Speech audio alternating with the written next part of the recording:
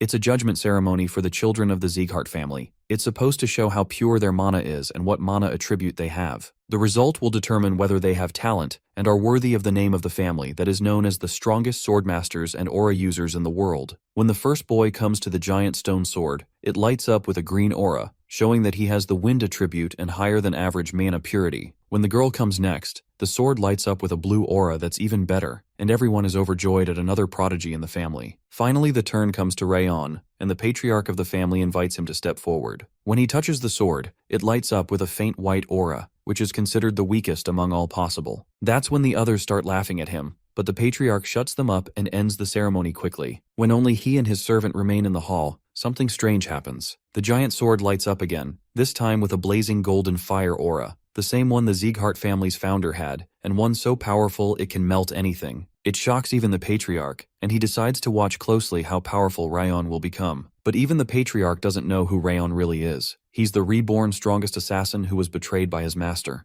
On a chilly night, the best assassin of the Shadow Group meets his master, Daryus Robert. It turns out the master has discovered that Rayon broke free of his control and wants to know how. House Robert turns kidnapped children into emotionless assassins, and Rayon escaped their mind shackle only by chance during a mission. When Rayon asks how Daryus found out, Daryus explains that every assassin carries two shackles, the mind shackle and another one. That's when a sharp pain hits Rayon's chest, and Daryus reveals the second shackle, a rage worm implanted in their bodies, a curse that can devour its target's heart if the master orders it. As the worm eats through his heart, he vows not to die like a dog and to leave at least one mark on Daryus. He forces himself up and charges, but is instantly decapitated. Even so, Daryus is shocked. Rayon managed to wound him. He orders the other assassins to dispose of the dead dog and leaves. Rayon's fading consciousness burns with rage as he remembers the life Daryus stole. With his last breath, he prays that some god or demon will give him the chance to take revenge. As if on cue, a trinket that was around his neck begins to glister, and a strange screen appears to notify him that he's been chosen by a being called Wrath. Unfortunately, before Wrath can descend onto his body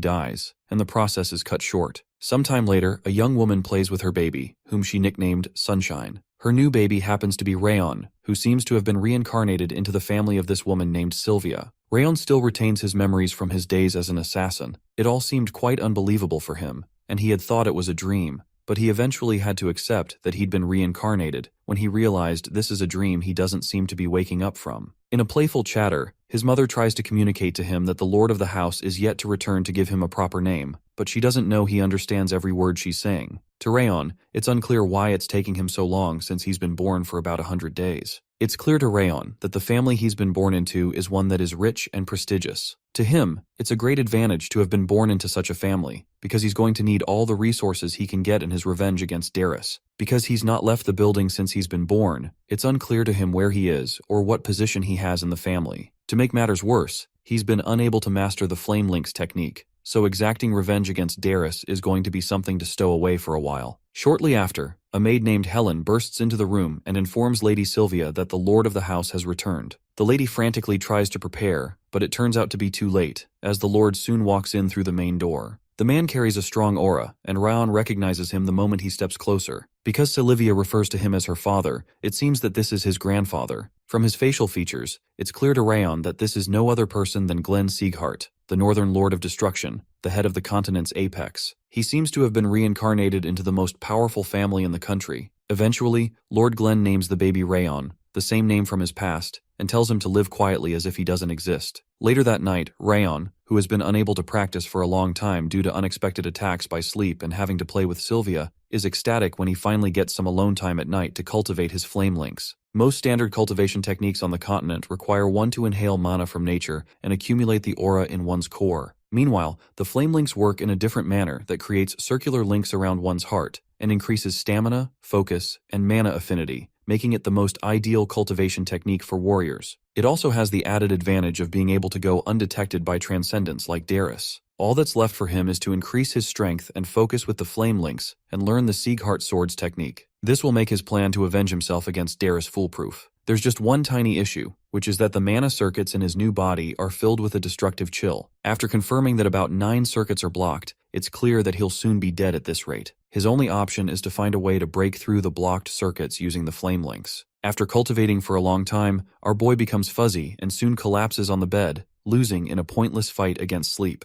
He's in great luck because he gave in to sleep, as Lord Glen soon enters the room to check on the sleeping baby and releases some of his aura over him. The next morning, our boy resumes some baby duties. He's always tasked with the heavy-duty job of crawling a bit longer every day to impress his mother, and it's quite frustrating for him to pretend to be a baby when he's a full-grown man on the inside. The poor guy would rather suffer through the destructive chills than spend another minute being babied around. Not long after, Lady Sylvia receives an august visitor, a family friend whom Rayon recognizes as the Ragged Saint. From Rayon's memory, the saint's divine power and knowledge of medicine are said to be beyond mortal comprehension, and he's popularly referred to as the most renowned healer on the continent. After they share their pleasantries, the Ragged Saint warmly informs Sylvia that he came to check on her when he heard she had a child. He comments that the baby looks just like her, and he has cute features that are the total opposite of his grumpy grandpa. When the saint learns that Lord Glen had named the baby Rayon, which means shadow, he becomes disgruntled and wonders what came over the man. From his tone of voice, it's clear that there's a level of informality between Lord Glen and the Ragged Saint,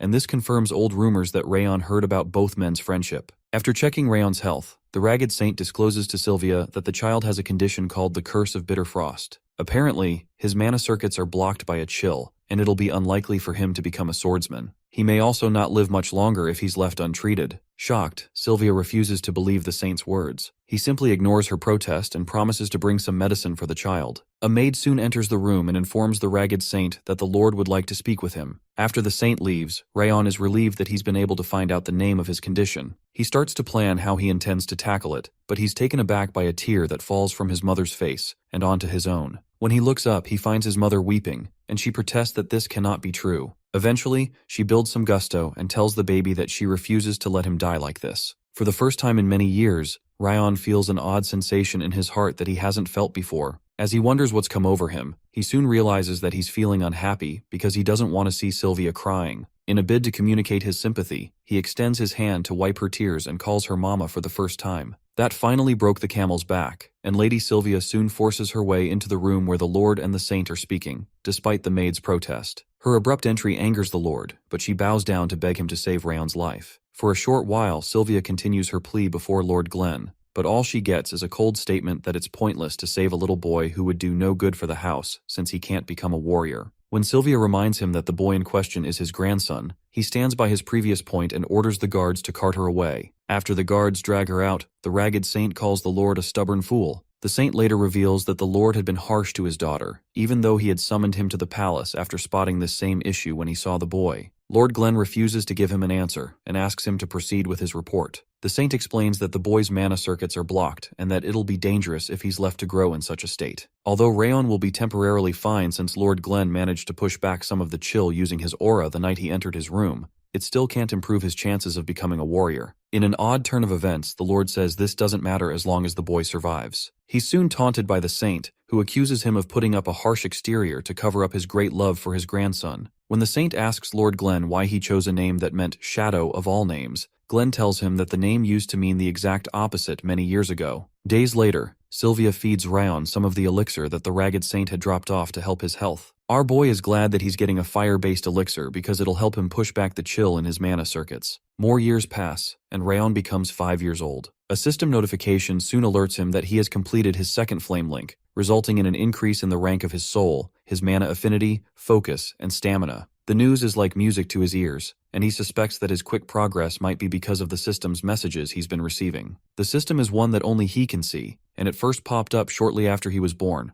allowing him to check his current status at a glance. His only issue seems to be that there hasn't been much change to his poor stamina or the curse, even though he's attained his second link. He's only been able to get this far because of the elixir and the endless love of his mother and their maid, Helen. There's also the issue that he seems not to be moving along quickly enough, but he realizes he's just 5 years old and has enough time to prepare. He happened to be the greatest assassin in his past life, and now, with the great flame cultivation technique, he should be able to overshadow his flaws with no problem, especially once he masters the Ziggart style of swordsmanship. He realizes that patience is his strongest weapon to kill Daryus, one of the strongest of the continent's transcendents, and it won't be a wise bargain to lose himself to revenge. Soon after, his mother comes to give him a change of clothing because they have a special place to go that day. That's the day of the discernment ceremony. To explain that, you have to understand that the forces that maintain the balance of the continents are divided into 6 lords and 5 demons. Rayon happens to have been reincarnated into the house of one of those 6 lords, The Six Lords maintain a positive influence on the continent, while the demons threaten its peace. The purpose of the discernment ceremony is to separate the jewels from the rocks, and today is House Ziggart's ceremony. Upon reaching the venue, the people in the hall look at Sylvia and her son with contempt on their faces. They say very terrible things about her and Rayon's health, even going as far as calling her a failure. Some of them protest that it's unfair for the child of a failure to be let into the discernment ceremony, but Sylvia walks forward and ignores them. Meanwhile, Rayon is affected by their words, but his mother tells him to just focus on her. Moments later, the Lord arrives, and this is the first time Rayon is seeing him after 5 years. When he takes his seat, a huge sword known as the Sword of Discernment drops into the middle of the chambers, and the Lord instructs them to begin the ceremony. The Discernment Sword is a special sword that can identify the full mana potential of anyone who rests their hands on it. One kid from the Ziggart family named Warren is called forward first. The discernment ceremonies are done on young children because the sutures at the top of children's skulls begin to close at age 4, and that's when their mana potential is sealed. The entire point of the ceremony is to discover the exact potential of children in the family line. After Warren places his hands on the sword, the people around praise him, because the light that emanates from the sword pours from every inch of it and is of the finest quality, which they say is expected of Lord Karen's son. Next up, another kid named Runan Slorn of the vassal house of Sleorn is summoned.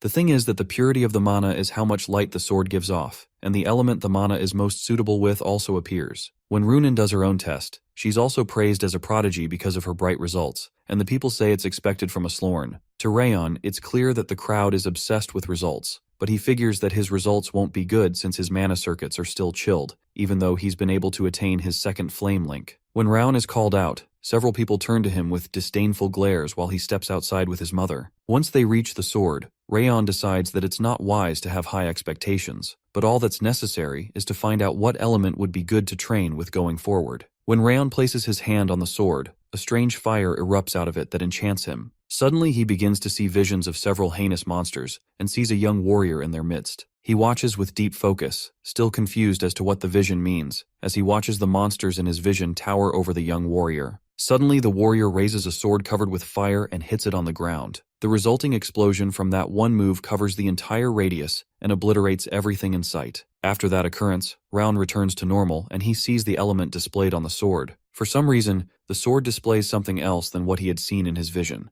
A bright light comes off the sword, but it doesn't even reach the middle, and the folks make fun of how little his light is, but Lord Glenn just watches in silence. Sylvia, trying to be a good mother, assures Rayon that he did well, and they head back to their seats. Meanwhile, the people laugh within themselves about how a descendant of House Ziggart would express such a low level. They also make fun of Sylvia, saying the only thing she passed on to her son seems to be his blonde hair and crimson eyes. Soon after, Lord Glenn tells the crowd to stop their yapping, and he asks them why they're making so much of a commotion inside the chambers. Once they keep quiet, the Lord proclaims that the ceremony is over. When the people leave, Lord Glenn and his personal butler are left alone in the chamber with the Sword of Discernment. To Lord Glenn, it seems that Rayon's situation can't be helped. Suddenly, a bright fire erupts out of the sword and catches Lord Glenn's attention. The fire encircles the sword and reaches its peak, which is unlike all they saw during the ceremony. Lord Glenn watches in enthrallment and notices the light is as golden as the sun. From a nearby record, he confirms that the only time that such a light has ever developed is during the ceremony of the founder of House Ziggart, where a transcendental aura fierce enough to melt the flames of the demon realm erupted. Apparently, such a gold-colored mana has only appeared once in the history of House Ziggart, so it's shocking that it's appearing now. After watching the blindingly beautiful light for a short while, the Lord realizes that Rayon is responsible for this, but it doesn't make any sense to him. 7 years after the discernment ceremony, Rayon's stats are displayed on the system window. He still has the curse, terrible stamina, poor athletic ability, and poor mana affinity, but he seems to have worked up some water resistance, which reduces the stiffness in his hands and feet. It seems as if he's quite close to completing his third flame link as well, and he's presently 12 years old. Sometime later, his mother reminds him that they're supposed to go to the next discernment ceremony being held that day. From his past experience, our boy isn't very excited to go because he realizes he'll have to deal with those annoyances once again. Shortly after reaching there, the discernment ceremony for the new set of children is completed. To Rayon, this year's ceremony seems much faster than usual. Before it ends, Rayon is called upon by the Lord, who asks why he hasn't answered the summons to attend basic training as a member of the house after receiving it for a month. Clearly, Rayon knows nothing about any basic training, so his mother answers on his behalf. Apparently, she had gotten the summons and had not informed him. She pleads with the Lord that Rayon isn't like other children and will experience too much strain to complete the training because of the frost in his body. Her plea falls on deaf ears, as the Lord insists that they're on Ziggart land, and there are no exceptions to those who bear the name, nor a right to refuse. From Lord Glenn's perspective, even those who cannot walk should crawl to their training because that's the Ziggart way. Shocked by his words, the lady expresses that she cannot accept those terms, and the Lord asks if she intends to leave the house as she did the last time. He states that they have to abide by Ziggart rules to stay on Ziggart land, otherwise, they can leave. Like a cat to a fish, the talks of Sylvia leaving once more become the muse of the onlookers, who begin to chatter among themselves about how she left the house. As usual, Rayon isn't pleased to see his mother bashed. From their murmuring, it's now clear why they hate her so much. It's because she left the house. She didn't just leave the house, she destroyed her core and mana circuits even though she had learned the Ziggart swordsmanship, and that's why she has no aura. She did all of this to marry the man of her dreams, but he died shortly after she became pregnant with Rayon. After that loss, she had no choice but to return to the house. Upon her arrival, the family regarded her terribly because she had tossed away her place in the main family. Regardless of all this, Rayon is certain that he can't join them in putting her down because he's her son and can't stand her being treated this way. All of a sudden, the young boy steps forward to have a word with the Lord, despite his mother's protest. He informs the Lord that he's willing to join the training next month, just as commanded. His submission is met with a rebuttal from one Daryus Ziggart, the head of the Palace of Elders, who's sitting nearby. Denier protests that he hadn't known about this before now, and Rayon shouldn't consider basic training as something easy just because of its name. Rayon insists, and even goes as far as saying he will participate in the training to live up to the Ziggart name. That's the part the Lord doesn't like because the Ziggart name carries serious weight. Lord Glenn releases a strong aura toward him, enough to crush his bones, causing blood to come out of his mouth. It's clear to Rayon that this crippling pressure is even stronger than that of his old master Daryus, and he balls up his fist in pain to withstand the pressure. When he eventually collapses, his mother and maid, Helen, come to his rescue. Denier as well pleads with the Lord to draw back his spiritual force, saying Rayon is just a child who doesn't know the weight of his words. None of their pleas reach the Lord's ears, and he tells them to let him speak. Sylvia continues to plead, explaining that her son isn't in any state to receive training and begs him to draw back his aura. Rayon, who remains clasped in his mother's embrace, recalls how he lived in darkness in his past life as an assassin. He was always concealed in the shadows, never revealing his presence. A deep sense of frustration causes him to break free of his mother's embrace in hopes of carving out a better life for himself in this new life. One other motivation he has is his deep desire to restore Sylvia to her original place in the family. Once again, he steps toward the Lord and confesses his ignorance about the Ziggart name, especially since he grew up in the annex and not the main house. He declares that his plan is to participate in the training and find out exactly what kind of place this is. A deep sense of responsibility towards Sylvia, Helen, and all the other people in the annex who have helped him calls on him as he makes his defense before the Lord. Intrigued, the Lord asks him if he intends to judge the quality of the Ziggart name solely through their basic training. Rayon affirms that this seems to be the only way available to him. In response, Lord Glenn promises to order the instructor to prepare his best, so Rayon isn't disappointed. The weight of the Lord's aura overshadows Rayon again, and he staggers to the ground. All that's on his mind is how he can combine his experience from his past life as the greatest assassin, along with the power of the flame rings, to stand tall in this house. Even in his fallen state, he swears that he'll prove to them all that the pebble they scorned can become more resilient than they could ever imagine. Meanwhile, at one of the training centers, Karun Ziggart, the head of the Palace of Warriors, speaks with a guard about the seemingly wrong information he got that Rayon was an invalid who's practically incapacitated. The guard reaffirms the information by saying that multiple maids in the annex overheard the conversation between the ragged saint and Lord Ziggart and are certain the boy is suffering from a serious illness. To Karun, it was clear that the boy wasn't in stable condition when he saw him, but none of this explains how he was able to withstand the Lord's aura during the discernment ceremony just held. One thing he considers is that Sylvia's potential was truly above the rest, which could explain her son's abilities. In conclusion, Karun asks the guard to order the maids to slip someone into the annex so he can monitor everything that happens there. Meanwhile, Rayon overworks himself as usual, and his mother reminds him that she had warned him about this. Sometime later, the 5th Ziggart training grounds welcome Lord Glenn, who has come to speak with the instructor in charge, Lemaire, whom he finds pretending to be asleep. After he forces him up, the duo quibbles back and forth because they're old-time friends. Lord Glenn accuses Lemaire of not having matured a bit after 50 years, and in truth he hasn't, because he's an elf and doesn't age like humans do. Lemaire suspects that the Lord is here to speak to him about his grandchild, and bluntly states that his mother had also been there moments ago, and he doesn't plan to reduce the training regiment for the boy one bit since Lord Glenn had given him absolute control here. Much to his surprise, the Lord didn't come to plead for his grandchild, but only to ask him to maintain or increase the standard, as he sees fit to weed out those who aren't worthy of the training. In Lemaire's mind, Lord Glen would only be doing this because he loves his grandson deeply and is trying to convey the love he was never able to show Sylvia to him. In response, Lord Glen states that he would have had him decapitated if it wasn't that they were comrades in arms. After a fruitful chat, Lord Glen leaves the training ground, leaving Lemaire curious as to what all the fuss about this Rayon is. Meanwhile, Rayon has managed to complete his third flame link, improving his body and soul rank, his constitution and dexterity, his mana affinity, focus, stamina, and increasing his water resistance to 3 stars. Another added advantage is that one strand of the Curse of Frost has disappeared. The message gladdens him, and it's clear that he was able to do this by working hard but not overworking himself, which his mother has helped him ensure. The magical status window also seems to be helping him speed up his growth. All of this is still not as intense as what he's going to go through at the Ziggart training, and even this 3-star flame link can only serve as a solid foundation on which he can build a house. His plan is to display such outstanding accomplishments that all those who mocked him will be permanently silenced,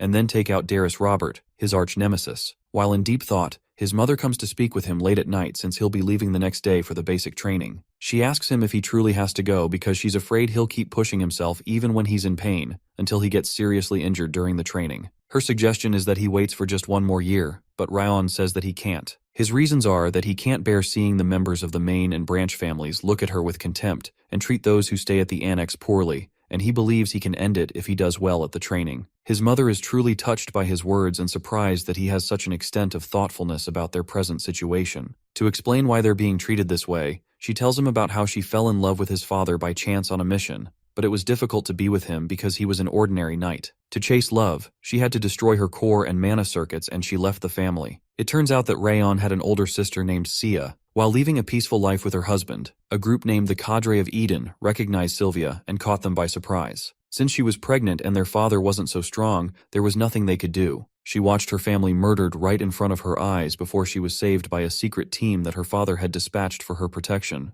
The team couldn't get to them early enough because of the distance, but her husband and daughter had already been killed when they got there. Because it was unsafe to remain alone, she had no choice but to return home, and that's how she became the scapegoat of the Ziggart house. When she returned, there was no excuse to give to her father. When she ends her story, all that Rayon can discern from the story is that she was selfish enough to throw away her responsibilities to the family for her own happiness, only to return in order to save her life. It's clear to him why the Ziggarts treat her the way they do, but to him, she's the woman who gave him life and the first person to show him love. Across 2 lifetimes, this is the first mother he's had, so he realizes he can't afford to treat her like everyone else. Out of nowhere, he asks if she regrets her decision to leave the house, and she says she doesn't. Apparently, she spent her life as a Ziggart feeling invisible, and it was only after she left that she felt like a person, and that was enough. She expresses that she was happy after she left, and she is happy to have him now. She says her only regret is that she's not a good enough mother for him, and Rayon assures her that it's fine because she doesn't have to worry anymore. Suddenly, Sylvia begins to weep profusely, and Rayon has to comfort her, confused about why she's crying. After he successfully calms her down, he returns to his room to inspect the state of his flame links before leaving for the basic training the next day. While he's inspecting the flame links, a strange phantom being appears in his room. The being declares that it's finally time and announces that he came once a boiling rage reached them. Apparently, the being's name is Wrath, and it's the second ruler of the demon world, who has come to complete his revenge upon detecting a strong amount of rage. As the being states its terms and conditions, requiring Rayon to sacrifice his body and soul, it's startled to learn that he was summoned by a kid. Rayon is just as surprised, and the both of them begin to question one another about who's who. Wrath is certain that a little kid couldn't have released the amount of rage that summoned him here, but soon changes his mind upon closer investigation. Wrath accepts the kid and demands that he submit his soul as payment to get his revenge executed. To Wrath's surprise, Rayon rejects his help, stating that he plans to carry out his revenge with his own 2 hands since he plans to enjoy taking Daryus's head himself. The being switches up its tone and declares that Rayon seems to be mistaken that this is a negotiation. Apparently, they from the demon world have made their decision, and Wrath is going to take what he wants. In a frenzy, the being surrounds him with a cold fire and rushes toward him like a maniac. Trying to forcefully invade Rayon's body, the impact of the being's intrusion causes our boy's body and mind to start to freeze over. As an incentive, the spirit informs him that they can obliterate any foes he has, even if it's a god, once he accepts them and allows their rage to bubble on the inside. Due to Rayon's increased water resistance, he's able to withstand the chill to a degree, but the being happens to be attacking with more than cold. It seems to be increasing his rage from the inside. The spirit continues to taunt Rayon by telling him they'll crush the head and devour the flesh of his enemies once he surrenders his body to them, but Rayon seems unsure that he can ensure the safety of Sylvia or the maids if he allows such a being inside of him. The being eventually grows impatient and states that they were trying to reduce the damage to his body since they'll be making use of it, but are now tired of playing the game, so they'll simply devour him. The weight of the increased pressure makes Rayon feel like he's going to shatter into 1,000,000 pieces, and his body begins to reach its limits. Before he breaks down, he has a brilliant idea about reducing the burden on his body and mind using the flame links, since the water resistance has helped him fight off the chill so far. Since this seems to be the only way he can survive, our boy activates his fire link, and bright light bursts out of his body and shocks the spirit. It becomes angrier than a mere human child can dare withstand their pressure, and Rayon repeats that he will complete his revenge himself because he won't give over his body to some specter. Wrath becomes livid when he overhears our boy calling him a specter, and he demands to know why he would dare disrespect a ruler of the demon world. Rayon snickers that he's not so much of a demon world since he can't defeat him and further infuriates the being. Upon further consideration, it seems that Wrath can't express his full strength since he just woke up, just as he had said. Suddenly the screen shows up and informs Rayon that a new skill has been unlocked, which he knows nothing about. The appearance of the system windows further infuriates Wrath, who claims that the system window is his power and invention. Rayon asks the being if the message and status windows have anything to do with him,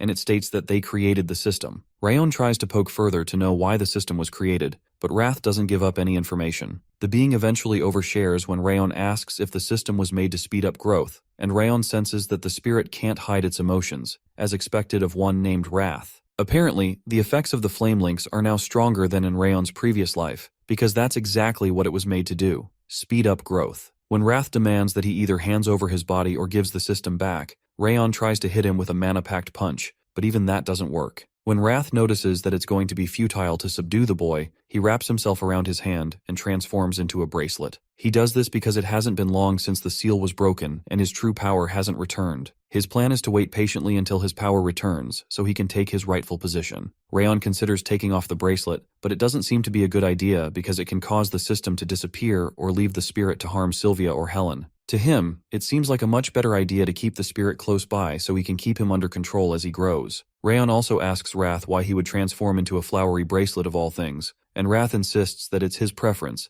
and Rayon has to respect that. The next day, Lady Sylvia feels tense about Rayon leaving the house, and Helen comforts her. When Rayon steps out, ready to leave, a look of gloom is evident on the women's faces. Before leaving, Helen reminds Rayon not to overexert himself, and he promises to be careful. After sulking for a little while, Sylvia finally asks Rayon to do his best and sends him on his merry way. When he leaves, Sylvia seeks some assurance from Helen that her baby will be fine, and the maid reminds her that Rayon's health has improved greatly, and he just might complete the training in full. Her words serve as comfort to Sylvia, who had profusely wept while they were inside as Rayon promised her that he wouldn't overwork himself or let himself get hurt. Shortly after, several children gather at the entrance of the 5th training ground and chat with one another. Meanwhile, Rayon stays on his own and considers how not only members of the main and branch families are on the training ground, but also vassal families and outsiders who received recommendations. Not long after, some boys gossip about Rayon's tiny limbs and jokingly wonder why he doesn't just run away from the training. They even joke about the flowery bracelet he's wearing, and Wrath becomes infuriated. The spirit begins to rain curses on the boys,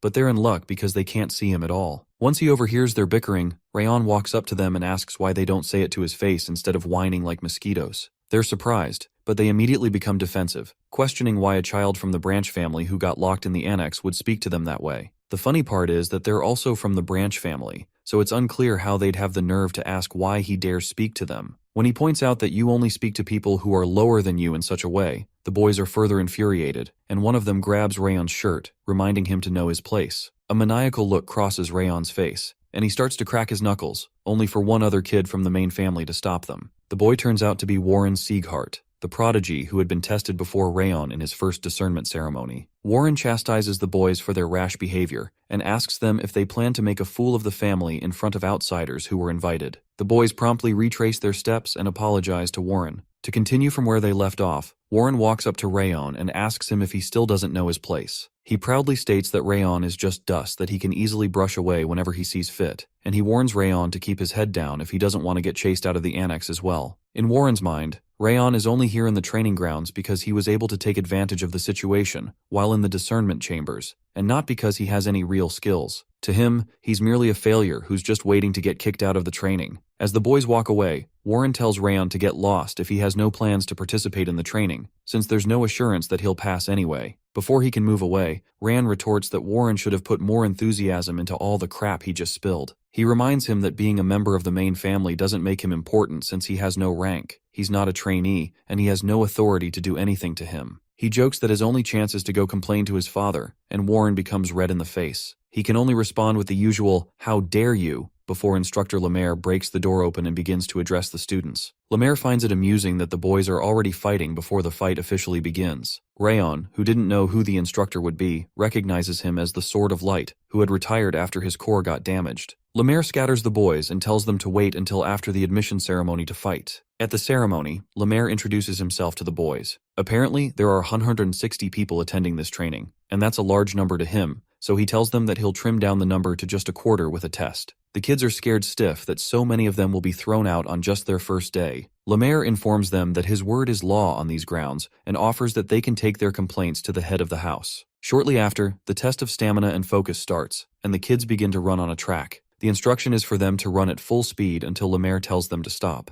Wrath interrupts again, wondering why Rayon is staying at the end of the race instead of moving forward. In Rayon's mind, this isn't a competition, so there's no need to be faster than the others, especially since their instructor must be observing resilience and temperament rather than surface things. He's certain that the last man standing will be the victor of this test, and he's going to make it to the end. The secondary instructors notice that the two people in the forefront are Warren and Runan, who they're sure will have terrific futures if they're already this good at a young age. When they spot the infamous Rayon, they also notice he can't seem to keep up, but they consider that it's impressive for someone who's sick. The instructors predict that Rayon will fall out soon, but Lemaire just watches keenly. In Lemaire's mind, he's never quite seen a kid like Rayon. So far, he's been unable to access the qualities of the continent's most powerful humans because their depths were beyond his understanding, but he can see the threads and colors of what kind of people the other children will become. The only issue is that he can't seem to see any color for Rayon. The only time such a thing happens is when the person's potentials are stronger than his range of understanding. The boys who taunted Rayon before look back at him, and they joke that he's not going to last another 10 minutes. Meanwhile, Rayon is surprised that all they're doing is running when this is supposed to be training. In his past life, they set starving beasts loose to chase them,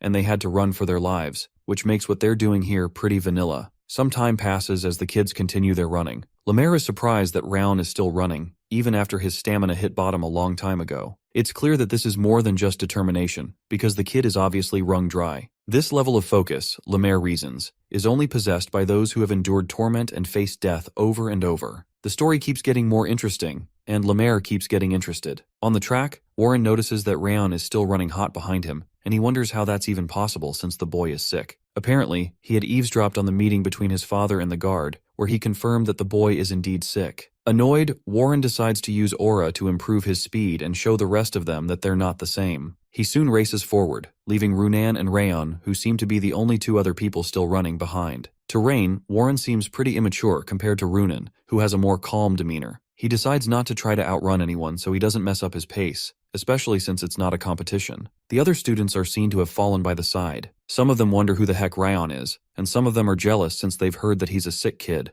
Rayon overhears one of the kids asking if he doesn't get tired. He almost laughs from inside because the chills in his body make him feel like he's about to die, and his heart and lungs might collapse at any moment. The only way he's been able to stand the chill is because he's been able to use the flame links to squeeze out some stamina. When Wrath detects Rayon's fatigue from the chills, he tries to take advantage of the situation and demands that he surrender his body to him so he can surpass the little runt, referring to Warren. With the maniacal smile on the spirit's face, Rayon realizes that he's about to get into trouble, and this is true as Wrath hits him with another cold attack. The attack hits hard, and Rayon begins to feel hazy, but he has to pretend like nothing is going wrong. Wrath is certain that no human can withstand this level of power, but Rayon struggles to hold on because he knows the spirit will devour him if he shows any sign of weakness. Eventually, nothing happens and Rayon keeps running. Wrath becomes enraged and wonders why their rage isn't working on the little boy. Meanwhile, our boy, who feels like he is about to die because he can't even control his body, his failing vision, and his breath, is nearing his limit. Just as he's about to hit his limit, the voice of the instructor pierces through the air and stops the exercise. After they stop, Warren holds Rayon in contempt for not giving up till the end, but Runan just watches him with interest. Meanwhile, Wrath still finds it hard to understand how Rayon was able to handle the onslaught of cold, but Rayon reminds him he told him not to waste his time training.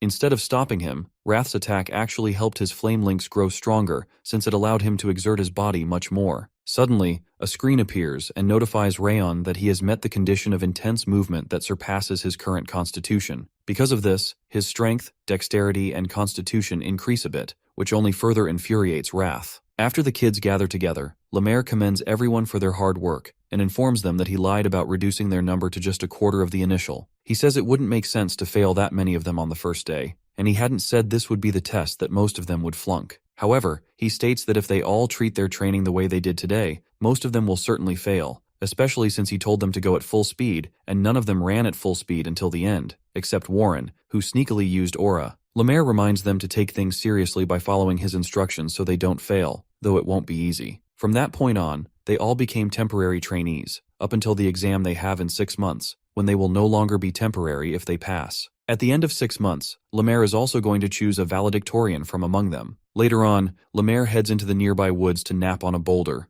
only to find Lord Glenn there. Lord Glenn asks how the test went, and he's told that Warren and Runan have great potential as expected, and the other children are more than capable of becoming future pillars for House Ziggart. The only issue seems to be the fact that Lemaire can't seem to see anything when it comes to Rayon's case. Lemaire recounts how the boy ran all the way to the end even though he was out of stamina, and he confesses that this is the second time this has happened, the first being Master Glenn. For Lemaire, the developing situation seems to be a source of entertainment since he's been so bored after his core got shredded. As the Lord leaves, Lemaire says that it seems like someone who he can entrust his future to will come out of this batch of trainees. Lord Glenn, on the other hand, insists that it must be a coincidence and the child is incapable of becoming a swordsman, but Lemaire doesn't buy that. Meanwhile, Rayon decides to go to the center's training room right after they just finished such rigorous training, catching the attention of some boys who overhear him. Once he leaves, the boys argue amongst one another about how Rayon must have been using a trick to last so long during the run because it's confirmed that he's sick. One of them, who's from a branch family, Crane Ziggart, shares with them that he heard a rumor that the elder gave our boy an elixir, and that must be what he used. The boys become angry that Rayon got the upper hand over them because he used an elixir, so they decide to teach the smug brat a little lesson.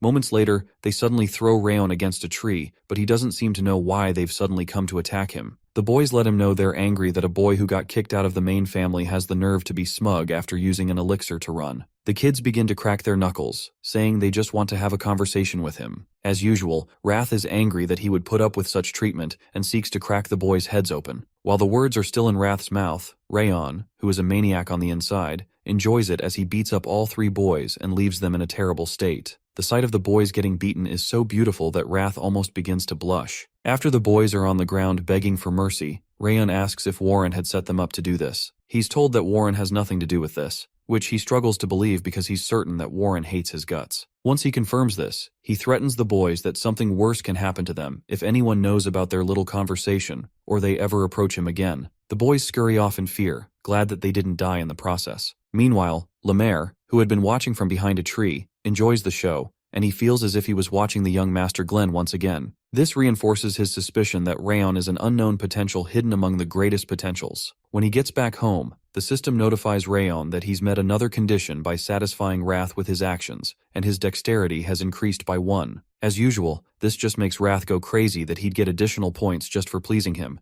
and he protests that the system is nonsense. When Rayon reminds him that he made the system, Wrath angrily replies that this is new to him because he's never had his system stolen before. After Wrath starts to curse and notices that Rayon isn't paying him any attention, he decides to make him an offer. The offer is a choice to get additional points for his stats by winning or accept some of his rage by losing, and all he has to do is ensure he ranks first in the trainee exam like Lemaire had proposed. After Rayon notices that he can also get a random attribute by winning, Wrath explains that he'll get one of their attributes, whose rank will be adjusted to match his weak body. He's also informed that the wrath he'll gain by losing is a tiny amount of rage carried by the spirit, which will only be a tiny amount but can grow into an uncontrollable amount sometime in the future. Because the spirit states all the terms up front, Rayon realizes he's not lying, and considers that the rewards far outweigh the risk. It's clearly a poisoned apple, but it's clear that his experience from his past is enough to help him come first, so our boy accepts his offer. His acceptance causes a grin to develop on Wrath's face, as he becomes certain that his plan to slowly take over Rayon's body is coming to fruition. Sometime later, the children go through another exercise. They're clearly exhausted after running around all morning and then doing a horse stance as instructed by Lemaire. Lemaire urges them on, stating that this stance is the foundation of all the training schools and everyone has to do it. He tells the boys to maintain the position till he tells them to stop, and he goes to take a nap.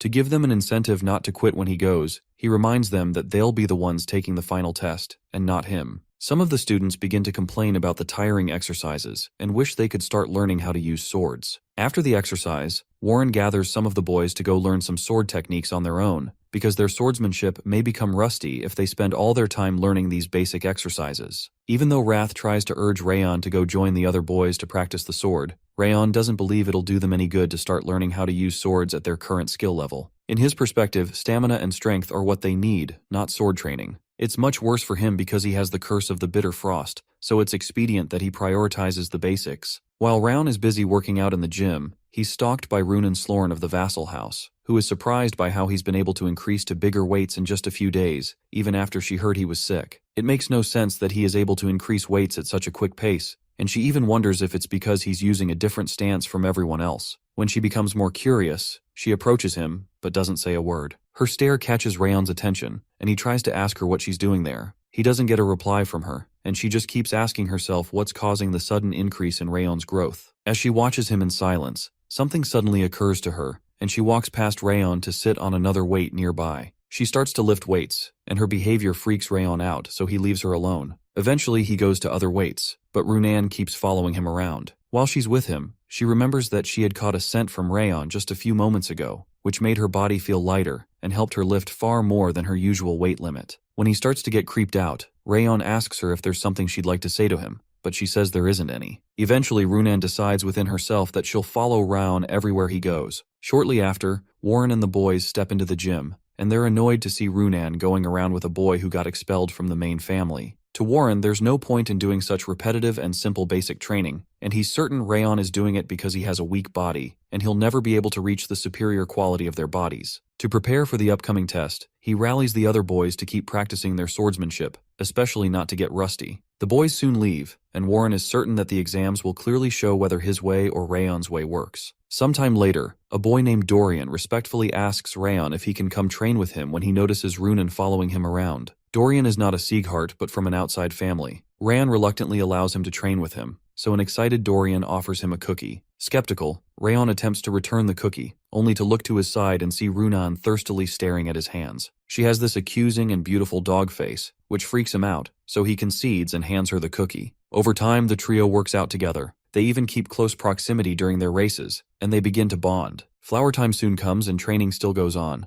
It's been 6 months since the basic training began, and Rayon has been spending his days running as if his life depended on it. At this point, Rayon easily gaps everyone else in the running competitions, except Runan and Warren, of course. Some more time passes, and the day of the exam arrives. Parents and guardians from all over the land come to check and see how their wards will perform during the examination. They all gather in a large arena, and Lemaire addresses them. In the crowd, Sylvia, Helen, and Lord Karen are seen occupying some seats. Meanwhile, Wrath happily comes to remind Rayon of their wager. He's certain that Rayon will lose and accept their rage, since he's been unable to get past Runan and Warren during the training. Rayon quickly dismisses him, saying exams are a different ballgame, and you never know what can happen. Shortly after, Runan and Rayon find Dorian crouched somewhere, fearful about the result of the exam. The bond between Rayon and Runan has clearly developed, as she randomly offers him a cookie. Looking at the kind of people around him, our boy is worried that he seems to be attracting only weirdos. Meanwhile, Helen and Sylvia rejoice because their boy has valiantly lasted through the 6 months of training with his head held high, as well as made some friends. Shortly after, an announcement is made about the arrival of the head of the house, who also comes to join the others to watch the display. It seems like it's not his usual habit, as the folks are surprised to see him at the event. Eventually, one person reveals that this is the Lord's first time attending this event. When Lemaire expresses his surprise at the Lord's presence, he gets a reply from Master Glenn about how this exam decides the future of the house, and it's imperative for the Lord to be there. Immediately after the Lord's arrival, Lemaire decides to begin the trainee selection exam, but he has to first disclose what the examination will be, because he hadn't told any of them before now. Out of nowhere, and much to the students' surprise, Lemaire releases a torrent of aura and tells them that the exam is to successfully pierce through his spiritual force. Lemaire explains to the boys that they can't avoid spiritual force as fighters, and this exam is to test the strength of their spirit. Nearby, one of the guardians protests that the children have barely learned to use their auras, and now they have to perform a test for their spiritual force, and several other guardians join in to boo the instructor. Lemaire, who is tired of listening to their crap, explains that spiritual force isn't simply about the manifestation of one's aura, but true spiritual force is the rank of one's soul, molded over time through a warrior's accomplishments. Apparently, the true proof of a warrior is one that doesn't need an aura. As the Guardians continue to protest, Lord Glenn interrupts their shouting and says that Lemaire is not wrong, because with or without an aura, all warriors develop a unique spiritual force according to the life they have lived. Depending on the intensity of the training, even those without auras are capable of developing strong spiritual force. The Lord's words silence all protest, and Lemaire says they can move on with the exams since they don't have any more complaints. The first person to be called upon is Runan. Lemaire tells her that the spiritual force he's about to exude is one that she can beat if she has given her all during training, and she'll pass if she successfully pierces it. With a smirk on his face, Lemaire begins to release a barrage of spiritual force at her that shocks her. The force clearly affects her because she soon starts wincing, so she's told that using her aura will automatically disqualify her, and her only option is the mental fortitude that has gotten her through the training. Despite the growing pain and opposite tide of the spiritual force, she manages to struggle through it and lay a hold on Lemaire's hand, which makes him proud of her success. She almost falls down, so he has to hold her up to stabilize her. He even commends the effort she's been putting into her training and says she should continue on that path. Much to his horror, Dorian is the next person called for the exam, and he's sweating as if he saw a ghost. He's asked to do the same thing Runan did by piercing through the spiritual force using the mental strength he's built during the training, but Dorian doesn't seem to think he has any. When posed with the other option of failure if he can't perform the task, Dorian forces himself through the storm, but collapses midway. Meanwhile, Rayon notices that the spiritual force dissipated for Dorian's test is different, and he wonders if Lemaire is adjusting the intensity of the spiritual force based on how much he has observed each child and noted their individual strengths. Eventually, Dorian manages to lay hold of Lemaire's feet, and the instructor congratulates him. He's also told to have more confidence in his abilities going forward. It's only sad that Dorian vomits all over the place after such a huge compliment. The next person that's called up is Warren Ziggart, and he's put through the same test. The intensity of spiritual force is so strong that Warren starts to wonder if the other kids really pushed through something this strong. He soon begins to shiver, and he realizes that his feet aren't moving. In response, Lemaire tells him that he possesses a more unique talent than anyone else here, but he and the children that followed him wasted their time practicing a sword technique that they don't even understand, instead of working on their constitution and mental fortitude. He's also reminded that he used his aura whenever things got hard, and he'll fail if he uses it here. Meanwhile, Warren can't afford to fail, and all that goes through his mind is the memory of his father's coldness as he chastised his older brother years ago. Upon realizing that his father will abandon him too if he fails this, he decides to charge forward with all his might. Eventually, he manages to trip forward and grab a hold of Lemaire's legs, and he passes. Lemaire adds a piece of advice and tells him he's only 12, and he needs to stop trying to act mature and train at a level appropriate for his age. The last person to be called is Rayon Ziggart. When he steps forward, he also gets a blinding spiritual force thrown at him, almost causing him to lose his balance. But the weight of the spiritual force thrown at him is so much stronger than what the other kids endured that his mother and Helen become worried. Even Lord Glenn is surprised by the weight of spiritual force that Lemaire is throwing at the kid. Meanwhile, Rayon becomes worried by the weight of the force, and he wonders if this is really his exam. Lemaire had done this because he saw more potential in him than in Runan and Warren, and he tells him to give it his best shot. The thing is that one's rank isn't decided by one's physical form, but by the expanse of one's soul. The good part is that Rayon doesn't only have Roa Ziggart's soul, but also has spiritual force cultivated by the life of the assassin Rayon. Eventually, much to Lemaire's surprise, our boy pushes through the spiritual force, even getting the attention of the Lord. When he gets inches closer to Lemaire, Lemaire is certain that this can't be really happening. Unlike some of the other kids, Rayon doesn't trip, but just walks up to Lemaire and pushes him backward. It's a shocking sight, and the onlookers gasp in surprise. Lemaire and the Lord are left speechless. Rayon is left with a smile on his face and asks if he passed. The others find it impossible that our boy was able to pierce through all that force, and even Karun is shocked that the brat kid was able to reach Lemaire. Lemaire just remains awestruck for a while and wonders how a sick person who can't use his aura easily could go through all that. Eventually, Lemaire asks Rayon what he is, and Rayon bluntly replies that his name is Rayon, the same kid he's been watching for 6 months. Lemaire protests that he exuded a spiritual force greater than his potential to see him struggle, so it shouldn't have been possible for him to pierce it. His words make Rayon shrug, which ticks off Lemaire further. Eventually, the time comes for Lemaire to announce the result of the exam and the top trainee, as he had promised. Warren and his father become tense as Lemaire announces Rayon as the top trainee for this training period. Sylvia and Helen burst into tears after hearing the news that their Rayon came in first. While the people chatter concerning the interesting results, Warren loudly tells Lemaire he can't accept these results because they're made up. His accusations surprise Lemaire, who listens to him boast that he surpasses Rayon in strength, constitution, and potential. When he speculates that Rayon must have used some sort of trick or spell, some of the people start to support him, saying Rayon shouldn't have been able to do that with the curse of bitter frost and without an aura. The protest becomes so flared up that even the straightforwardness of instructor Lemaire comes into question.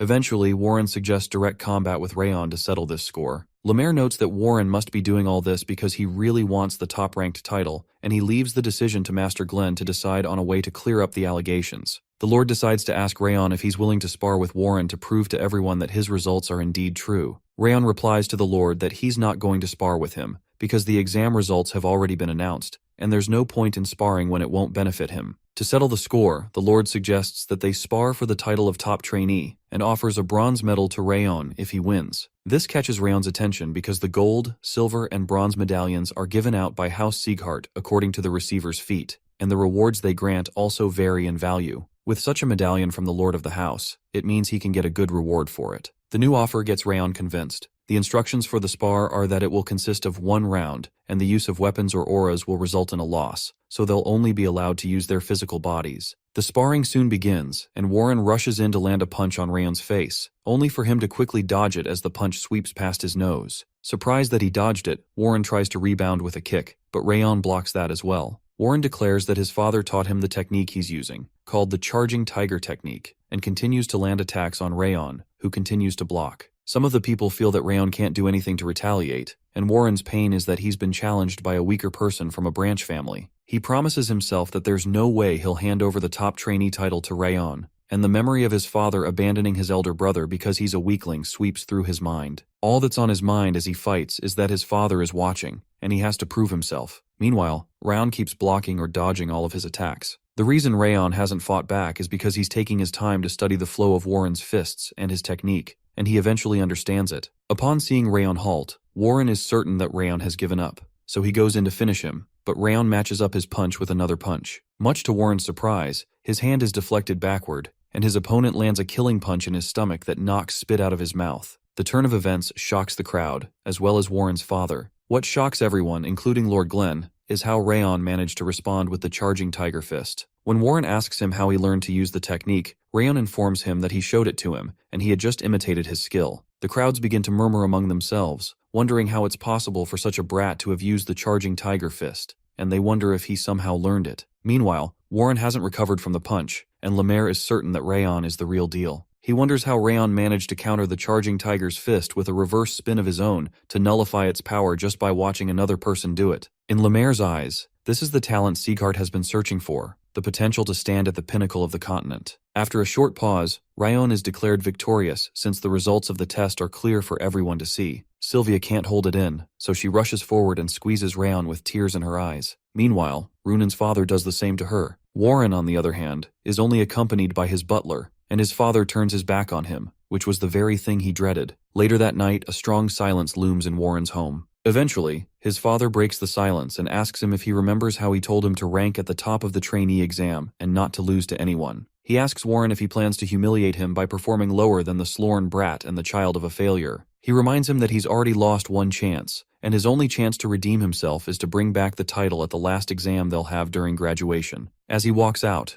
it's clear to Warren that he can't squander his final chance if he wants to live a life befitting a member of the main family. Anger rises in him, and he begins to blame it all on Rayon. It doesn't make any sense to him why he fell behind anyone's pace when he had worked hard enough. As he walks around in despair, he manages to wander to the training center's gym during his anger bout. The gym is empty because they had their exam today, and Warren notices the students' lockers nearby while working out. Rayon's locker draws his attention, and it seems like it won't hurt to peek since he isn't stealing anything. He's shocked to find about 10 pairs of shoes, and it's more surprising that Rayon had worn them out within 6 months. His memory brings him back to how he always saw Rayon tirelessly training in the gym, even while he was busy swinging his sword to gather clout, and while he was relaxing in his lodgings too. It's clear to Warren that Rayon was displaying the attitude of a true Ziggart, and he wasn't. He morosely returns everything and leaves. Sometime later, Wrath, who is angry that he lost the bet, complains that he hasn't seen anyone like Rayon, even though he's lived for countless years. Eventually, he asks Rayon what he is, but he doesn't get a suitable reply. The screen notifies Rayon that he's won Wrath's wager, and all his stats will increase by 2, and he's gained one of Wrath's attributes called the awareness of the snowflower.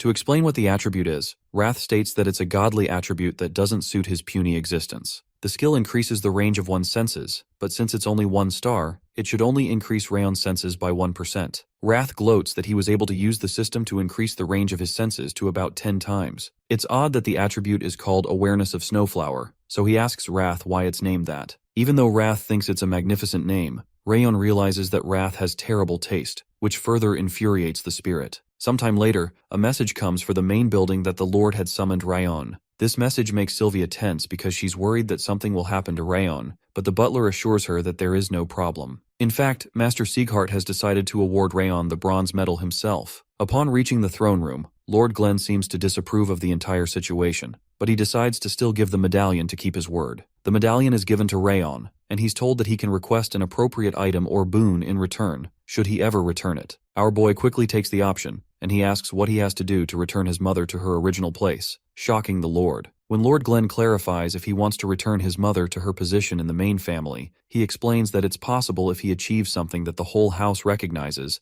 but it's much easier said than done. In Lord Glenn's perspective, receiving the recognition of others in the Ziggart house is akin to reaching the moon, especially for an inexperienced person like him. The challenge excites Rayon, so he thanks Lord Glenn for his answer, returns the bronze medallion, and walks away. Before he leaves, the Lord informs him that he could have given him the answer to his question through his medallion, and he's yet to request his reward. Rayon remembers something he needs the most right now, so he asks for a cultivation technique, but he's soon told that the instructors will teach him that as he progresses through basic training. Our boy says that he needs a greater aura cultivation technique than what is taught in basic training, and he wants the Lord to impart one fitting of the bronze medallion. The shadow cultivation technique he learned in his previous life isn't enough for him, and he'll need a stronger one if he plans to return Sylvia to her original position and take Daryus' head. After the Lord snaps his fingers, a mysterious library opens up, displaying an archive of several books, much to Rayon's surprise. The library shelves fill up with hundreds of books that tower over Rayon. Lord Glenn informs him that this is a small fraction of the Ziggart bookshelves, and all he needs to do to get the book he needs the most is to stand at the center and raise his hands. As he does what he's told, he hopes that the new technique he gets will be better than the shadow technique. Suddenly, one of the books leaves the bookshelf on its own and descends onto Rayon's hands. A worn-out book appears in his hands, but the book that's selected shocks Lord Glenn and his butler. Lord Glenn wonders how it is that he got that specific book. Meanwhile, flames shoot out of the book toward Rayon, and he wonders what that has to do with a cultivation technique. When he opens the page, an explosive light bursts out of it, shocking Rayon.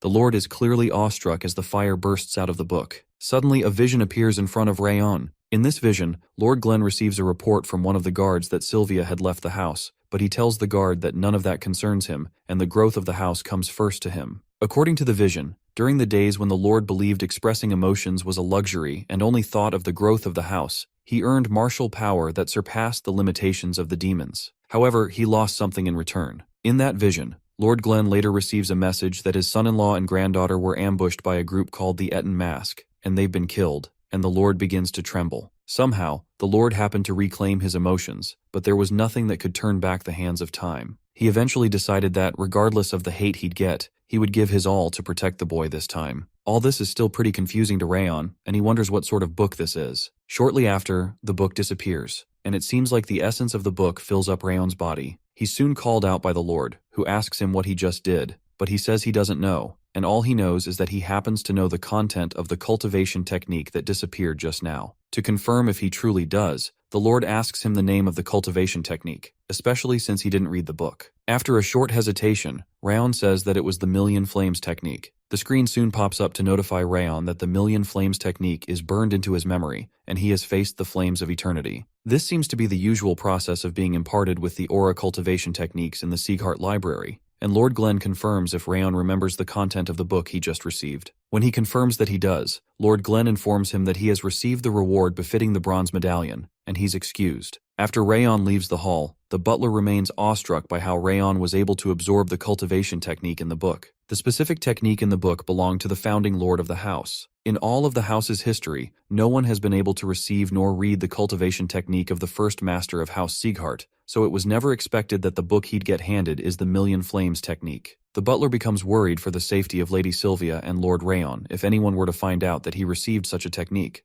but Lord Glenn assuages his worries and informs him that no one knows about the technique. Meanwhile, it's clear to Rayon that the book and its content seem to have been passed on to him. According to Lord Glenn, no one has been able to use the technique as it was, and it would have rotted away on the shelf if not for Rayon, so it seems to him that times are changing. To Rayon, it doesn't make any sense that Lord Glenn would give him something so valuable, even more valuable than the worth of a silver or gold medallion. It's clear that the technique is on the level of the legendary Firelink technique, so it's worth learning properly. The only issue is that no matter how hard he tries, he's unable to gather his aura. Rayon didn't think that he would be able to comprehend a cultivation technique on this level right away, and Wrath notices that things aren't going the way he'd want. Unlike his usual character, Wrath advises him to do his best since he finally found a good cultivation technique, and it would be a big problem if his cultivation is interrupted and he becomes an invalid. It's clear that Wrath is right, but it's odd to think he's plotting something. The Golden Flames technique cultivates mana from nature and accumulates aura in one's core, so if Rayon were to ever be interrupted at a critical moment, his mana circuits or his core could be ruined, and he could become an invalid. The worst part is that he's particularly at risk because of the chill blocking his circuits. Because of the smirk on Wrath's face, Rayon tells him not to even think of interrupting him, but his words fall on deaf ears. When he realizes that Wrath won't listen to him, Wrath bluntly tells him that he will interfere once during his cultivation. Still creeped out, Rayon states that his body will be of no use to the spirit if he becomes an invalid, but it doesn't seem to matter to Wrath. This is because even though a normal human could never overcome it, Wrath can fix the body to use it. In Wrath's eyes, this is a golden opportunity that can't be passed on. Rayon tries to appear unfazed by the whole thing, but Wrath tells him to take off the act and quiver in fear because it's uncertain when he will wage his assault. For the first time, Rayon starts to see Wrath as the enemy. It's not surprising, since he's a demon and an incarnation of Wrath, so he won't pass up the chance to devour his whole body if he gets a simple chance. Prior to this time, Rayon had not paid attention to him because he's been behaving well, but it now looks like he has to keep a close watch on him. Also, another pressing matter on the ground is the fact that there's a maid that our boy has noticed always steps out at night for no specific reason. Meanwhile, the maid, Judiel, who seems to be Lord Karun's spy, writes a report about how there's usually nothing to report about Rayon apart from the fact that he mumbles to himself, but she finally has something to report. What Judiel is about to report is the caliber of the cultivation technique that he received from the Lord with the bronze medallion, and how extraordinary the mana flow she sensed during his cultivation was. It's clear to her that the information she has is something that the Palace of Warriors will find important, but she reconsiders since Rayon is just a child, and she wonders how long she'll have to be drafting these reports. As her custom was, she drops the paper on the river to float away to where her boss is. Not long after, a knife crosses her neck, and she hears the voice of a mysterious person telling her it's time to head back and threatening to kill her if she makes a sound or moves a muscle. As sweat profusely pours from her face, she wonders who her assailant could be. His voice, demeanor, and killing intent cause her to remain paralyzed as she looks into the river and sees Rayon's reflection. He soon informs her that he's sensed someone keeping tabs ever since he returned home and asks if she's satisfied with the information she's gathered. It's odd that he's been able to do that, because the maid's pretty sure she hasn't left any trace while trailing him. It's now clear that Rayon has just been pretending not to notice her all along. After forcing her to open her mouth, Rayon forces something into it that causes her to become nauseous. Then he retrieves her report from the river. Since he can't read the message on the paper, it's clear that she used a special paper that requires a special reaction to unveil it. After making some guesses and seeing how she reacts, he guesses that it's moonlight, much to her shock. Furthermore, her facial expression also changes after she mentions a few names and reaches Karun Ziggart, so he recognizes that she's taking orders from him. Judiel, who had apparently received years of training to become a perfect spy, is shocked that he could read her expression since her face revealed nothing. It eventually dawns on her that the substance that he gave her, which is making her burn up so much, is a rage worm. In a flashback, Judiel is tasked by Lord Karun to enter the annex to provide all possible information about Rayon and Sylvia, with many rewards promised. In the present, she asks him if he fed her a rage worm. Rayon, surprised that she knows about the rage worm, expresses his surprise. All attempts from her end to vomit it don't work. The thing is, the rage worm allows access to the host's location and emotions at all times, and it also causes a bitterly painful death when the feeder chooses so. Furthermore, Rayon figures that she must be a spy from the Palace of Warriors who had been placed in the annex 7 months ago after the discernment ceremony. A look of horror sweeps past Judiel's face, as this is now the easy task she had envisioned. It was supposed to be an easy task to gather information on a mere child who is also an invalid, and Sylvia. She had not been able to guess that there would be such a monster at the annex. Due to fear of death, she offers to change the report immediately and falsify the entire thing, but Rayon doesn't take the offer because the truth will eventually reach Karun's ears, and it would only prove her incompetence. With an eerie look on his face, he tells her she'll become a double agent from this moment on. Her job is to give Karun information that he would have learned anyway, and conceal any important knowledge he has no access to. But in turn, she has to give Rayon every critical piece of information about Lord Karun, so Judiel eagerly agrees. The smile that develops across Rayon's face would make you think they're discussing over a cup of tea. He immediately asks her to provide some useful information the next time they meet and leaves. As he walks away, Wrath doesn't seem to believe that Rayon had been able to summon a rage worm since they've been together all along. It turns out that Rayon never gave her a rage worm because he finds it repulsive, and he just used a poison that temporarily causes intense pain. The question of how he read her mind comes up, and he says information can be gathered in different ways, and he has his ways. It's so shocking that even Wrath calls him a monster. Over time, Rayon turned his focus to creating his aura, and the time came to eventually return to the training grounds. Despite giving his all to developing aura, he couldn't achieve his goal before it was time to return. Upon reaching the training grounds, the number of people present reveals that only about 42 children passed,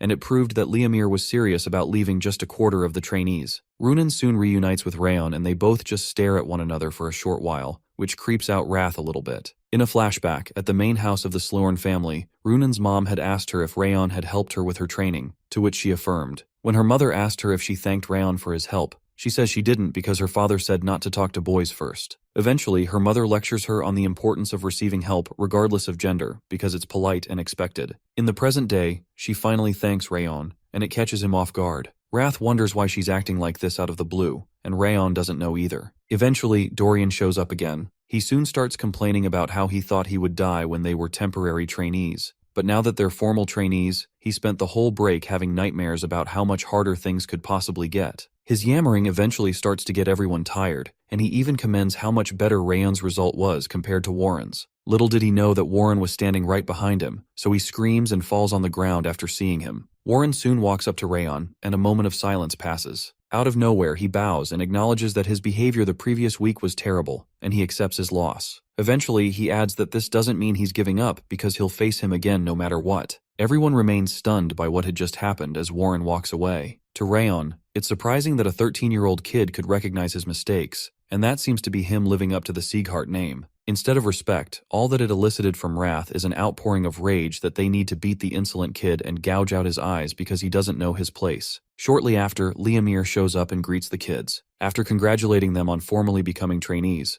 they're informed that proper training begins immediately. They're also going to be keeping to the basics as usual, with a couple of additions. While they're talking, a nearby door slams open, and a strange girl appears in the field. She soon starts to say curse words too big for her age about how the door wouldn't open. Dorian freaks out as it seems he recognizes her, so Liamir declares that she isn't one of his trainees, but she flunked out of the last batch. Apparently this girl will be joining them for the new batch and her name is Marta Ziggart. She has a pretty mean look on her face, and she soon interrupts Liamir again, despite him trying to introduce her as a nice girl. Her first agenda is to call out the person who placed first in the last batch because she can't stand someone weaker than her over her head. She offers to fight whatever brat took the title the last time. The crazy girl demands a fight right on the spot, so Rayon steps out since she asked for the best student from the last batch. He doesn't look like the best to her, but she chooses to fight him regardless. The voice of Warren comes from behind Marta, and he asks why she's showing such disgraceful behavior. His words result in a confrontation by Marta, who goes at him head-on and threatens him to watch his trap, so he doesn't die from flapping his lips like that. After he asks her if she's defying Rayon's clear win that was recognized by the chief instructor and Lord Ziggart, she refers to the fact that she heard he also threw a tantrum about it, so he has to let her do hers. When Warren publicly says he doesn't want a repeat of his pathetic behavior, it's clear to everyone that something seems to have changed about Warren. Shortly after, Runan gets between Marta and Rayon and tells her to go away. In Marta's mind, they all seem like a happy family and a band of losers, so she decides to leave them alone and let them have their way. In fact, she only turns around to distract them, and she soon executes her actual plan, which is to lunge toward Rayon while they're not looking. Before any of them can react, she goes in for the kill, but her attack is easily blocked and dodged, much to her surprise. In response, Rayon reacts with his own killing punch, which she fortunately manages to block, but the impact throws her backward. A look of satisfaction crosses Lemaire's face, and a look of shock crosses Marta's face based on how quickly Rayon was able to react to her attack. Infuriated, she heads back toward Rayon, but Lemaire holds her down. It's also a bit surprising that Lemaire was able to move from where he is to where she is in a split second. Finally, he jokingly tells her that it's not nice to ignore him, and he knows that they don't think highly of him, but treating him like he doesn't exist hurts his feelings. Apparently, apart from Runan and Warren, Rayon hasn't even learned to use his aura, so Lemaire suggests that they can fight all they want once he learns it, which eventually causes Marta to concede. After they settle, Wrath overreacts and demands to know why Rayon let her go after she attempted to hit him, and suggests that he tears her to shreds and encases her in ice for a millennia. Rayon exposes his plan to avoid violence for some time, until when she has something he wants, then he'll wager the title of the top trainee for it. He asks Wrath to be patient and promises something far more satisfying down the line. Later on, the kids are trained on their stance, and they get a 10-minute break. Warren, who is focused on the basics, considers the fact that it's not so easy. So far, he's been able to learn the second form, which wasn't difficult, but he had issues with the third form, which is more convoluted. The interesting thing is that Rayon, on the other hand, learned all 7 forms in less than a month, while it took him a whole month to learn the 7 forms first. His worry is that they'll be going into swordsmanship classes together. Warren doesn't seem to be the only one feeling the pressure, so he asks Marta, who seems to be struggling, how she's coping. She curses again, certain that Rayon is learning fist techniques for the first time here, but is somehow picking them up so quickly. Unlike Warren and Runan, Rayon didn't receive any training ahead, and the worst part is that he has the curse of frost, but somehow he can still train all day. The realization infuriates Marta more, and she tells herself she can't fall behind. Everywhere she's been, she's always been reported to have electrifying talent. After being adopted into House Ziggart, she's always been the predator. She overtook those so-called prodigies of the main and branch families and laughed at their despairing faces, since she was the real prodigy. Unlike that time, she now feels so nervous that she can't stand it. At the end of the day, one of the workers on the training ground commends Marta's good work that day. She barely pays any attention to him, but he stops her to tell her that despite Rayon's recent achievement, it's impossible for him to defeat her now or ever. When she asks him to elaborate on what he means, he reminds her that Rayon has a critical weakness that he can never overcome. While Rayon practices his sword training, he's approached by some boys who have a question for him about the sword stance. While the boys watch him make a demonstration, they consider how incredible his technique is. In contempt, Marta commends the fact that Rayon made it to the same swordsmanship class she is in such a short time, and says he may even be called a prodigy. However, she intentionally points out how terrible his mana sensitivity is, which means all his sword talent will go to waste since he can't use mana. She jokes that he could end up as an instructor at best, and the entire training hall goes silent, which is exactly the response Marta wanted to get. Her plan was to point out that after 4 months, Rayon has failed to learn to use his aura. In retrospect, the butler had told Marta about how terrible Rayon's talent for aura is. He recounts a story that had occurred before her adoption at the first discernment ceremony, about how the Sword of Discernment had shown that Rayon's mana potential was incredibly low. To add to that, he's presently the only trainee on the 5th training grounds unable to use his aura. The man speculates that the highest-ranking mana cultivation technique that anyone can earn from a bronze medallion is a mid to upper one, which is only slightly improved from the entry-level lined cultivation technique. Since Rayon seems to have failed to master it, his mana talent seems to be at the lowest rank. This news gladdens Marta, who figures that his sword and fist techniques would still be inadequate to allow him to become a proper warrior if he lacks the potential to use mana. In truth, one of the things that's pissing her off is that a failure like Rayon was able to counter her attack. While she's rejoicing over the low blow she just landed, she spots Runan glaring at her, and she asks if she has something to say. Runan forces her to leave the training hall. That evening, after training for the whole day, Rayon decides to call it a day. He enjoys the training because, in his past life, he didn't learn martial techniques and has only learned what he needed to survive and assassinate. Now, developing himself through martial arts seems so fun. As he usually does, Wrath is enraged that Rayon did nothing while Marta taunted him in the training hall, but Rayon pretends to not have heard that she was talking. He reminds Wrath that there's nothing to get out of fighting her now, as he had said earlier. Suddenly, he hears a knock on his door and opens it to find Runan there with a box. He's surprised to see her there, and is more surprised when she opens her box to hand him a small brown confectionery to eat. He's not certain what it is, and she urges him to eat it. His better senses as an assassin remind him that he shouldn't eat it, but he doubts that she'd give him anything that would hurt him. Upon consumption, he's shocked by how well it tastes, and even Wrath expresses that he's never experienced such sweetness like this, even in the demon world. The two of them start to go on a frenzy about how sweet it is, and Runan finally tells him that it's called orb ice cream. When she turns around to leave, Rayon tries to call out to her, but she doesn't turn back. While Wrath demands for her to bring another, the thought on Rayon's mind is if she came because she was worried about him. Runan loves sweets as one would expect from a child, and it seems she had given him the last orb ice cream she had. The thought of her kindness brings a smile across his face,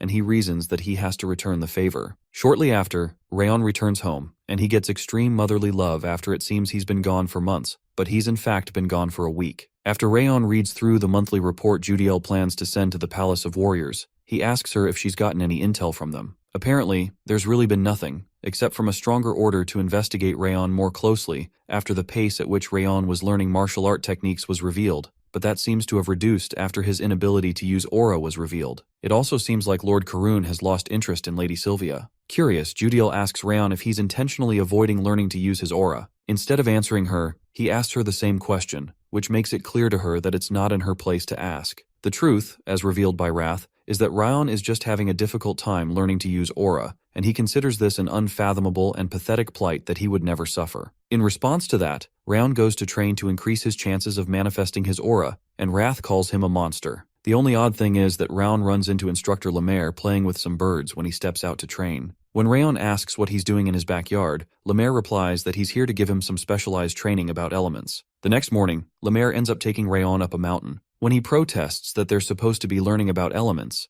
Lemaire reminds him to trust the process. It also doesn't make sense that this is a good place to learn about aura elements. Finally, Lemaire recalls the day he used his senses to inspect Rayon's cultivation technique. The aura he saw resembled flames as fierce as lava, and its strength was on another plane from other cultivation techniques. It wasn't trying to erase the chill built into Rayon's being, but it was attempting the extraordinary by accepting it side by side with fire. Apparently, if Rayon learns this cultivation technique properly, it would be something else. They eventually reach a good spot, which in Rayon's mind is just the middle of the forest. Eventually, Lemaire releases a blinding amount of spiritual force that shocks Rayon. Apparently, the wind Rayon is feeling on his skin is a wind as sharp as the edge of a blade. Apparently, there are different kinds of wind, ranging from warm to cold to sharp. Because he wanted a wind sharp enough to cut anything, he found just that. And now it's Rayon's turn for discovery, but this time he's going to be thinking hard about the flames he wants since his mana is flame-prone. Eventually, Lemaire takes Rayon to a place he believes will be perfect for him. They both soon arrive at the home of an old blacksmith who playfully taunts Lemaire. This is apparently the place Rayon can feel the hottest and most sincere fire in all of the north. The old man asks what Lemaire has brought for him, referring to Rayon, and he's informed that he's Master Ziggart's grandson. None of them impresses the man, who asks that the master come himself. Meanwhile, Rayon is enthralled by the fire he sees in the furnace. Apparently, this type of flame is what he's known all his life. Although he's seen many forms of fire in his last life, the flames of this kiln, the intensity of the heat,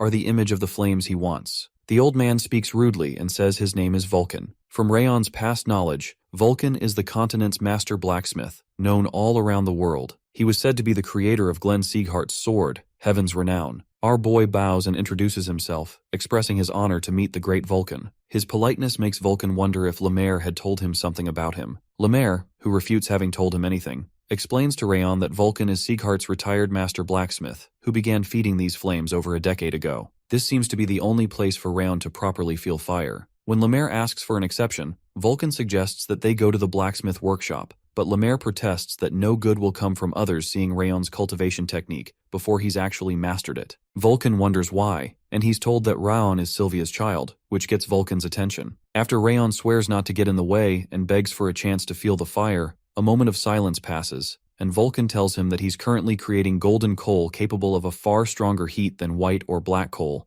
and that's why he spent the last decade here. Vulcan informs him that it doesn't matter what he does as long as he doesn't interrupt his work, which gladdens Rayon's heart. When they step outside, Lemaire expresses his surprise to Vulcan about how he readily gave permission to the kid. When he promises to bring him some quality alcohol, Vulcan makes it clear that he didn't do it for him. Apparently, the flames in the kiln burned hotter when Rayon stepped into the room, and the sudden heat was enough to ruin the coal. The power to stoke flames permeates the child's very breath, and Vulcan considers that the kid may just be the one to fulfill his dream. Over the next 7 months, Rayon continues visiting Vulcan's kiln, and he has time to think about the image of the flames he wants to master until he finally understands it. People say that fire is the strongest and scariest element, but if it can be controlled, that changes things completely. Fire in skilled hands is more stable than any other element. However, the major issue is that Rayon hasn't been able to master how to awaken the energy of the Golden Flames art yet. A memory of how Lemaire had told him to think about the image of the flame he wants flashes through his mind. As Rayon thinks about his goal to kill Daryus and restore Sylvia to the main family, it's clear to him that the flame he needs is one that would light his path and defeat the beasts that threaten him no matter the circumstance, and will never go out. Suddenly, a bright flame bursts out in front of him. The energy of the fire begins to seep into him, so he decides to focus and capture the fire to feel more of it to proceed with the cultivation. It seems like he's in some sort of trance state because he can see the manifestation of the fire he's picturing in front of him. While still trying to focus more, wrath tears into his mind and reminds him about his plan to take over his body at the moment when he's most vulnerable. As Rayon begins to freeze because of the interruption to his cultivation, he realizes the passage of time had made him drop his guard and forget that wrath is not truly on his side, but is just a demon that has been plotting to take his life, and worse, he's the ruler of the demon realm.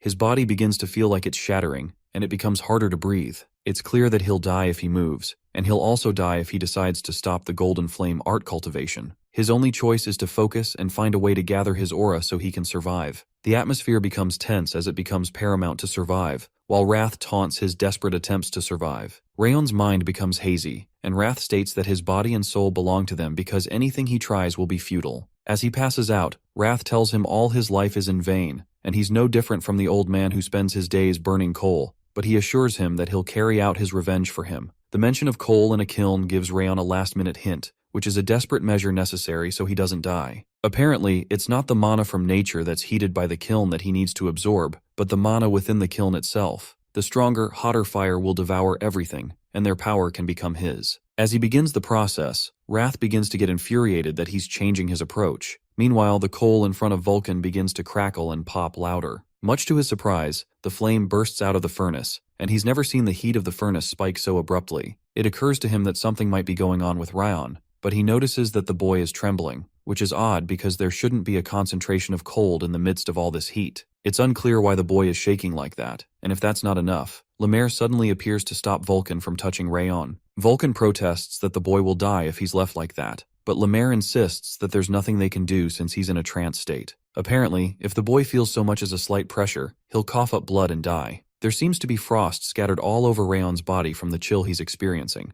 but there seems to be nothing at all that either of the men can do to help him. Lemaire silently hopes that Rayon doesn't die. Meanwhile, in the trance, Rayon's cultivation continues to infuriate Wrath, who demands that he stop because there's no hope for him. Rayon refuses to go down without a fight like his previous life, which was spent in vain, without peace, until he breathed his last breath. All that's on his mind is that he won't repeat that life, and he continues towards the fire. The heat becomes too much, and at the rate things are going, it seems the kiln cannot withstand the sudden burst of firepower. All of the kiln's mana mysteriously begins to collect in one place, and Lemaire wonders if Rayon is absorbing all the mana. In the trance, the tug-of-war continues until Rayon finally takes hold of the flame. Once he does that, a huge explosion occurs that tears through the entire trance, and literally tears through the roof of the kiln as well. When the explosion occurs, the two men become worried about Rayon's safety, but they don't receive a reply from him. Shortly after, the boy emerges from the flames unscathed with golden flames like nothing any of them have seen before. Meanwhile, the screen displays that Rayon has acquired golden flame art. Apparently, he had absorbed a powerful heat, and his golden flame art has reached 2 stars, produced fire resistance, gotten 2 strands of the curse of bitter frost melted away,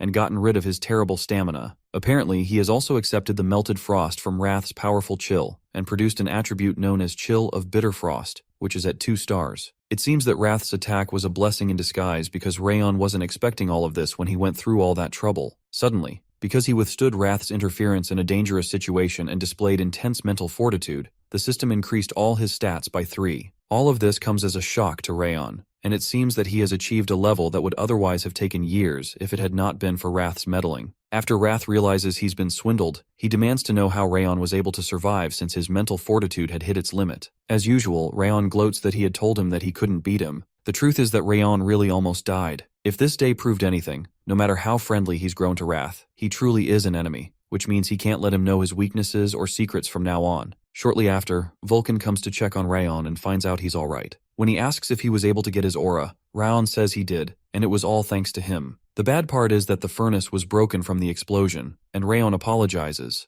but Vulcan doesn't care as long as he's alright. While they're talking, Vulcan notices a strange thing in the fire. When he finally picks up the coals with a shovel, he realizes they're golden coals, which he has been working on for all these years. In a flashback to the past, many people had gossiped and made fun of Vulcan for spending all his time making coals that only appeared in myth. In the present, as Vulcan brings out the coals, he realizes he has also experienced a miracle. The golden coal is one that burns hotter than white coal and has a stronger tenacity than black coal, and he's finally been able to find what he devoted decades of his life to creating thanks to Rayon. When Rayon protests that he didn't do anything, Vulcan explains that his mana cultivation caused the rise in the kiln to flare, and the flames bloomed as he exhaled and caused the heat to spread to every corner of the workshop. Finally, the old man asks Rayon what kind of warrior he wants to be, and he says that he wants to be steadfast, no matter who he faces or the situation he finds himself in. His response surprises Vulcan, especially because it's coming from a kid, so he suggests that he come see him if he truly remains steadfast in 3 or 5 years when he can finally wield a sword. Apparently, he plans to save the golden coals for the day Rayon comes to find him. Although Vulcan has retired, he plans to make an exception to help Rayon make his sword. Shortly after, Rayon leaves the kiln to return home, and Vulcan hopes he doesn't die until they meet again. Meanwhile, Lemaire is glad that Rayon finally gained his aura. Master Ziggart appears behind, and Lemaire taunts him by saying he must feel relieved not to have to worry anymore after coming every day to check on his grandson. Obviously, his accusations are met with a blatant denial from Lord Ziggart. Lemaire ignores his denial, and notes that the size and purity of Rayon's aura is no joke, and it could be because he absorbed all the heat in the kiln. On top of that, the kid was able to use his new aura right away, which shows incredible potential. Apparently, there's something else that the Lord noticed, and that is how Rayon took the yoke around his neck and made it his own. At the 5th training grounds, Runan seems to be patiently awaiting Rayon's return with a box of chocolate in her hands. Meanwhile, there's much rumor going around about how Rayon hasn't been able to make his aura for 7 months, and how Lady Marta should take the top title because it seems Rayon isn't as important as he seemed. Runan doesn't like all the rumors she's hearing, and she thinks of a way to help him, also considering her mom's advice to return the favor for people she's thankful to. After much waiting, Rayon returns to the training ground after several months, still having his usual arguments with Wrath about why he couldn't defeat him. To his surprise, the first person he runs into is Runan, who gives him a box full of orb ice cream. Apparently, she's worried that he's not been able to cultivate his aura, so she tells him to chin up. While Rayon thanks her for the ice cream from last time, a whiff of a refreshing scent that Runan always picked up from him hits her. The scent seems stronger now and smells nicer, but she doesn't seem to know why. Rayon thanks her for the ice cream once again, and even Wrath is ecstatic about the incredible taste, urging Rayon to devour the other 2 ice creams immediately. To Rayon, that's not a good idea because he considers that she's giving him a snack she really treasures, so he berates Wrath to stop acting like a child. Instead of taking more, he just closes the box, which shocks Runan, who had expected him to take more. When he refuses, she asks him if he feels cheered up, and he affirms, which makes her blush. His response gives her great joy, and she walks away happy, but Rayon is amused by how mysterious she seems sometimes. When the students gather to be addressed, they're told that they're going to switch up the training regimen to something special in a month, since they're all pretty tired of doing nothing but training. Apparently, they've been working on the basics and cultivating mana for 7 months, so it's time to start heating up the cores. The declaration elicits surprise from the students, who are surprised that they're doing that so early. Lemaire elaborates and says they'll start sparring next month, and that statement brings much joy to Marta, who had been looking for an excuse to fight all along. Apparently, the outcome of the spar will affect their graduation and they'll be ranked accordingly. Because of this, they're urged to put their all into preparing for the next month. As usual, Marta rudely interrupts and asks what they'll do about their friend, who still can't make an aura and has fallen completely behind, referring to Rayon. As the students begin to murmur, Lemaire quiets them down by informing them that this friend has fortunately been able to make an aura, much to Marta's dismay. The information surprises her, and she wonders when he was able to make one. Although stunned, she turns around and taunts him for taking so long to create his aura. She reminds him how she told him that she doesn't take orders from anyone weaker than her when they first met. Apparently, she's been pretty patient to let him wear a title he doesn't deserve, but all of that will change because she plans to end him when they get a chance to spar. Warren's hand creates a dividing line between Marta and Rayon. He asks her to step back because there's no honor in planning to spar with him in a month's time when it hasn't even been a full day since he acquired his aura. In response, Marta makes a derisive comment about Warren's views about honor, stating that honor is given to those who deserve it, especially since the other loser picked up their aura within a month, but it took their valedictorian over half a year. More murmuring continues as she states that 7 months was enough to make an aura with a high-ranking technique, which just proves that Rayon doesn't have a talent for this. She tells everyone that a warrior who can't use an aura will never be famous, no matter how talented he is in swordsmanship. She even speculates that the reason the instructor suggested a spar is because he wants to create a new ranking because the old one was faulty, but Lemaire doesn't give a direct response. To Marta, Rayon has held on to the title of the top trainee for quite a while, considering his skill level, and it's time for him to step down. To pick up from where they left off, she suggests that the winner of the spar can have the position of the top trainee, but Rayon passes on her suggestion. Rayon says it's not possible for one to sit at a gambling table with no money, so there's no point for him to put his position on the line when she isn't offering something of matching value. Instead of conceding, she states that he seems to be under the impression that anyone here is on the same level as he is, but Rayon asks her if she's scared. His words rile her up, so she decides to play his game since it's the last one he'll get to play. To get him to bet, she offers up a 9 blossoms pill her father gave her, which is an elixir that augments your physique and aura if he wins. Her offer brings a smile across Rayon's face, and he reminds Wrath how he told him that he'd show him something more exciting by getting something from Marta. A month later, the time for their sparring comes, and Marta is glad she can finally repay the favor. Apparently she's never been hit before, not even in the back alleys, and the time when Rayon hit her was the first time someone succeeded. 8 months later, she finally has the opportunity to pay him back for that humiliation. Since Rayon has only learned to use his aura for a month now, she's certain that sparring him will be a walk in the park since she's been using her aura for 3 years. It's clear that he's a twerp that has no potential, but she recalls that she still has to ensure he gets stronger fast because there's someone she has to rescue. As she steps out with the certainty that today is Rayon's end. On the day of the match, the other kids are told to watch the fight, as that can be helpful for their sparring and help them plan their own sparring. The first set of people to be called up are Warren and Dorian, but Dorian immediately forfeits even before they start, which surprises Lemaire. His excuse is that he doesn't feel very good because he's feeling very sick and didn't get a wink of sleep.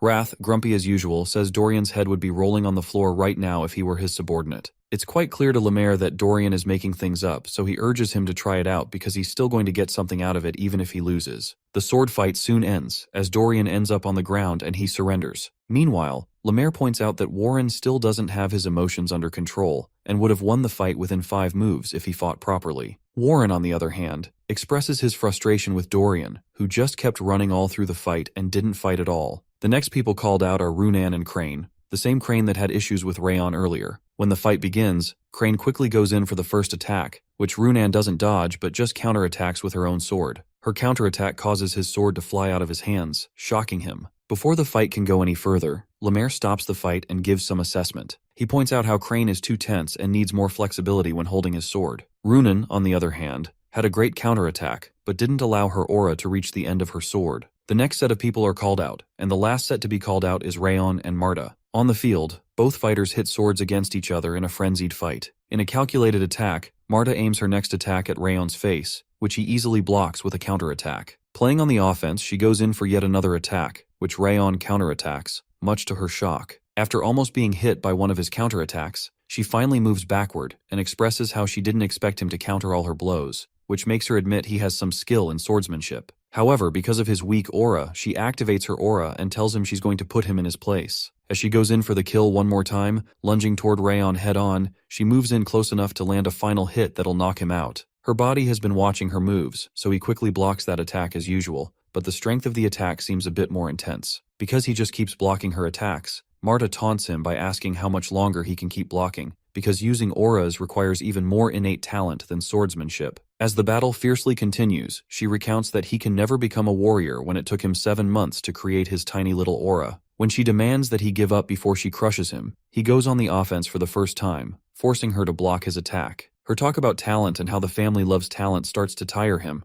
but she jokes that it's because he doesn't have any. At this point, Rayon still hasn't used his aura, so she promises to show him what real talent is. Instead, Rayon offers to show her something more important than talent, and a bright golden flame starts to surround him as he finally activates his own aura. The display leaves Marta shocked as Rayon activates the Million Flame Art's first flame. Still stunned, she wonders what the flames are and realizes that the fire he's using must be dangerous because it doesn't look ordinary. The fire is terrifyingly beautiful to her, but it's clearly mysterious. As sweat breaks across her forehead, she holds her sword tighter, clearly unwilling to back down. Since things are becoming serious, she uses her card in her own trick called the Solid Stone Stance Focal Point. Focal Point is a special art that focuses the aura in one specific spot, and Rayon figures that she really must have incredible talent to be able to use that skill at her age. It's clear that she must be planning to put everything into her next strike. Before she attacks, Marta acknowledges his strength, but clarifies that there's no way he'll be able to withstand his next attack, even with an aura. Immediately charging toward him, she swings her sword at him, but he doesn't move out of the way. When she's several inches from him, he blocks her attack with his sword, and it causes an explosive force to be released that shatters the ground they're fighting on, shocking the nearby students. A smoke covers the entire field, blocking the students' field of vision. When the smoke clears out,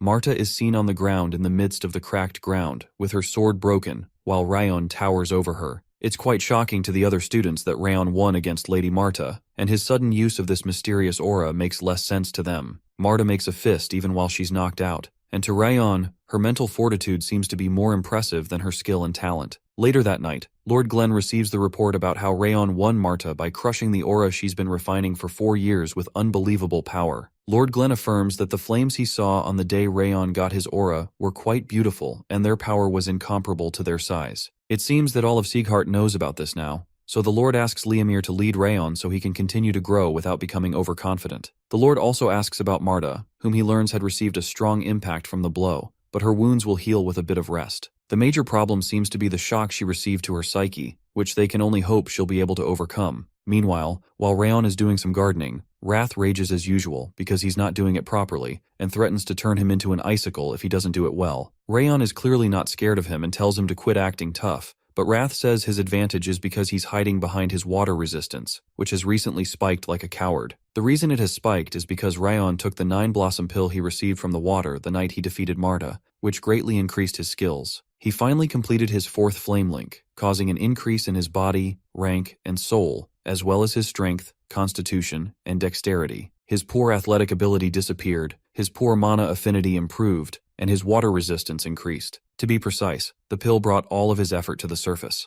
A lot of things increased, but the one that stood out was the water resistance, which went up to 4 stars. Thanks to that, he's been able to brush off most of Wrath's rage as cute tantrums. Today is his last day off, so he decided to come home to check on the flowers and take a break. While he's working, Wrath continues to mouth curses and correct him about the right way to thin the soil. As Wrath continues to complain that he should use his hand instead of a spade to ensure the nutrient-rich dirt reaches the flower, it makes Rayon wonder how he knows so much. Apparently, Wrath had filled a flower bed with ice flowers while he was in the demon world, which caused other demons to praise him, and he won't shut up about it. Out of nowhere, Marta appears, and Rayon asks her what she's doing here. Instead of speaking, she just keeps sizing him up and wonders how childish it is for him to be gardening, even though she knows he doesn't usually act his age. Suddenly, she declares that she'd like to fight him again. Rayon thinks it's pathetic that she can't accept her loss, but she protests that she's only here to find out how she ranks. To her shock, he asks her what he'll get out of it, since the loser should bring something if she wants to challenge the winner. When she insists that he doesn't need payment to fight, he turns down her offer, which gets her worried because she's hell-bent on fighting him. The thought of stepping on his flowers to infuriate him comes to her mind, but she soon finds out he doesn't really like flowers. He's just there to manage them for his mother, and that further infuriates her. Eventually, she decides to leave, but Sylvia suddenly comes out to greet Rayon, and she asks him who's his new friend, referring to Marta. Sylvia mistakes Marta for a new friend Rayon must have made at training, but Marta recognizes her as the woman who fell in love and left the house, only to return in order to save her child's life. Oddly to Marta, her actions to save her beloved child were brave. Unfortunately, it seems Sylvia has seen Marta before, so she recognizes her and introduces herself. Rayon becomes tense about the exchange of pleasantries, so Rayon makes it clear that they're not friends and tries to dissuade her. Regardless, Sylvia walks up to Marta and checks on her health after her fight with Rayon. Marta confirms that she's fine, which relieves Sylvia. Sylvia acknowledges that she heard her big brother Denier adopted a talented child, but it seems the child is as pretty as she is talented. The sudden attention starts to make Marta blush, so Sylvia asks her what brings her to their home. Marta, who is now uncomfortable, lies that she had a message to deliver and tries to leave. She doesn't know she's in big trouble until Sylvia grabs her by the arm and insists she have a meal with them because she can't let Rayon's friend leave without showing any hospitality. Regardless of her protest, Marta ends up at the dining table with Rayon and Sylvia. Rayon can't believe his eyes because he never thought he'd ever see the day that Marta sits down so obediently. Meanwhile, Sylvia tells her about how Rayon loves meat stew. Their chatting continues, and Sylvia soon learns that Marta is a year older than Rayon and is 15 years old. Sylvia gives her motherly treatment and asks her about her training. While Marta eats, Sylvia tells her that the quality of their meat isn't as good as the main house, and may be a little tough, so she pats her and tells her to eat slowly so she doesn't get a stomachache. Those words from Sylvia remind Marta of something her mother used to say to her when she was much younger. After she's done eating, she thanks Sylvia for the delicious meal and proceeds to leave. Sylvia, who is glad she enjoyed the food, professes that she hopes that she and Rayon stay good friends. Meanwhile, Rayon still can't understand why Marta is acting so calmly when she had just come to pick a fight with him moments ago, and he's certain she must have hit her head. As Marta heads home, it's clear to her that Rayon must probably think she's lost her mind. The reason she acted the way she did, though, was because Sylvia reminded her of her mother, and she couldn't push her away. Eating with Sylvia was like the times when she used to eat with her mom. Marta had made a promise to herself after her mom was kidnapped by some witch blood church bastards, and she got adopted by Denier that she would never lose until she found her again. She's been able to keep that promise all this time and never lost a single fight until she lost to Rayon. The Ziggharts adopted her because of her potential, and they just might kick her out if she loses this severely. Even though her father, Denier, is a gentleman, she wonders if that's all a facade, and she'll lose her only hope of finding her mother again. Pain courses through her body as she thinks about how she never should have lost to Rayon. When she enters, one of the workers named Camel informs her that Lord Denier wrote her a letter and he's been waiting to deliver it to her. Sweat breaks across her face as she wonders if the letter is about the spar. Upon opening the letter, Denier congratulates her on her first loss and says a single loss doesn't mark her as a failure, and she doesn't need to worry. He advises her to dwell on why she lost to help fuel her growth in the future, and he apologizes for his inability to speak to her in person because of the protracted nature of his mission. Finally, the letter explains that the investigation into the whereabouts of her birth mother is ongoing, and Denier asks her not to give up too. In response, Marta asks Camel to help tell her father that she's really grateful for his message. As she moves inside, she considers her dramatic loss to Rayon. As she cuts her hair, she decides not to acknowledge her defeat and move forward because she can't bring shame to her father. In her mind, she'll be stuck at this point if she overlooks this, and won't be able to look her father in the eye anymore when he trusts her so much. She decides it's time to let her pathetic past go and start over from the basics to move forward and become stronger. The next day, at the training center, the student seems surprised by Marta's behavioral change when she suddenly goes to meet Rayon to tell him that instead of giving a half-hearted apology for always picking fights with him, she'll follow her own words that the losers would have to follow the winner's orders. She leaves Rayon stunned because he didn't expect her to follow through with her words. He wonders if Marta has also changed in a short period of time since she's shown a greater display of maturity than one would expect at her age. When he notices her kick Dorian for getting in her way, it's clear that she's only changed towards him and not others. Soon after, the new year comes, and a lot changes in subtle ways. Contrary to everyone's expectations, Marta continued to listen to Rayon, and only him.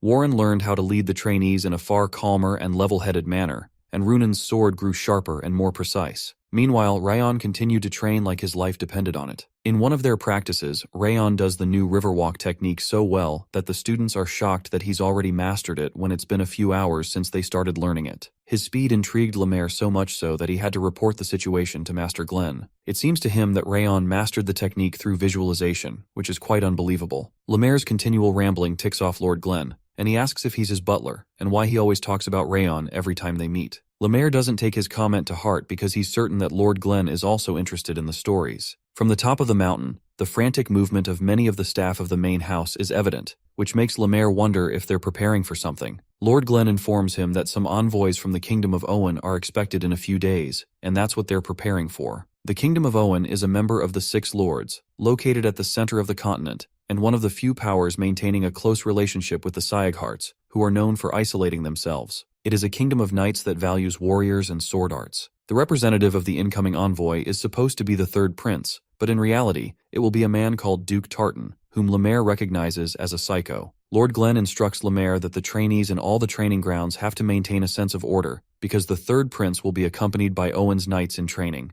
and they would want to observe the trainees and instructors. Based on this, the Ziggharts can't be seen behaving disgracefully. This piques Lemaire's interest because the third prince of Owen is apparently around the same age as Rayon, and he considers that this could really be an entertaining sight. His odd expression makes Lord Glenn worry that he's scheming something, but he can't place his finger on it. When Lemaire returns, he informs the trainees that they're going to be having sparring sessions with the knights in training from the Kingdom of Owen, in the presence of the third prince that same day. The trainees are shaken by the sudden information, but Lemaire reminds them that a warrior must be ready to swing his sword even if they just rolled out of bed. As the students murmur between one another, it's revealed that the Prince of Owen was supposed to go to the 6 training grounds and not to theirs, and they wonder why there's a sudden change. Apparently, a while back, Lemaire had secretly gone to meet the third prince after he had undertaken an unimpressive journey to the 6th training grounds, and he suggested that he come to the 5th training grounds if he has the time, promising to show him the real deal. It's clear that Lemaire had intentionally informed them the same day of the competition. Shortly after, Prince Owen and his knights in training step into the training ground, and the third prince, Greer du Owen, introduces himself to the trainees. As Rayon spots Greer, he's intrigued by how strong his force is for his age, and how incredible his presence is just from a glance. Lemaire, who is clearly trying to pin Rayon to fight against Greer, asks him if he's willing to spar with the prince. Meanwhile, Rayon figures that going against the prince might be a good way to test out the coordination between the riverwalk technique they just learned and their ignition sword arts. Rayon promptly agrees, which gladdens Lemaire, who dispatches 20 trainees from their end who would like to fight. Before they fight, Lemaire also informs the boys that he has bet his entire salary on them winning, so they better win or prepare to die if they lose.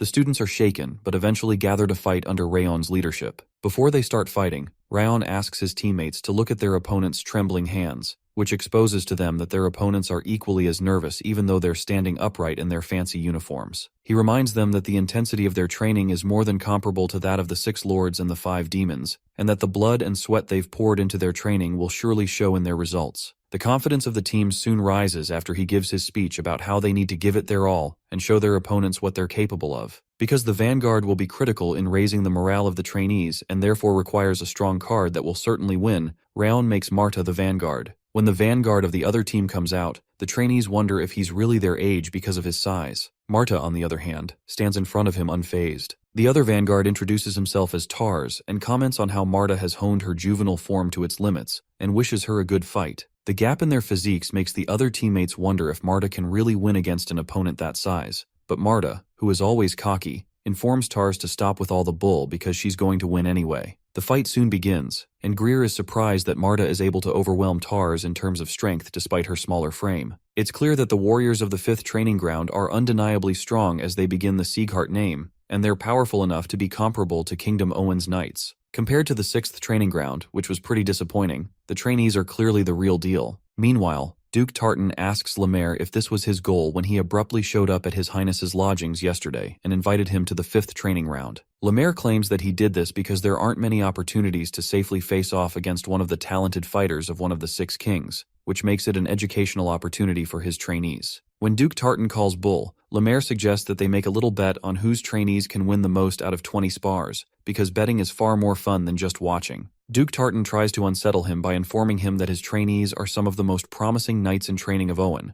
but Lemaire insists that he believes in his kids too. Meanwhile, Marta keeps landing strong strikes on her opponent, and the fight really looks intense. After one of her strikes shatters Tar's sword, he's surprised by the amount of strength she's applying to her attacks, but she just keeps attacking with a maniacal smile on her face. Finally, she slams the end of her sword into his stomach and knocks him backward, resulting in her winning the match. Everyone around is surprised by how the fight went, and Rayon is surprised that she didn't refine her technique into something more graceful and fluid after their spar, but instead increased her strength and speed to reinforce her overall power. As usual, Marta taunts her opponent, referring to his fighting as pathetic, because he didn't put his all into his strike when his primary power comes from his strength. While Rayon finds the fight entertaining, Wrath finds it quite boring and claims that the sparring of younger demons in the demon realm was more flawless than this. Before he can finish speaking, Rayon shuts him up by hitting the bracelet so he doesn't ruin all the fun. After a couple of spars, the 18th spar is between Runan and Adelia. Once the two ladies reach the fighting field, Adelia expresses her disdain for Runan's vacant eyes. She soon activates her fiery aura, while Runan activates an ice-blue aura. The fight soon begins and becomes intense, causing smoke to cover the fight arena from the sheer force of their clashes. Unknown to Adelia, Runan had found her way behind her while she wasn't looking, and quickly jumps towards her to land an attack. As she quickly turns back to perform a counterattack, Runan seems to fade away, to her surprise. As she wonders whether it was just an illusion,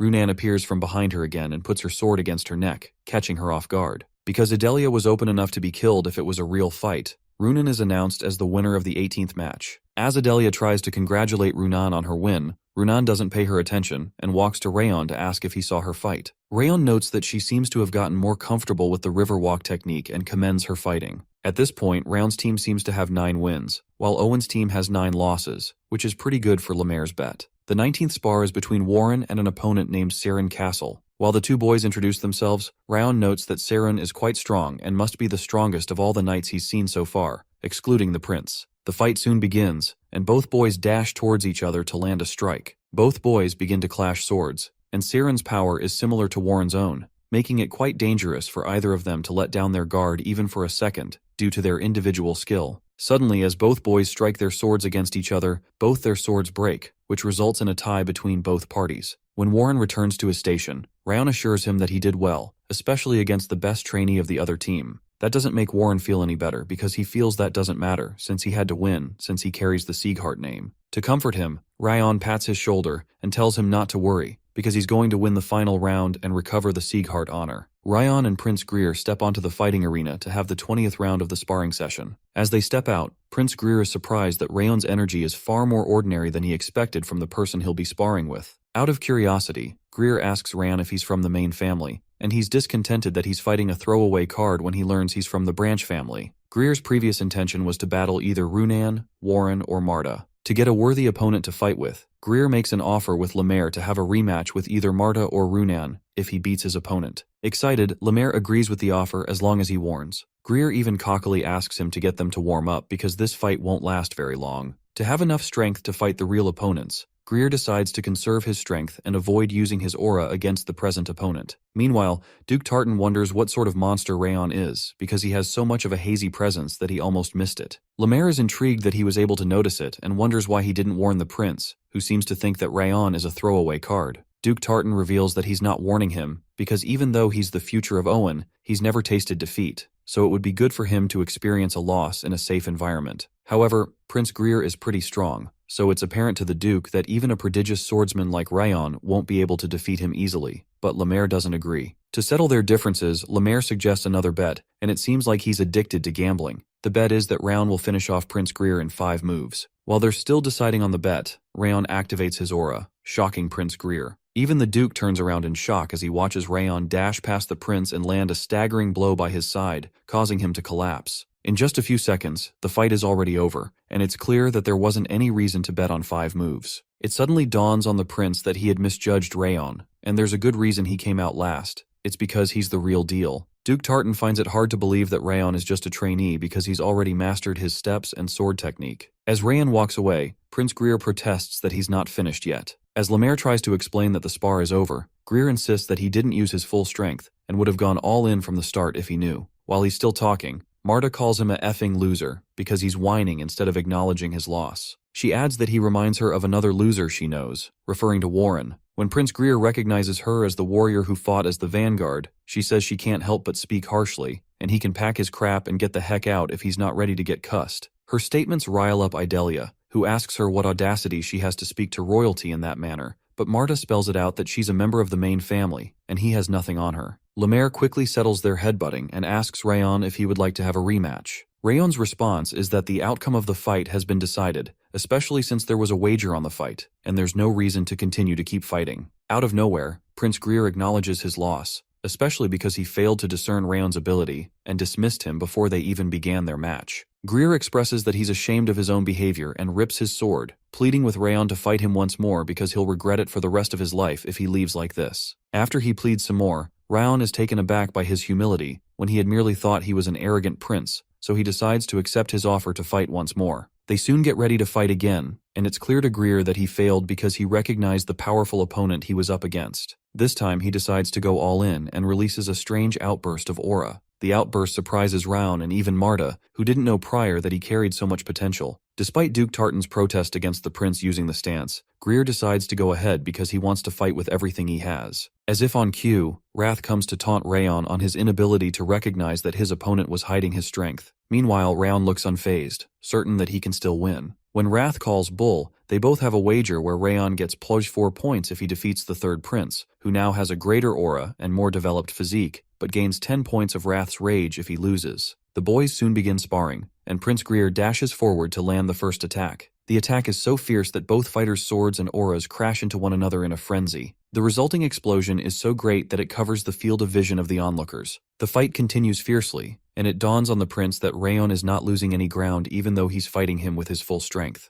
Eventually, he decides to put all his energy into one defining strike and starts to draw all his energy into his sword. Rayon immediately recognizes the technique as the Perez sword technique that's only passed down to the future of the Kingdom of Owen. From the energy emanating from Greer, it's clear that it's his finishing move, and he must be planning everything into his next strike. Because he's also stubborn, Rayon decides to meet him fire for fire. So far, Rayon has managed to memorize all the moves that the prince has performed. He decides to use the Million Flames Art's first technique, the spin step, which surprises Prince Greer. The fiery golden aura makes Greer quickly respond before he's hit. Both fighters advance toward each other, one with a fiery aura and another with an ice-like force. As they reach the middle of the field, their swords and auras clash. Somehow Greer manages to push his opponent's aura back, and he's certain that he's stronger. Rayon, on the other hand, seems to be having a harder time with this next round. Regardless, he doesn't give up and pushes back with another loud strike. The strike is so strong that Greer's sword shatters upon impact. To his dismay, even his aura is pushed back, and Rayon dashes behind him and lands his strike. Once again, the prince crashes to his knees, and Rayon is announced as the winner. In his crouched position, the prince can't believe his eyes because he was certain that he had the advantage in strength and speed. Oddly, with a smile on his face, he realizes that Rayon must have a step technique to be able to counter his aura. This loss makes Prince Greer realize that the saying that the world is vast is a true one. He walks up to Rayon and thanks him for helping him learn so much from their second match, and acknowledges his loss this time. Rayon responds warmly, stating that he's also learned a lot too, and Prince Greer apologizes for being dismissive at first. When Greer learns that he's only 14 years old, it amuses him that he lost in technique and attitude to a swordsman younger than he is. Out of nowhere, Prince Greer hands Rayon the golden medallion around his neck. Rayon is hesitant to receive it, but the prince insists, explaining that this is proof that he will grant any request that he makes of him, regardless of what it may be. Rayon wonders why the prince would give him something so valuable, and Greer explains that the match helped him get his mind clearer and has brought him to a realization. It makes him fortunate to lose to a swordsman like him. As Prince Greer leaves, he wishes Rayon good luck and says he'll enjoy working towards being as good as he is. Since they were defeated, Greer informs Lemaire that the wager goes to him as discussed. Meanwhile, in Rayon's past life, it was expected of him to complete his missions without receiving anything in return, and it's a bit abnormal for him to receive things like this. It's clear that his new life won't be going the way he predicted either. Later that day, Prince Greer shares the lessons he learned from the spar with Lord Glenn. Apparently, he had thought of himself to be at the pinnacle, but Rayon has helped him rethink his assumption because Rayon was the image of a fully fledged warrior. Even though the prince had visited 3 of the 6 lords and took part in sparring, he's never seen a trainee on the level of Rayon, and he had much to learn from him. In fact, he plans to quickly return to the kingdom of Owen to put to work the lessons he learned from the spars. His words intrigue Lord Glenn, who eventually asks him to inform the king of Owen that he received the letter that was sent by his hand. Shortly after, the prince and his envoy return to their kingdom. On their way, Duke Tartan refers to how Prince Greer used the power that he had hidden,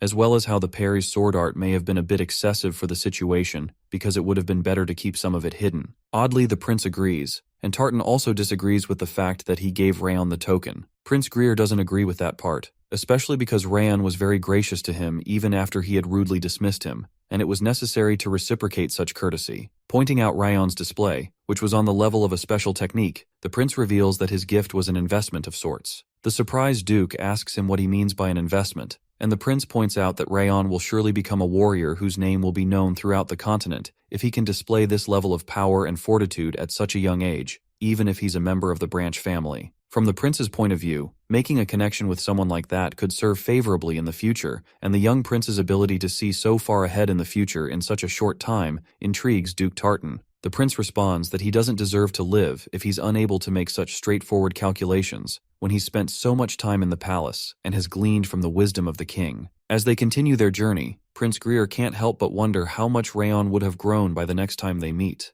Meanwhile, in the main building, Lord Glenn's butler, Leon, remarks that it seems the lord is happy that a prince from another nation acknowledged his grandson, but the master rebuffs that he's talking nonsense. Leon points out the warm smile on his face, which hasn't been seen in a long time, and developed after Prince Greer mentioned Master Rayon's name. Nonetheless, the lord claims that Leon must be getting old and mistaken. His response amuses Leon, who quickly redirects the conversation to the message that Duke Tartan delivered, so as to avoid probing further. Apparently, Duke Tartan had come earlier with an urgent message for the Northern Lord of Destruction, in addition to the letter Prince Greer presented. The message is said to have come directly from His Royal Highness Lacroix Albert du Owen II, the King of Owen and the Sword King of Silence of the 6 Lords. The message from Lord Lacroix is that the 5 Umbrae have begun to make their move. Sometime later, at the 5th training grounds, the trainees are praised for doing well in their last spar with the knights from the Kingdom of Owen. Because of their success, Lemaire gauges that they're ready and announces that they're going to be doing a special training next week. The students are curious about what the special training entails,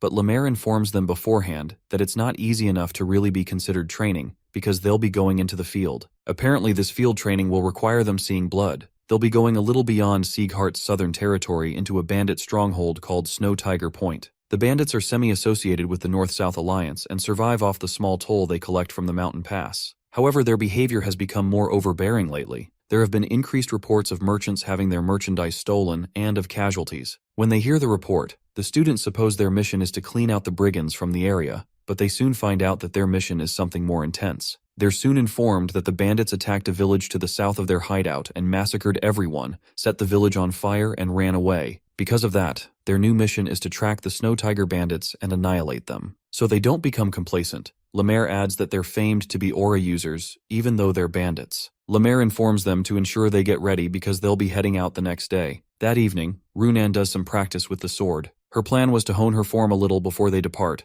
but it doesn't seem to be going as well as she'd like. She recalls that Rayon's stab was smooth and relaxed, and she doesn't seem to be able to replicate that no matter how much she tries. When she recalls that Rayon would still be busy in the training room, it occurs to her that she can go and ask him. Instead of going, she decides against bothering him and chooses to keep trying on her own. After some time of practicing, her movements get smoother, so she decides to stop there. Before she goes home, she decides to say bye to Rayon, whom she is sure must still be practicing. She soon recalls that her mother had asked her to come home early this week because she'll have orb ice cream ready, so she decides to go home early and ask Rayon her questions early the next day. On her way home, someone approaches her from behind. Runan is surprised to see the person, whom she refers to as Syria, and she doesn't look too excited to see him after a long time. The man's name is Syria Sleorn of the Vassal House. He notices her sour expression, and jokingly asks her why she's looking so sour after not having seen her big brother for a long time, which hurts his feelings. When he repeats to her that he doesn't like her expression, Runan begins to tremble. Eventually, he notes her splendid strength, which was faster than what he expected,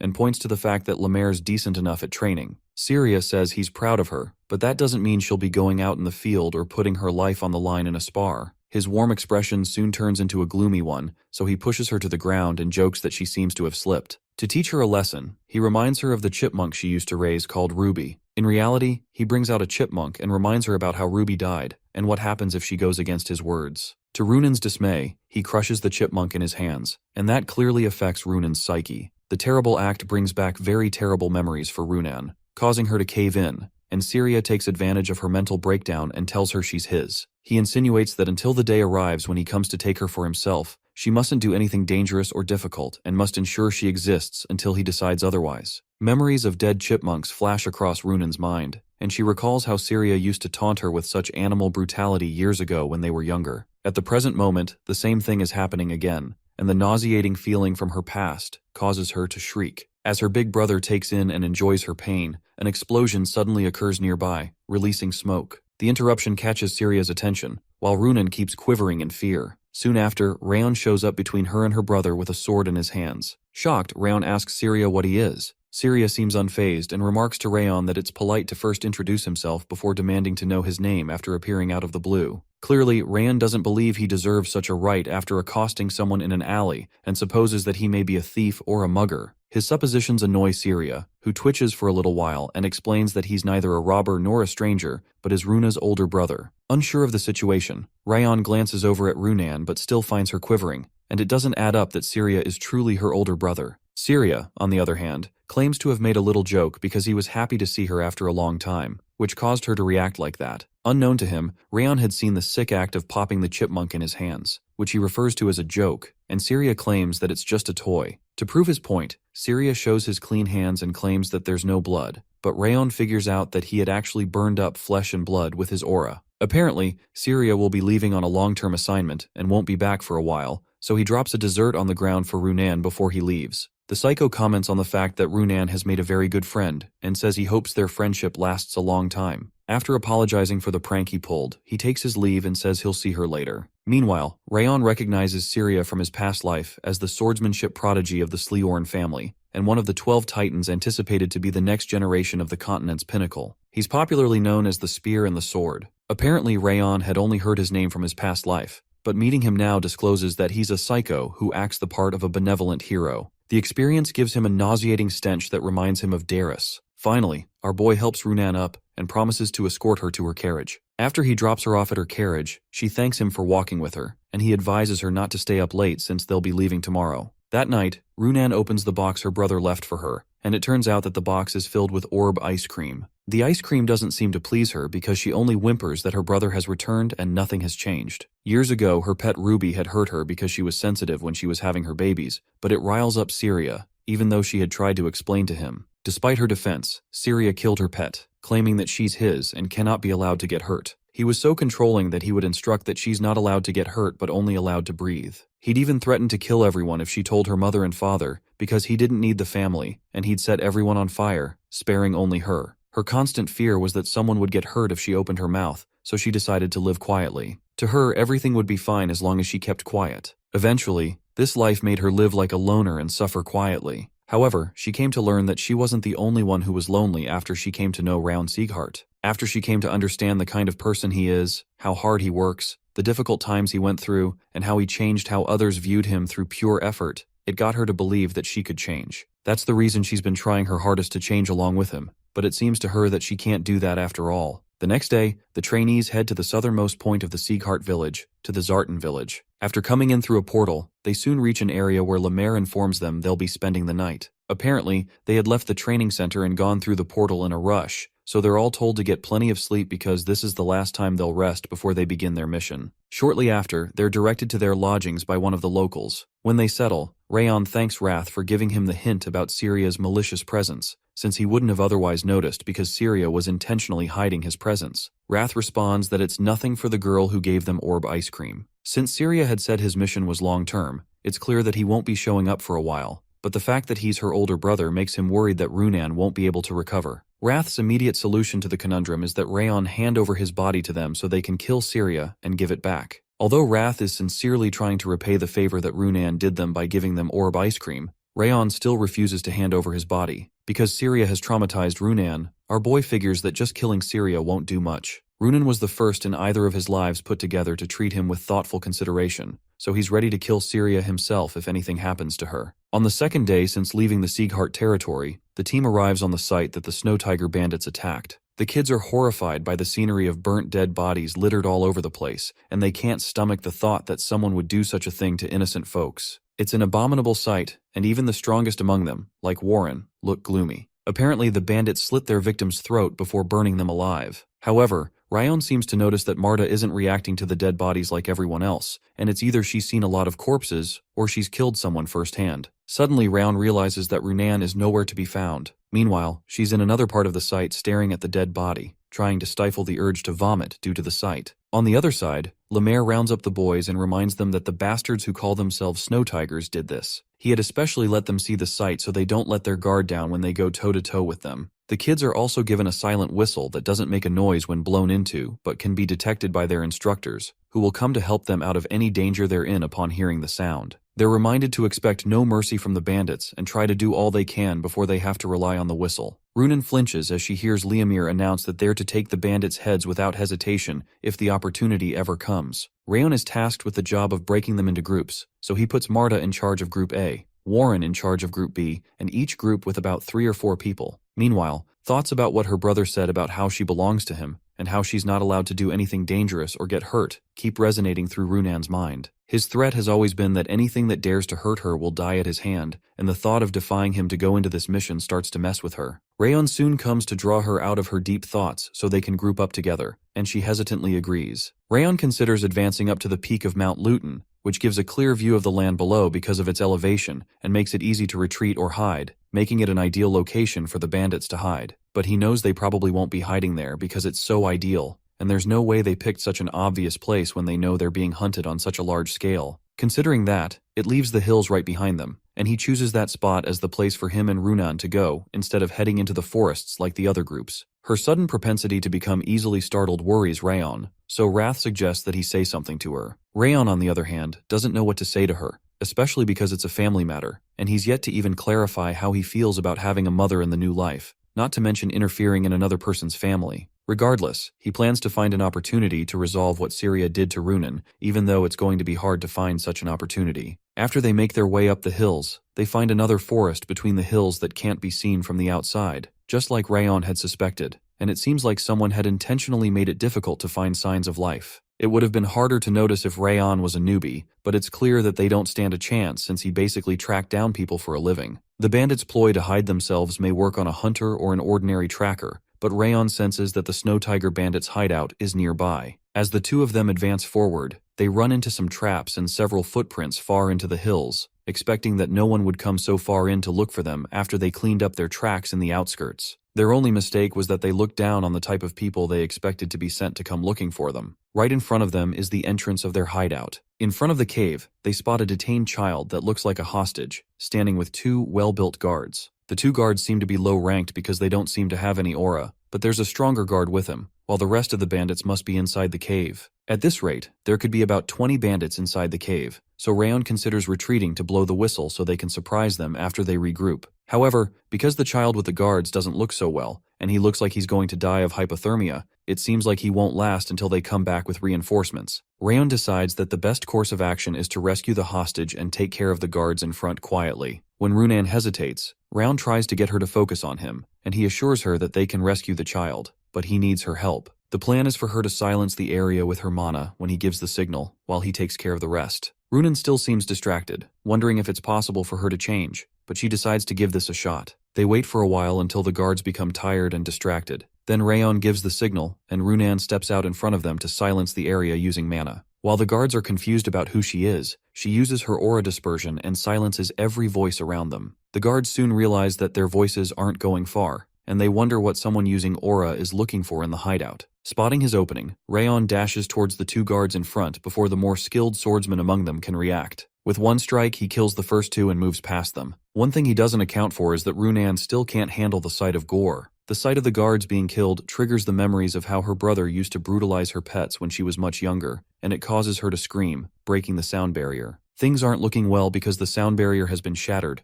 Runan is basically a broccoli, still horrified from the sight, and they're about to be discovered. In a split second, the swordsman goes for Runan's head, clearly because she looks like the weaker one, and Rayon is left to fight on his own. Before he can reach her, Rayon manages to reach him and push him to the ground. He threatens to pluck out a bone every time he speaks out of turn, and demands that he answers the questions he asks him. Suddenly, Rayon notices the sound barrier is back up, and he glances back at Runan, who is still trembling with fear, and he's proud that she's able to stick to the mission, even though she was struck by crippling fear. As Runan rescues the little boy, Rayon confirms that they're indeed the Snow Tiger Bandit and learns there are about 39 of them, with a few others deep in the forest. True to his suspicions, he also learns that they have one other hostage inside the cave. The little boy they rescued suddenly reveals that the other hostage in the cave is his little sister, and he begs them to save her. Touched with compassion, Runan promises him they'll save his sister. Meanwhile, Rayon doesn't think it's wise to make such big promises when they're clearly outnumbered. When Runan suggests they call for backup,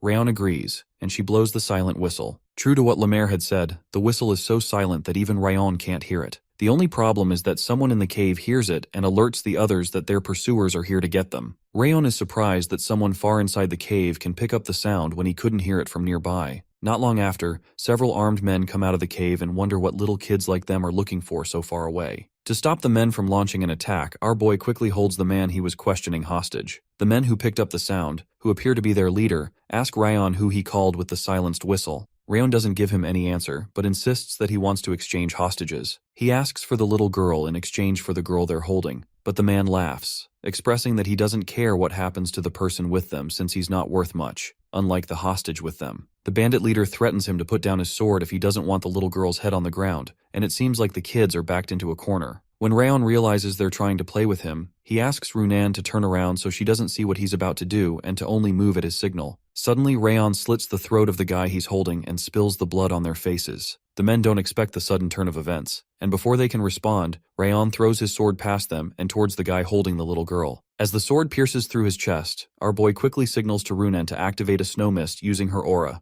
As Runan quickly creates the mist, a snow-filled mist covers up the entire area and obscures their field of vision. As the men scurry around to see through the mist, Rayon quickly finds the little girl and carries her to safety. After the mist clears shortly, the men realize that the little girl and the kids are missing. The bandits are desperate to find the little girl, so they frantically look around, with the intent to kill on sight. Meanwhile, in some other part of the hill, Rayon and Runan carry the kids to safety. The kids soon pass out due to the cold, making it hard for them to escape. Also, there's a large chance that the bad guys won't be there if they leave and will go attack another village. So Rayon decides that it's better if they deal with them right there. He asks Runan to stay back to protect the kids, but she's disturbed by the fact that he sustained a bleeding cut on his arm. As usual, he acts macho and says he'll be right back, but he feels someone holding him back by his cloth. It turns out to be Runan, who pleads that he doesn't go because it's dangerous to fight while injured. She pleads that they should wait for the instructors, who must be on their way after hearing their whistle, and Rayon realizes she's scared. He empathizes with her fear, but he explains that it's much worse to be so scared that they can't do anything. He reminds her that those bastards have committed a terrible crime, and they owe it to every victim of the village,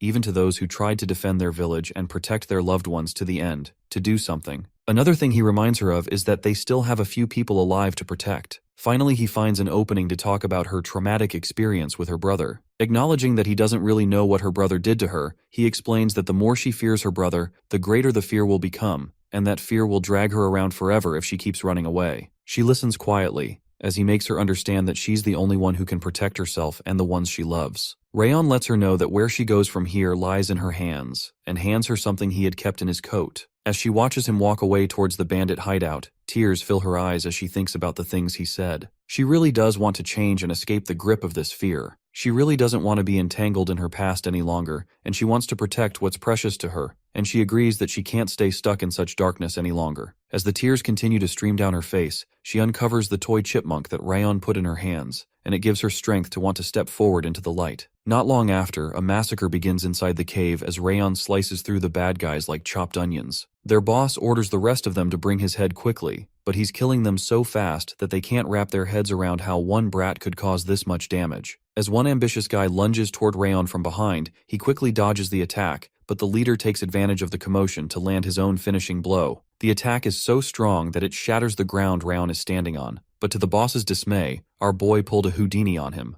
As he scurries around looking for him, Rayon appears behind him and asks if all he's going to do is look for openings to attack instead of fight head-on. With one swing of the sword, the boss's head leaves his body. The rest of the bandits are scared to death, and they can't wrap their heads around the fact that such a young boy would be able to carry such monstrous power. Rayon suggests that they surrender since their leader is kaput, but a sudden attack from behind alerts him to the fact that the white-haired guy he just took out wasn't the leader. The leader, Vakan, soon emerges, wondering why they're finding it so hard to deal with one little twerp, and wonders if they'll ever really make it into something called the North-South Alliance with such terrible skills. Vakan jokingly notices the classy air on Rayon's face and in his outfit, figuring that his family must be well off. As he lunges forward to land his attack, the man is glad that he'll be able to get enough gifts from their families since his plan is to take them as hostages too. This guy seems to carry much more power as his attack manages to push Rayon to the ground. It's clear that the true lord of the Snow Tiger bandits is a real swordsman. While the commotion is going on, another bandit announces that he's found the girl and the hostages. Outside, Runan, who is still trembling, tries to defend herself from the bandit. She's clearly not in any state to fight, so Rayon worries that he has to go help her. The switch in his attention annoys Vakan, who insists that he's not going anywhere but will stay there to play with him. It's clear that Rayon can't help Runan out without dealing with this guy first. Meanwhile, the bandit outside continues to hurl curses at Runan, especially because he can't use aura and doesn't understand it either. He insults her by saying it's obvious she's never cut down a person before, so he tries to pressure her to hand over the hostages and stop playing around. The guy is pretty serious with his threat, and he dashes toward her to draw blood. Runan figures out that she'll have to fight the foe in front of her to defend the kids. Fortunately, he's not a difficult opponent, so she assures herself that she can cut him down. As she has some positive confessions about what Rayon said, a vision of her elder brother flashes in front of her during the heat of the battle, enthralling her once more. The memory of her brother intrudes into her psyche, and although she knows she has to shake it off, she can't seem to forget how terrified she was on that day. The memory makes her doubt if she can really be like Rayon and defend what she cares about, especially when she can't even swing her sword properly in a situation like this. A strong fear grips her, and she wonders how someone like her, who's never protected anything, can possibly do something. A loud shout of her name suddenly drags her out of her mind, and she glances over her shoulder to see Rayon fighting with Vakan. He glances over at her and assures her that she can protect them. His words cause tears to pour down her eyes again, and the dark place she runs into in her mind suddenly becomes enlightened by Rayon's assuring tone. All of this happens in a split second, and she confidently turns back to her assailant, who seems to be moving at 0.5x speed. A feeling of gratitude wells up in her heart toward Rayon, who has given her courage, and she uses that courage to slice through the invasive vision of her elder brother. At that moment, the bandit inches toward her, and she slices his stomach with one swing. Inside of her, she's eternally grateful to Rayon for believing in her. Meanwhile, Vakan is surprised that his man was easily defeated by a twerp like that, and he complains that there's no decent fighter among them. Him calling Runan a twerp annoys Rayon, who responds negatively and informs him that Runan overcame her difficult past with her own 2 hands, which means she has a stronger and purer heart than anyone. He takes the chance to activate his Million Flames art, and he dashes past the man and cuts him, using a move known as the Flower Rain. After they take out their enemies, Rayon decides to check around to see if there are any more traps in the area before the instructors show up, but he runs into a rare elixir known as the Two-Tone Flower, which the bandits seem to have murdered an entire village over. Out of nowhere, someone shows up behind them and asks if the fight is already over. This mysterious new guy also seems to know about the Two-Tone Flower and about Vakan, and he cheerfully asks Rayon if he took them all out. This guy is from the North-South Alliance and is the Eternity Bandit Lord Lecter, Obviously, Rayon doesn't trust this guy and asks him what his deal is. Lecter just laughs at his boldness and guesses that his boldness must be coming from how powerful he is. Still suspicious, Rayon asks him if he's from the North-South Alliance, and Lecter affirms that. In Rayon's past life, he has heard about this Lecter guy, who is a genius swordsman who took a single sword into the North-South Alliance and became the leader of a great fortress of his own in 10 years. Unlike these Snow Tiger bandits, this guy is a real warrior. Meanwhile, Lecter quickly sizes them up and recognizes that they're descendants of a renowned house, and a direct one from one of the 6 lords. He even guesses that they're from the Ziggart house, and he recognizes that they must be trainees, since they lack the flame sword emblem. Confused about what to do next, the guy considers whether to kill the both of them. Before he does anything, Lecter releases a storm of aura. Rayon thinks he's a prick because he's showing off his killing aura, but he doesn't realize that our boys lived a life as assassins, so it has to be more than this to affect him. The fact that Rayon can withstand his killing aura amuses Lecter. Meanwhile, Rayon figures that he could kill him if he had stealthily tried to assassinate him, but there's very little chance that he could defeat him head-on with his current strength. Nonetheless, our boy doesn't feel like backing off, so he draws his blade for battle and tells his opponent to do the same. Lecter is amused and reminds Rayon that he'll die if he faces him, but Rayon agrees that it's the obvious way of the world that the weak will die. His words further amuse Lecter, who wonders what kind of kid says odd things like that. Suddenly, Rayon's determined spirit makes the guy change his mind about fighting, and he believes it'd be a shame to kill him here. When Rayon responds that a warrior doesn't choose the time or place for his death, his words further amuse Lecter, who wonders if he's been reading books of quotes and doubts if he's truly a kid. Lecter also reveals that his amusing speech isn't the only reason he's backing off today, but also because a fierce wind has been watching for a while now. What he means by a fierce wind doesn't make any sense to Rayon, but the guy soon jumps away and asks Rayon what his name is. Rayon confidently tells him his name, and Lecter says that he's eagerly awaiting the day his name sounds throughout Mount Turkin and Raviel River, then suddenly disappears out of sight. Our boy soon decides that they need to quickly take the kids and leave the premises, to which Runan agrees. Before they leave, Runan asks him if she did well out of nowhere. The question comes as a surprise to Rayon, who cheerfully tells her that she was the best. For the first time in a long time, Runan smiles. They soon return to the camp with the head of the Snow Tiger bandit leader, which made Warren and Marta outraged that they'd fallen behind again and missed out on the action. But Liamir tries to reassure them that it was a team effort. Liamir tries to tell the kids about his own first mission to distract them, and this triggered Wrath, who is always cocky, to narrate how he also froze an entire palace solid in his first battle, which is far greater than what Liamir achieved. The Slorn house later agreed to take in the children that were rescued since they're now orphans, and it seems to have been influenced by a liking that Runan took to the kids. After they all returned home, Runan and Rayon were summoned by Lord Glenn, who gave them both a bronze medallion in recognition of their role in the mission. The Lord even praises them, which surprises Rayon, and goes as far as allowing Rayon to keep the two-tone flower that he got in the battle to himself. After that, it seems like everything went smoothly. The only odd part is when Rayon gets home and finds Dorian coming out of the annex. When he asks what he's looking for, Dorian informs him that Lady Sylvia had asked him to come over after the mission, to give a summary of what had happened during the mission. That doesn't sit well with Rayon because he clearly doesn't want his mother to know he had murdered several people just that day. Meanwhile, he finds out that Dorian, who is always as imperceptive as ever, told her every little detail of what happened. When he steps in, he's met by Helen and his frantic mother, so he begins to stammer to defend himself before they say anything, because he's certain that he won't hear the last of it if his mother knows that he went out and killed the bandits on his own. Before he can even explain anything, Sylvia just asks him to hug her and assures him that he did so well. Her response surprises him, and Sylvia can tell that he thinks he's going to get into trouble from the expression on his face. She tells him about how the founder of the Ziggharts raised his blade to defend the weak, and the Ziggharts continued to protect the weak after that. Apparently, Sylvia's goal used to be to become a swordsman with the mindset of the original Ziggharts, so she explains that she would never scold him for risking his life to rescue hostages. Much to Rayon's surprise, the two ladies express how proud they were after hearing the story, and Helen even announces that she'll brag about it in the main house. Their response still doesn't make any sense to Rayon, and he just sums it all up to the complications of human emotion. Regardless, he plans to tear Dorian a new one for his loud mouth. Meanwhile, at Runan's home, she plays with the doll that Rayon had given her on the battlefield,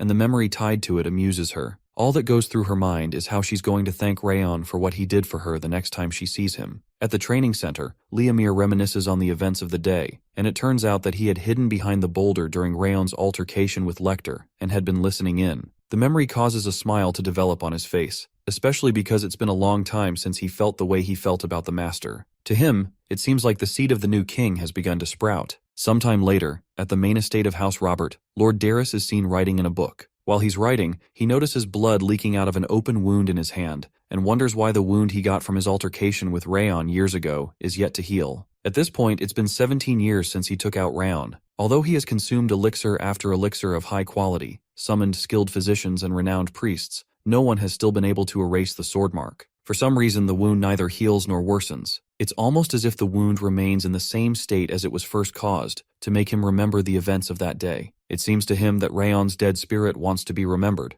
but Daryus refuses to dwell on the past. In other news, it's only a short time until Daryus's life desire becomes realized. Meanwhile, the system notifies Rayon that a strand of the curse of bitter frost has disappeared, and his million flames technique has reached 3 stars, as well as his chill of bitter frost quality. The sense of the snowflower he received during a wager with Wrath has also increased to 3 stars, as has his fire resistance, and he's reached sword expert, even though it's just the beginner level. Some other things that have increased include the speed of his aura usage, all skill stats, his sword arts proficiency, and his walk technique proficiency. It gladdens his heart that he's finally reached the level of expert in his swordsmanship, even though it's at the beginner level. Wrath decides to spoil his show as usual by claiming even swordmasters are mere bugs to him, which is far greater than the lesser sword expert he's achieved. Rayon retorts that it's rare for a 15-year-old to reach expert level, even in the entire continent, but Wrath continues his bad-mouthing about how weakness is considered weakness, regardless of one's age. Surprisingly, Rayon agrees with him completely, and is glad that he at least acknowledges the fact that he's growing,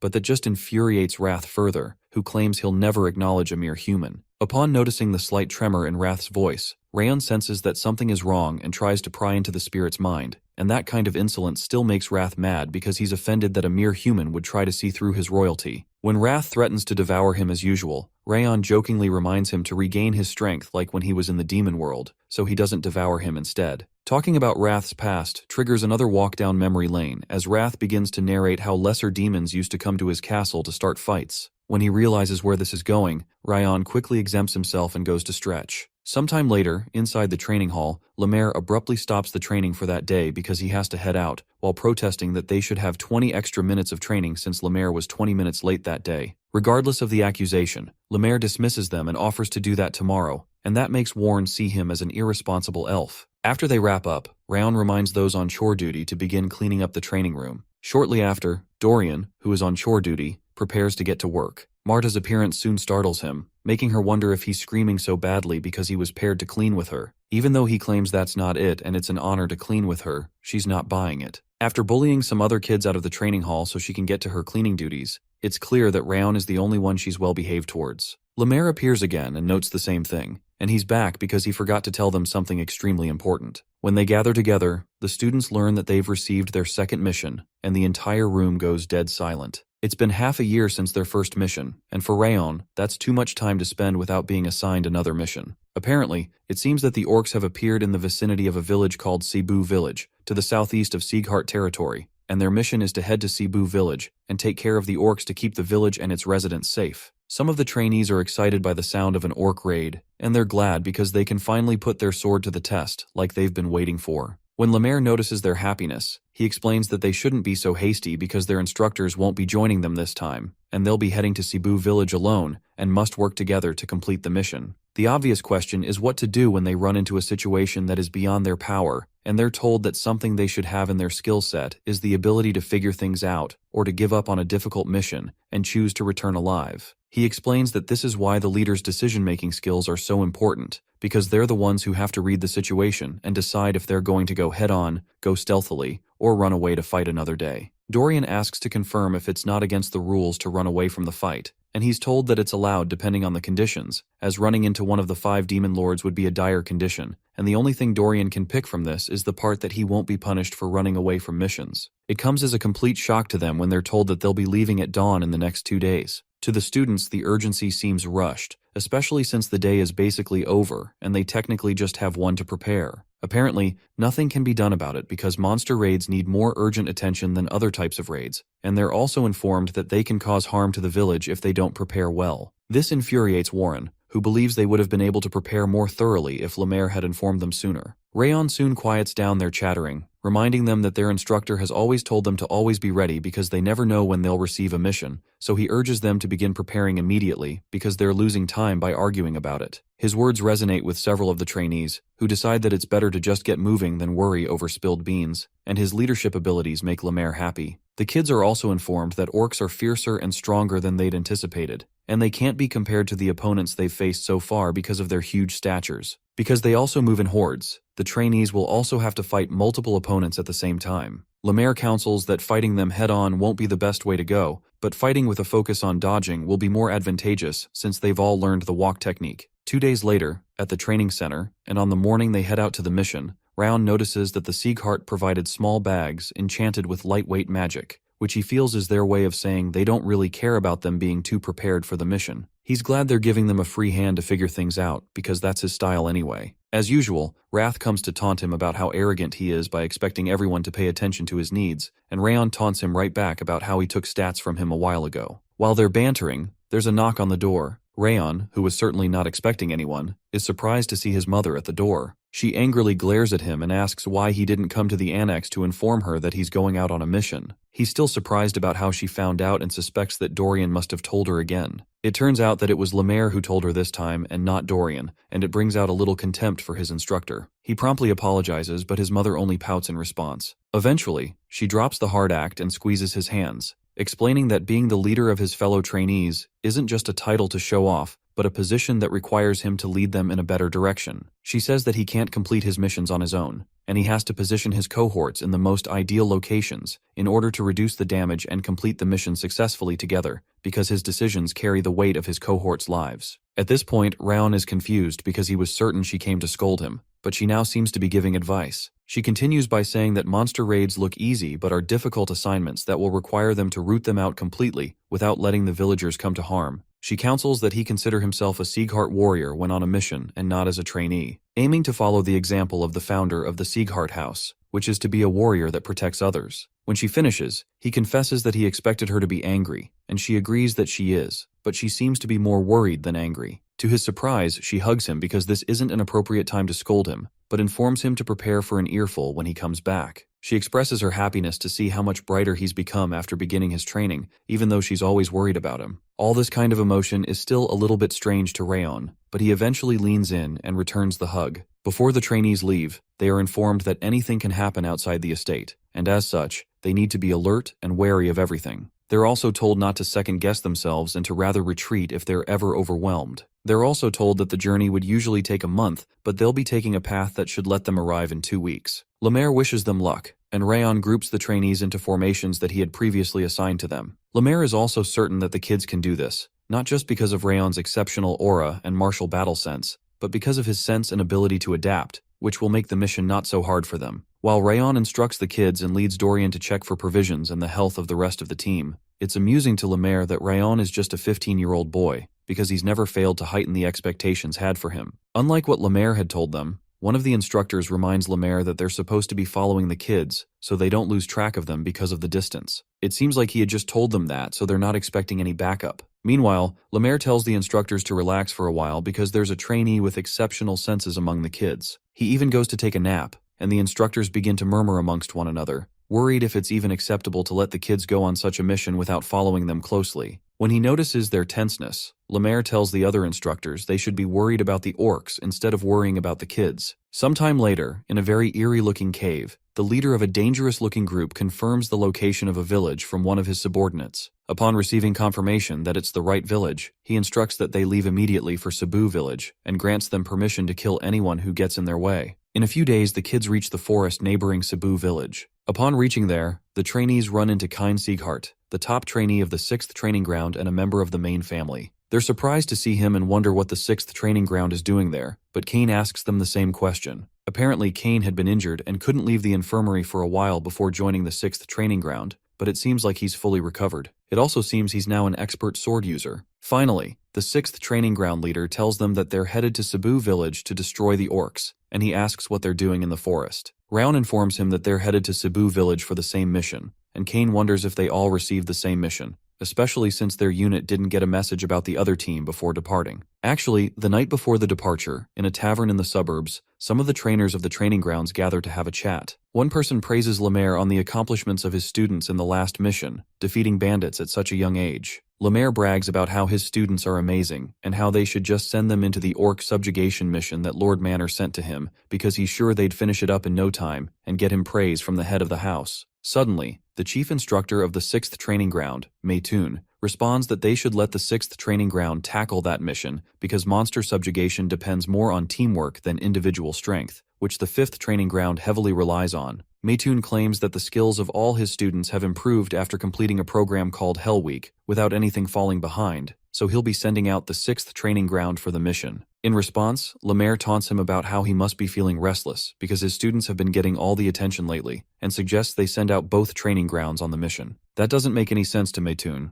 but Lemaire explains that the village can't deal with the orcs, so it's best to send both teams to kill the monsters as fast as possible. So, if they send in both training grounds, they can compete with each other to see who can finish it as fast as possible. The suggestion pleases Maid, who proceeds to get permission from Lord Manor, who had sent in the mission in the first place. Both trainers look forward to the result of the mission with anticipation. Meanwhile, at the forest, Warren cockily informs Kane that there must have been a mix-up when the missions were issued and asks them to head back because the 5th training ground doesn't need their help for this mission. That offends Kane, who feels Warren's words only depict the blatant arrogance of the 5th training ground. Kane insists that cooperation is key in missions like this, and the 6th training ground is better suited for that than they are, especially because the mission will be too tough for them since they have no experience working together. In response, Warren acknowledges the strength of the 6th training ground, but claims that they're not worthy to look down on the 5th training ground's capabilities. Rayon, who just watches them argue, realizes that the chief instructors must have known that their missions would coincide,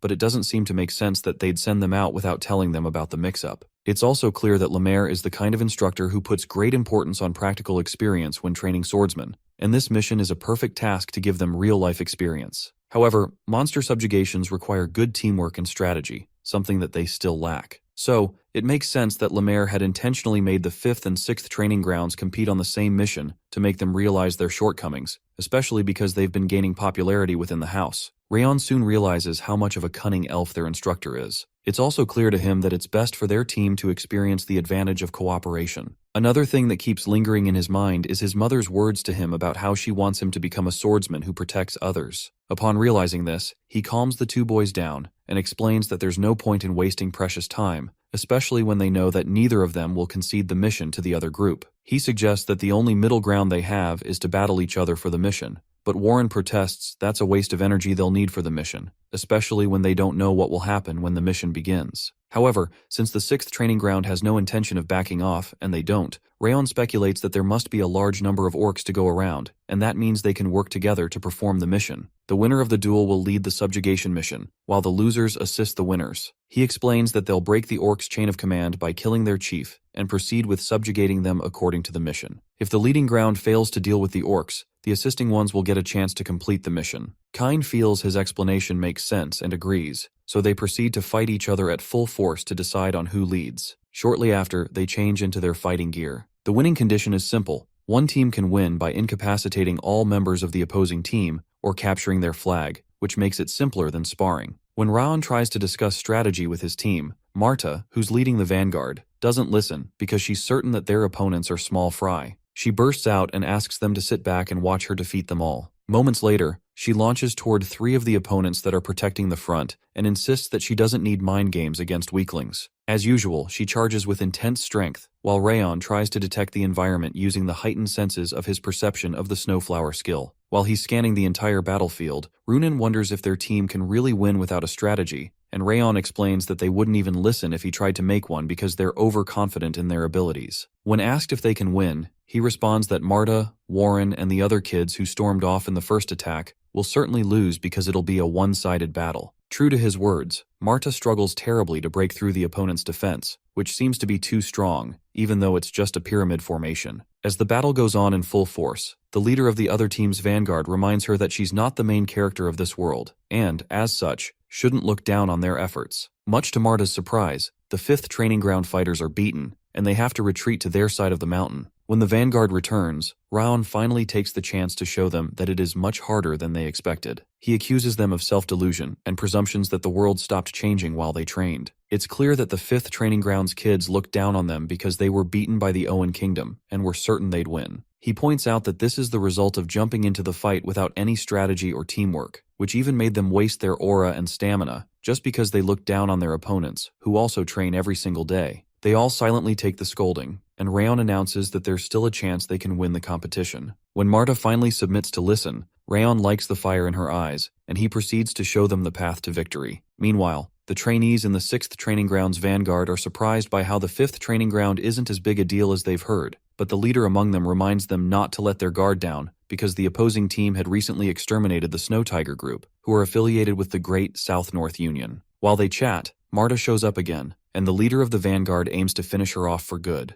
Marta, cocky as usual, assures him that he'll get hurt if he keeps running his mouth, and she charges straight for them. The other team's vanguard leader quickly directs his team to focus their aura to the front, but is soon shocked to see Marta attacking the side, which has a weak defense, instead of going toward the front. Meanwhile, Warren attacks another unit, and the other kids recognize that he's using the same posture and decide to use their previous defense strategy, only for Warren to corner them and knock them to the ground. The leaders of both vanguards in the 6th Training Ground are surprised by the sudden change in fighting style, which is opposite to what was used before. At the spot where Marta is attacking, she starts to gain the upper hand, and she realizes that Rayon was right after all. Just moments before, Rayon had asked them if they knew why they lost, even though they were more powerful overall and had more skilled individuals. They soon realize that they have no strategy, unlike the 6th Training Ground, who strategized before the match to deal with every single one of them by analyzing their combat potential, leading to their loss against a weaker opponent. Daryus becomes worried that they'll lose again, and he's met with intense scolding by Marta, who tells him to shut his mouth because he shouldn't talk about defeat so easily. The truth is that some of them are already defeated, and the ones who aren't have lost a lot of stamina and aura, putting them on the disadvantaged side. However, Rayon soon discloses his own strategy. Apparently, Ziggart has highly developed vision and senses, and that's why he managed to figure out where Marta and Warren were heading and dispatch the trainees who could counter them to fight. Because Marta's attacks were simple despite her high strength, Kane dispatched swordsmen who could withstand her attacks to use up her aura. Also, since Warren's swordsmanship is quite straightforward, Kane dispatched swordsmen who could withstand his swings, making it hard for him to respond. The only way they can win against them seems to be swapping opponents, but since Marta and Warren won't accept that, Rayon decides that they have to change the way they attack. When Marta seems confused, Rayon explains that the group facing her has a sturdy sword formation, but isn't good enough at moving their aura around, which should create an opening that she can break through to attack if she opens her senses. Warren's swordsmanship is straightforward and weak against opponents who solely rely on their instincts. The only good part about such people is that they're prone to deception, so setting aside his usual style of fighting to deceive them will create an opening. Hearing him give his observations makes Marta and Warren wonder if he was watching their fights, since they know he was sitting here the whole time. Rayon acknowledges Kane's advanced senses but declares that his own are much better. In the present time, Rayon can sense that everyone on his team is doing well, and it doesn't look like they're going to lose. While he's alone, Kane appears from behind him, and it looks like they're the last parts to seal up the duel. Although the tide of the battle has changed, Kane was unable to find Rayon, and the only thing he could do was come to the location of the flag. Kane also easily figures out that the tide of the battle has changed because it seems that Rayon gave out some instructions to them, but he declares that he's going to end the battle there. He also knows about Rayon's fire attribute, but when he triggers his own fire attribute, Rayon is surprised because he didn't know Kane also uses the same attribute. After he does that, Kane boldly declares that his aura is the highest grade among the fire attributes, a quantity that surpasses most of the regular swordsmen, which Rayon can't win against. Meanwhile, Rayon also triggers his own fire aura and retorts that people in this house talk too much before a fight. Both leaders face each other squarely to get started on their own duel. Before they begin, Rayon promises to show Kane how his flame will devour his. In the twinkle of an eye, our boy dashes toward Kane at a ridiculous speed, surprising Kane with his speed and flame intensity. Although Kane is certain that Rayon's aura isn't as good as his own, he errs on the side of caution and jumps backward to avoid Rayon's strike, because he has heard that his flames were able to defeat Rayon and even the Prince of Owen. However, he's quite certain that he's more powerful, so he goes back in to fight fire with fire in a head-on attack. As both of their swords clash, a bright golden flame bursts out of Rayon's sword and encircles Kane, much to his surprise. He soon realizes there's trouble when the golden flames tear his face, and it doesn't make any sense to him that his flames are being devoured. To Kane, this shouldn't even be possible, but Rayon, who doesn't care for his whimpering, goes in further for a stronger attack to take him out. Kine manages to block the attack, but the impact of the aura is so strong that it results in a huge explosion on the field. After the smoke clears, Kane is seen on the ground while Rayon towers over him, sword in hand. When the other members of the team return, they're surprised to find Kane in their camp, and Rayon explains that he's here because he had planned to attack him since that's the easiest way to reverse the tide of the battle. They're surprised that Rayon was able to predict Kane's arrival, as well as the tips that he gave them that allowed them to win their individual battles, which they would have lost if they had done otherwise. Even Marta agrees that they won because of his instructions, and she would have stopped following his orders if they were bad. Once again,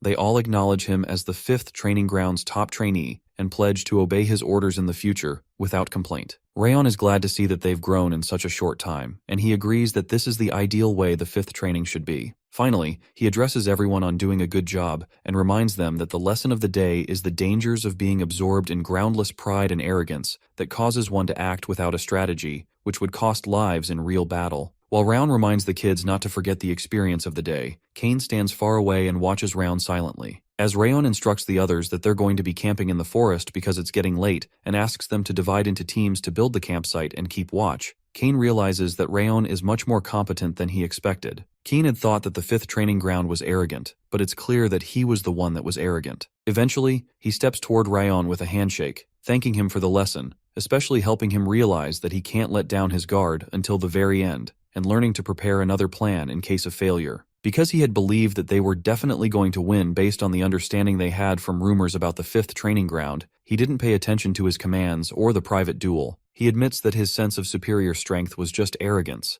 and he's learned a lot. His words bring a smile to Rayon's face, especially because it seems Kane has more decent character compared to other members of the main family he's met so far. The two of them soon shake hands, and Kane promises to support the 5th training ground as promised. Some days later, about 2 weeks after they left their respective training centers, the trainees finally reach Cebu Village. Cebu Village is a small village where a small number of residents make their living by farming without any special products or tourist spots. This mission isn't anything special and is periodically carried out because monsters come to the village from time to time. But for some reason, Rayon seems to be sensing an eerie gaze behind them for some time now. It doesn't feel like an instructor secretly following them, but it feels like a frightening sensation, like they're trying to analyze their strengths. He decides that the best move will be to watch the situation unfold while deceiving their secret opponent, since it has come to this. Suddenly, Rayon asks Warren to act as the top trainee and issues orders to the team on this mission. The odd request confuses Warren, and Rayon explains that he would like the others to play integral parts of the new mission because only he and Runan got to fight the bandits in the Snow Tiger mission. To leverage his pride, he reminds him about how he had said he would stand ahead of him on the first day of their official training and asks him to prove his words, so Warren agrees to show how much he's improved since the last time. Shortly after, they announce to everyone else that Warren is the new leader. Marta doesn't seem so eager, so Rayon informs her that he'll explain why he's doing this later, but he asks her to follow Warren's orders in the meantime. Oddly, she says he doesn't need to make a special request for her to follow since she had promised to follow him as long as there are results. When he's alone, Rayon confirms that Wrath also senses the people that are watching them secretly. As usual, Wrath taunts him by saying he'd have asked him to commit seppuku if he didn't notice the people after consuming his trait. Rayon asks him for the number of the intruders as well as their location, and Wrath refuses to tell him the person's location, but Rayon figures out that it's just one person from listening to him. Wrath is shocked that he could pick that out, and he doesn't realize that he had mistakenly used the pronoun his while talking. When Wrath realizes he's been played, he starts to curse and rant. To Rayon, this still doesn't guarantee that there's just one person, because the one person observing them could have many companions with him, and the eerie feeling doesn't allow him to settle down. For some reason, he gets the feeling that this mission won't be easy. Meanwhile, the spy from the sect that had been watching the team goes to report to his boss that he saw kids from Ziggart House, although his boss doesn't think they're a big deal since they're related to one of the 6 lords. The scout explains that they seem to be trainees instead of regular swordsmen, and they're probably on their second mission considering the fact that their instructors are not nearby. He also claims that he was undetected, and his boss agrees that there's no way the mere trainees would detect him. He also wonders why House Ziggart would dispatch trainees after they had taken care of some of the orcs, and his boss figures that the villagers must have signaled for reinforcement after some orcs came again, especially because they've wasted too much time in finding the magic stone they came here to look for. Apparently, this secret sect came here to search the entire mountain for a magic stone, and since they haven't found it, the only place left to check seems to be the village. When the scout asks whether to attack the village right away, his boss tells him to hold on for a while, Although the scout feels this is the perfect opportunity to slay the new Ziggart sprouts, his boss feels killing them is an easy task,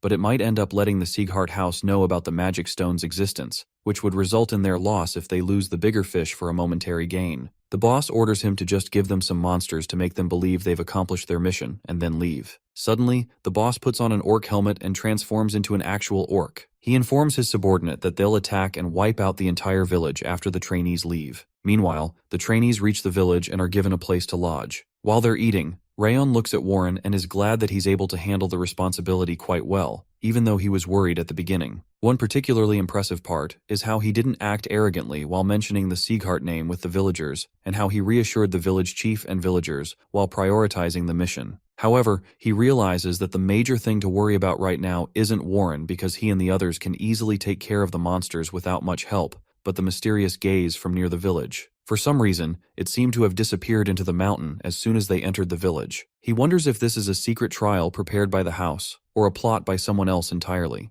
Regardless, he'd have to wait until the next day to find out. Earlier that day, the group found a different footprint in the mountains that hints that there are monsters there. The village chief explains that monsters usually appear at this time of the year, but their numbers have increased 3 times this year, and are too much for them to deal with. Apparently, they've seen at least 100 of them, and there should be even more than 200 of them that haven't shown up yet. Because the kids aren't accustomed to the layout of the mountains, the chief promises to prepare the fastest man in the village to guide them into the mountain before they leave the next morning. The next morning, a guy named Kanbar, the Cebu mountain guide, leads the trainees into the mountains. For some reason, he doesn't seem to be enjoying his time helping the Ziggart extermination squad like the chief asked him to do. Rayon notices his uneasiness and assures him that they'll ensure he returns without the slightest injury. Meanwhile, Warren informs the others that orcs are stronger overall than the other monsters, but goblins and kobolds use dirty tricks like poison. Because of this, they can't let their guard down, because even a small injury from those monsters can lead to their demise. Warren also leads the 6th training ground to form a barrier so they can take out the monsters that slip out, and Keen promptly obeys. They soon begin the extermination and rush in to show the monsters the power of Ziggart. As they rush onwards with a shout, Wrath rants about how their trainees are a bunch of idiots because they just shouted to reveal their location after preparing a surprise attack the whole time. Rayon, on the other hand, feels like they're trying to get rid of the tension of their first battle by shouting together, so it's understandable. Wrath doesn't know why Rayon is speaking from a sage perspective, especially when this should also be his first monster extermination mission, but he doesn't seem to be nervous at all. To him, Rayon looks like a seasoned warrior who has experienced hundreds of battles. Shortly after that, the trainees run into several orcs and the killing begins. As Marta is about to charge head-on, Warren reminds them to take care of the goblins and kobolds first, and attack the orcs afterward. Somehow, 2 orcs manage to breach the circle that the 6th training group formed, and they head towards Rayon and Kanbar, who is scared as heck. As he cries that he shouldn't have come out with them, Rayon calmly dashes past the first orc and slices its neck before it can tell. While the other one is spilling his green blood, he dashes past the second orc before it can raise its blade and slits its throat too. The 2 orc corpses soon collide by their sides, while a frantic Kanbar, who had also collapsed, wonders what suddenly happened to them. Luckily, Kanbar doesn't hurt at all, which gladdens Rayon. Suddenly, Rayon asks him if there's anything like an ancient legend concerning the mountain, probably about an amazing treasure or monster. Kanbar confirms that there is one legend from a few hundred years ago that says the king of goblins from the west fought against the Night Order on this mountain. According to the story, the Goblin King's ring is still buried on the mountain. That piece of information startles Rayon and finally helps him understand the eerie gaze he'd felt yesterday, and he's still feeling right now. It's connected to a sect called Eden. They are one of the pillars of the continent's darkness, the 5 demons. They are a group of lunatics that compete for first in terms of madness. Eden's goal is restoration, and they believe that the era when the monsters ruled the world 1,000 years ago was paradise, so they are trying to revive the monster god, hoping to return to that period of time. If that was all they had, they would have been exterminated as a simple band of lunatics. However, the sect can control monsters like tamers. They can also use the abilities of monsters with their human bodies, and their powerful might is a threat even to Ziggart. Their strange power is a secret that even the prestigious houses on the continent don't know about. However, Rayon knows about that method because of the time he spent with Daryus Robert. During his time as an assassin, he clashed against Eden while carrying out a mission from Daryus, and every single shadow that joined the battle with him perished, leaving him as the only survivor. The odd thing was that Daryus knew from the beginning that Eden used magic stones, and it's strange that despite being one of the 6 lords, he doesn't disclose that fact to the other lords of the houses. When Wrath senses a deep sense of wrath suddenly surge inside Rayon, he appears again and asks him what he's thinking, calling him a bastard as usual. Rayon soon realizes that his emotions have become unsettled again because he was thinking about Daryus, so he decides to calm down and focus on what's right in front of him, Eden. According to Kanbar's story, Eden's objective is most likely to find the Goblin King's magic stone, which was left behind after the Goblin King died in the forest hundreds of years ago. They're after the magic stone because it contains a huge amount of mana. If they're truly dealing with Eden, he realizes they must have dispatched the monsters to make them believe that they've succeeded in their mission, to make them leave so they don't pose a hindrance to their search for the magic stone. Meanwhile, on the battlefield, Warren spots a huge orc that he believes to be the boss, so he proceeds to finish him with one strike. Unexpectedly, Marta stubbornly destroys the monster before he does. Realizing that the boss is dead, Warren signals to the others to clear out the rest of the small fries, which excites the team. On the other side, Rayon asks Kanbar if a gem or a treasure ever appeared on the mountain after the Goblin King's death. So, Kanbar tells him about an event that occurred when he was a child, when the village chief went to the mountain one day and mined a red gem from the summit. When Rayon probes further to know the location of the gem, Kanbar says that people don't know about it, but he's fairly certain that it's buried under the floor of the village chief's home. Oddly, the village became warmer after the gem was brought in. That information scares Rayon because the situation seems to be far more serious than he thought. If Eden doesn't manage to find the magic stone after searching the mountain, Cebu village will be completely destroyed. On the battlefield, the trainees clear out all the orcs and complete their extermination assignment. After they're done, the chief thanks them for helping out their village, and commends that their skills are befitting of the name of Ziggart. Meanwhile, Rayon watches the proceedings silently. Suddenly, Marta asks him if this is the goal he wanted to achieve, declaring that she still doesn't know why he switched roles with Warren. He informs her that he's not certain, but will inform her when the time is right. Regardless, she promises to follow his instructions until the end of the mission. Shortly after, Runan finds him on his own, and she suspects that he's worried about something because he doesn't look like he's in a good mood. He tries to cover it up and suggests that they should head to the banquet the village chief is throwing. What's actually on his mind is how Eden won't take action until they leave the village, and will send monsters right after they leave. The next day, outside Cebu village, the trainees take their leave, and Warren reminisces over the great things that had happened on the mission. So far, they were able to exterminate all the monsters on Cebu Mountain with no fatalities, and only a few people ending up with small injuries. To him, they were able to achieve their first mission perfectly, and that must be why Rayon isn't asking him to give the commander position back. There was no gap at all in his commands. He's still not certain what Rayon is trying to confirm, but he's glad that he now recognizes that his command is now as good as Rayon's. Warren proudly leads the trainees onward, but while on the way, Rayon senses something odd, so he asks everyone to stop. The trainees start to murmur about how it's too early to camp, and they wonder what's going on. Suddenly, Rayon announces to them that the real mission begins now. This comes as a surprise to Warren and Keen because it doesn't make any sense, since they've exterminated the orcs and even cleaned up the aftermath. Rayon explains to them that their mission is to exterminate the monsters and protect the village, and even though they've done the first part, someone was observing them until a moment ago. Apparently, they were observing them until an hour ago, when they disappeared. They could brush it off as an instructor, but they had an aura of hostility around them, and it was not something that could come from an instructor. He recounts that he noticed the presence before they arrived at the village, and it disappeared toward the village once they got away from it by half a day. It comes as a surprise to Warren and Marta that they were being watched before they arrived at the village, and Rayon spells it out that it was precisely from the moment they reached the hill near the village. They quickly figure out that the reason he gave the commander position to Warren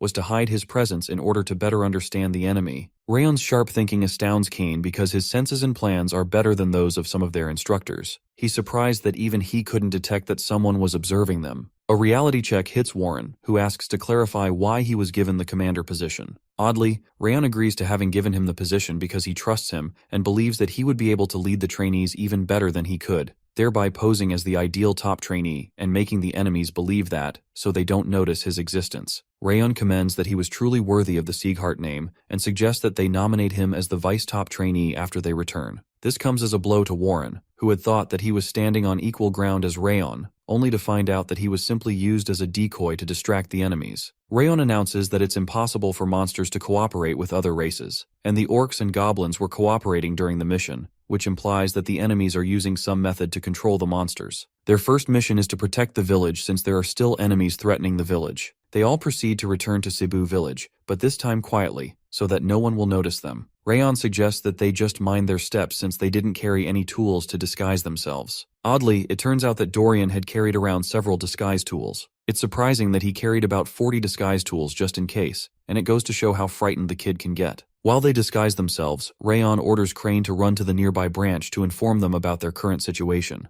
Before they leave, Rayon reminds the trainees to obey his orders unconditionally from that moment onwards without refusing anything. 5 hours later, near Cebu Mountain, at Eden's temporary hideout, the scout reports that the trainees have left the village, and they decide to begin the plan called Restoration. The boss transforms into a huge orc after putting on his helmet again, and several other orcs show up by his side. He instructs them to wipe out all the villagers, not let a single one of them live. The orcs rush down the mountain and onto the village, while Rayon and Warren watch them from above. Warren is surprised that there are more orcs, as Rayon had said, and he passionately plans to finish them all off this time. Before he can act, Rayon reminds him that it's not time to act yet because someone is watching them, and he knows it's a human being, but the enemy's actual identity is yet to be revealed. The staggering number of orcs and their weapons unsettle Warren, though, and he becomes worried that there will be great casualties in the village if they don't act now. Meanwhile, Rayon explains that they'll be annihilated and end up defeated if they act too early. Warren still tries to do something because of the sheer number of orcs, but Rayon insists that it's not yet time. Our boy soon informs the others that they need to be more careful since they're up against Eden. Luckily, the others seem to recognize the 5-demon sect known as Eden. Although Rayon isn't still sure if they're really up against Eden, he knows that the ability to control monsters could either mean that folks from the Eden sect are here or a Lord-rank monster has appeared, and that's why they need to act carefully. Meanwhile, Warren acknowledges the strength of Eden and how reasonable Rayon's orders are, but he can't just accept the fact that they have to let half of the villagers die without doing anything. He challenges Rayon's plan of just hiding away while the villagers are being attacked, expressing that he had once acknowledged him as someone befitting of the Ziggart name more than him, but he just can't accept that they have to sit on their hands. To him, wielding their sword for the sake of the villagers is the way of a true swordsman of Ziggart. He soon jumps down the mountain towards the village and informs the others that they don't have to follow him anymore unless they consider themselves true swordsmen of Ziggart. As Rayon is still watching him stubbornly leave, Runan follows him. The other trainees feel Warren is right because it would be embarrassing for Ziggart to be afraid of the 5 demons, so they decide to follow after them to quickly protect the village and the villagers. Kine also leads the 6th training ground after them to help the 5th training ground and attack Eden's demons. After they leave, a few other trainees remain with Rayon. The truth is that Rayon had expected this to happen, judging from what he's seen so far. Because he knows they won't be able to stay quiet in the face of injustice, he had sent an aura message to Runan in advance, telling her to follow them. The only good part is that Warren and Keen are there, so the trainees should be able to last for a while against Eden. The only part that Rayon didn't expect is that Marta would wait behind because she's always the first to head out in such situations. When he asks her, she reminds him that she had promised to fully follow his instructions. Her words bring a smile across his face, and he informs the rest of them that they'll also be going into the village. However, they're going to be hiding their presence as much as possible, especially because Eden would have additional troops that won't be joining the battle on the front lines. For some reason, Rayon can sense a strong bloodlust in the middle of the mountain that's not heading towards the village. The other trainees can deal with the other enemies, but it will end badly if they have a frontal clash with this mysterious enemy. Meanwhile, on the battlefield, Warren leads the others not to take the orcs head-on, but to deflect their attacks first and respond with a counterattack. He also suggests that 2 people attack at once if it's difficult for one person to do so. Their plan is to stop the orcs right there before they reach the village. He soon notices that these monsters are a lot more ferocious and powerful than the orcs they fought the day before, but protecting the village won't be difficult if this is all they have. The only issue is that, knowing Eden, this cannot be all they have, and that makes him wonder if Rayon was right after all. To counter anything hidden and unexpected, he tells the others to watch out for hidden attacks from above and the bushes where they can hide.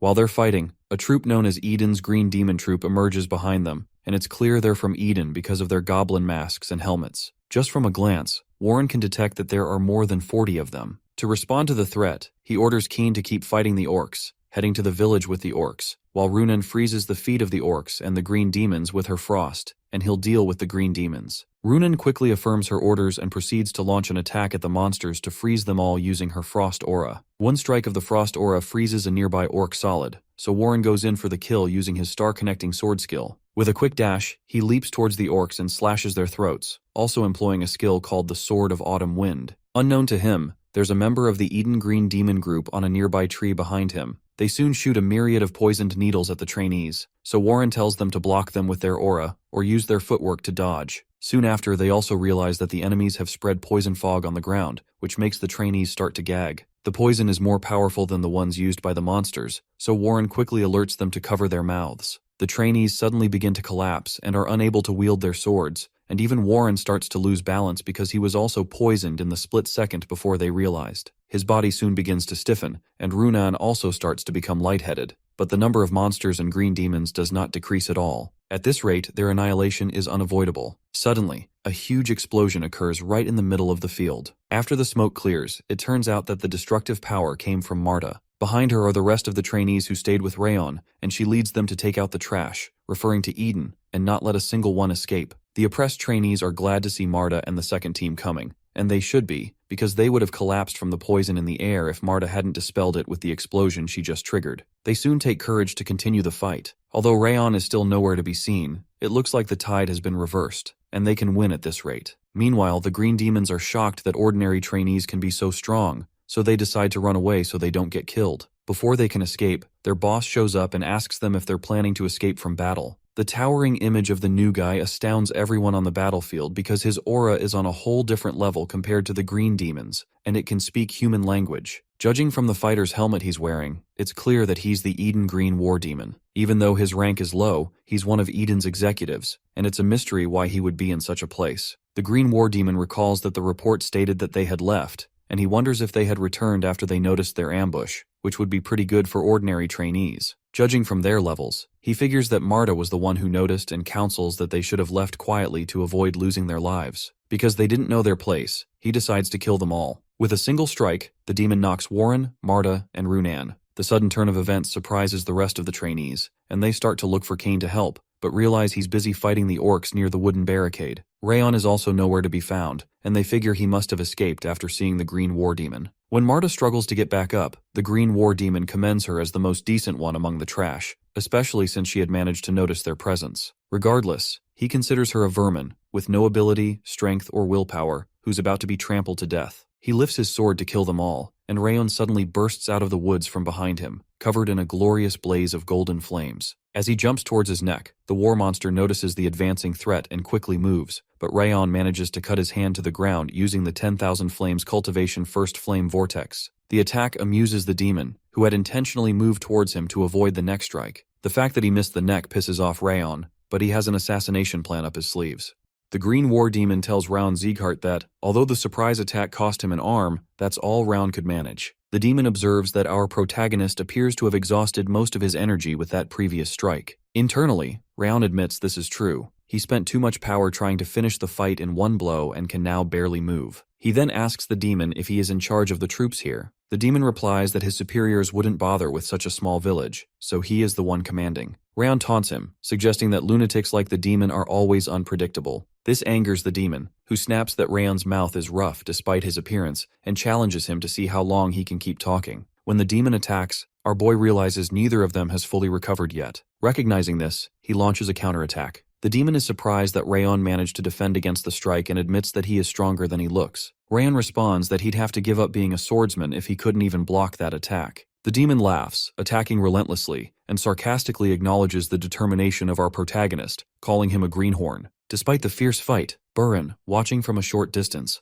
wonders what is happening. He sees Rayon battling the Green War Demon head-to-head, the same foe who defeated them all in a single blow. Moreover, our hero is wielding the star-connecting sword just as Burin did before. Burin realizes he thought he would catch up to Rayon, but our boy has already surpassed the level of a trainee. Martha arrives, remarking that this is Rayon's true strength and what he previously showed was merely the tip of the iceberg. She notes that being evenly matched isn't enough, as he hasn't had time to recover his aura or energy since the surprise attack. Martha looks worried, questioning whether Rayon can defeat the Green War Demon with so little stamina left. Suddenly Runan appears, suggesting they should help. Martha, incredulous, points out that she herself is struggling and that Runan is even weaker. Still, Runan remains unfazed, and Martha is surprised by her calmness. Burin, feeling embarrassed for hesitating, decides to join the fight as well. Martha questions whether he's forgotten the demon's earlier attack, doubting that the three of them can turn the tide. Nevertheless, Burin insists they can't abandon their companion, reminding her that they are Ziggart swordsmen. Martha relents, warning them to take responsibility if things go wrong. Together they step forward, ready to risk their lives.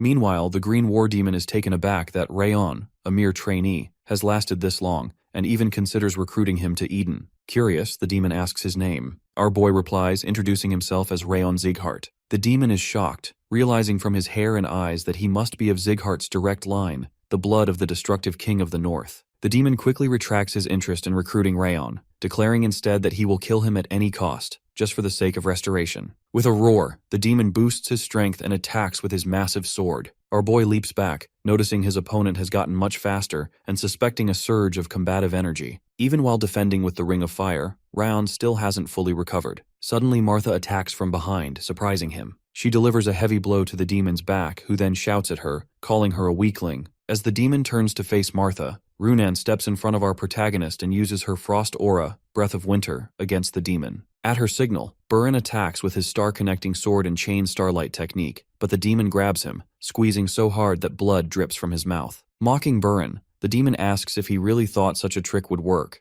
and remarks that Burin lacks the skill of the blonde over there. Burin admits it's true that defeating the demon with that move is difficult, but insists he can at least buy time. The demon, momentarily puzzled, wonders what he means. Suddenly, Martha attacks with the Titan Aura, meteor form, shouting for the demon to take this. Furious, the demon hurls Burin at Martha, knocking them both down and shouting that their resistance is pointless. However, our hero confidently asserts that their struggle isn't meaningless. He thanks his team for risking their lives to give him time to recover, promising that their efforts won't go to waste. The demon, baffled by Rayon's remaining strength, wonders who he really is. Our boy raises his sword and tells the demon to feel honored. This is the first time he's using this technique against an enemy. Though he previously thought he couldn't use it, the battle has shown him otherwise. Activating 10,000 Flames Cultivation. Winds of Blazing Dominion, Rayon's body erupts with flames that are different from those he used in the surprise attack. The demon's instincts scream danger. He realizes he must end this now. As he charges at our protagonist, Rayon meets him head-on, striking the demon with remarkable precision. Our protagonist attacks the demon and defeats him completely. The demon's body lies motionless on the ground, while our hero stands victorious nearby. His friends are stunned, barely able to believe he managed to take down the green war demon. Rayon quickly shouts, warning his subordinates that it isn't over yet, as Eden's other green demons are still around. He orders them to wipe out the remaining enemies for the sake of their domain, peace, and the village's safety. The soldiers acknowledge his command, loudly vowing to carry it out. Burin steps forward and admits Rayon was right. Without his leadership and the second group, they all would have been annihilated after engaging in battle, and even the villagers they were supposed to protect would have perished. He thanks Rayon for saving them and apologizes for going against orders, though Burin insists he would have gone to the village anyway. In his view, ignoring injustice simply due to a lack of strength is unacceptable for a Ziggart swordsman. Rayon turns away and tells Burin he did well, which is why he fought so fiercely. He reflects that if any of them hadn't been there, the outcome could have been very different. That's why our protagonist expresses his genuine gratitude, making it clear he means every word. Burin, a bit flustered, admits he doesn't quite understand what Rayon is trying to achieve, but promises to become stronger so that next time, he can fulfill his duty without Rayon's help. Next, Rayon praises Martha, acknowledging that he managed to recover thanks to her distracting the green war demon in the final moments. He thanks her for following orders. Martha, brushing off the praise, claims she'd rather die than fail to follow instructions, and heads off to help repair the village. Afterward, our swordsman wonders if the mission is finally over. Exhaustion sweeps over him as the tension leaves his body, and he finds he can barely stand. Just as he's about to collapse, Runan catches him from behind and asks if he's alright. Rayon is surprised by her presence and asks if she knew he was about to fall. She calmly replies that he looked drained, just like he did during training. Our hero sighs in relief, realizing that his teammates have been watching him just as closely as he has watched them. He thanks Runan as he rests in her lap. Suddenly, the system notifies him that he has performed beyond his limits during a life-threatening battle, and all his stats have increased by 1. He has successfully surprised and defeated an opponent stronger than himself, and now the system details his new status and rewards. Rayon figures these must be the rewards for defeating the Green War Demon. Increased stats, a new trait, and a title. Curious, he decides to check them in detail. He gets up and tells Runan to return to the village while he scouts the area for any remaining threats. Later, our protagonist sits in the woods, reviewing his stats. He notes that the 3 presents might not seem significant at first, but as he grows stronger, the stat increases will have a greater impact. Since he expects to face even tougher enemies in the future, this effect is essentially permanent. The system explains the backstab trait in detail. Rayon muses that this skill seems suited for assassination, and had he possessed it earlier, his initial attack might have ended the battle instantly. Suddenly, Wrath appears, demanding to know why the system is rewarding him so much for defeating what he calls a weakling, and questions the logic behind the system he himself created. Rayon thanks Wrath, pointing out that it's because of him he keeps growing stronger. Enraged, Wrath vows that Rayon will never have an easy death, and threatens to torment him for eternity. Our hero ignores the threats and tells him to do his worst if he can, grinning as Wrath shouts furiously. Back in the village, the students are helping to rebuild homes. One calls for more wood and wonders where the gathered debris went, as it was there just a moment ago. Meanwhile, our boy wakes from a nap, surprised that he ended up sleeping after only intending to rest briefly. As he leaves his room, he's amazed to see that the students have finished repairing the wooden barricades while he was asleep. Runan spots him and asks if he's feeling better now. He assures her that a short nap helped him recover, and she tells him they need to go somewhere because everyone is waiting. Rayon wonders who could be waiting for him, and Runan explains that it's the villagers of Cebu. Soon after, the group meets the villagers, who warmly greet their benefactors, the Ziggart swordsmen.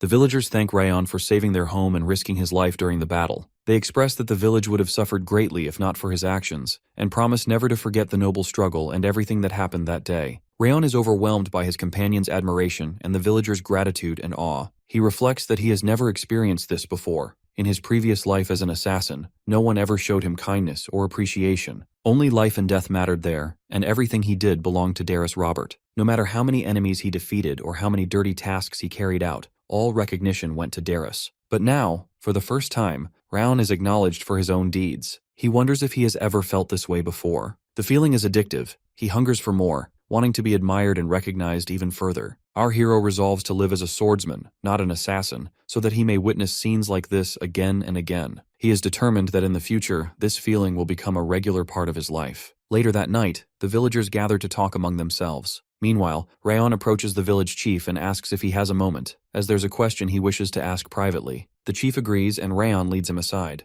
The chief wonders what's on our protagonist's mind. Rayon asks if he knows which faction controlled the orcs and orchestrated the attack on the village. The chief confirms that he does, mentioning that the blue-haired swordsman told him it was Eden, one of the 5 demons, but admits he can't understand why their small, ordinary village was targeted. Our hero then brings up something he heard from Sir Kanbar during the battle, that a red gemstone was discovered in Cebu Mountain in the past. He asks the chief if this is true. The old man confirms it, explaining that he found such a gemstone in his youth and brought it back with him. Rayon states that Eden's interest lies in that gemstone. The chief is shocked, realizing all this chaos may have been caused by it, and laments that his actions nearly brought ruin to the village. Rayon warns him that although they stopped Eden's forces this time, as long as the gemstone remains, the village will remain a target. The chief confesses he treated the stone as a guardian deity, believing it made the land fertile and the climate warmer after he buried it, but he had no idea it was a magical beacon for Eden's attacks. Worried, he asks if they should dig it up and discard it. Our boy replies that he'll take it with him. The chief is surprised, calling him their benefactor. Rayon explains that from Eden's perspective, humans are merely sacrifices for restoration,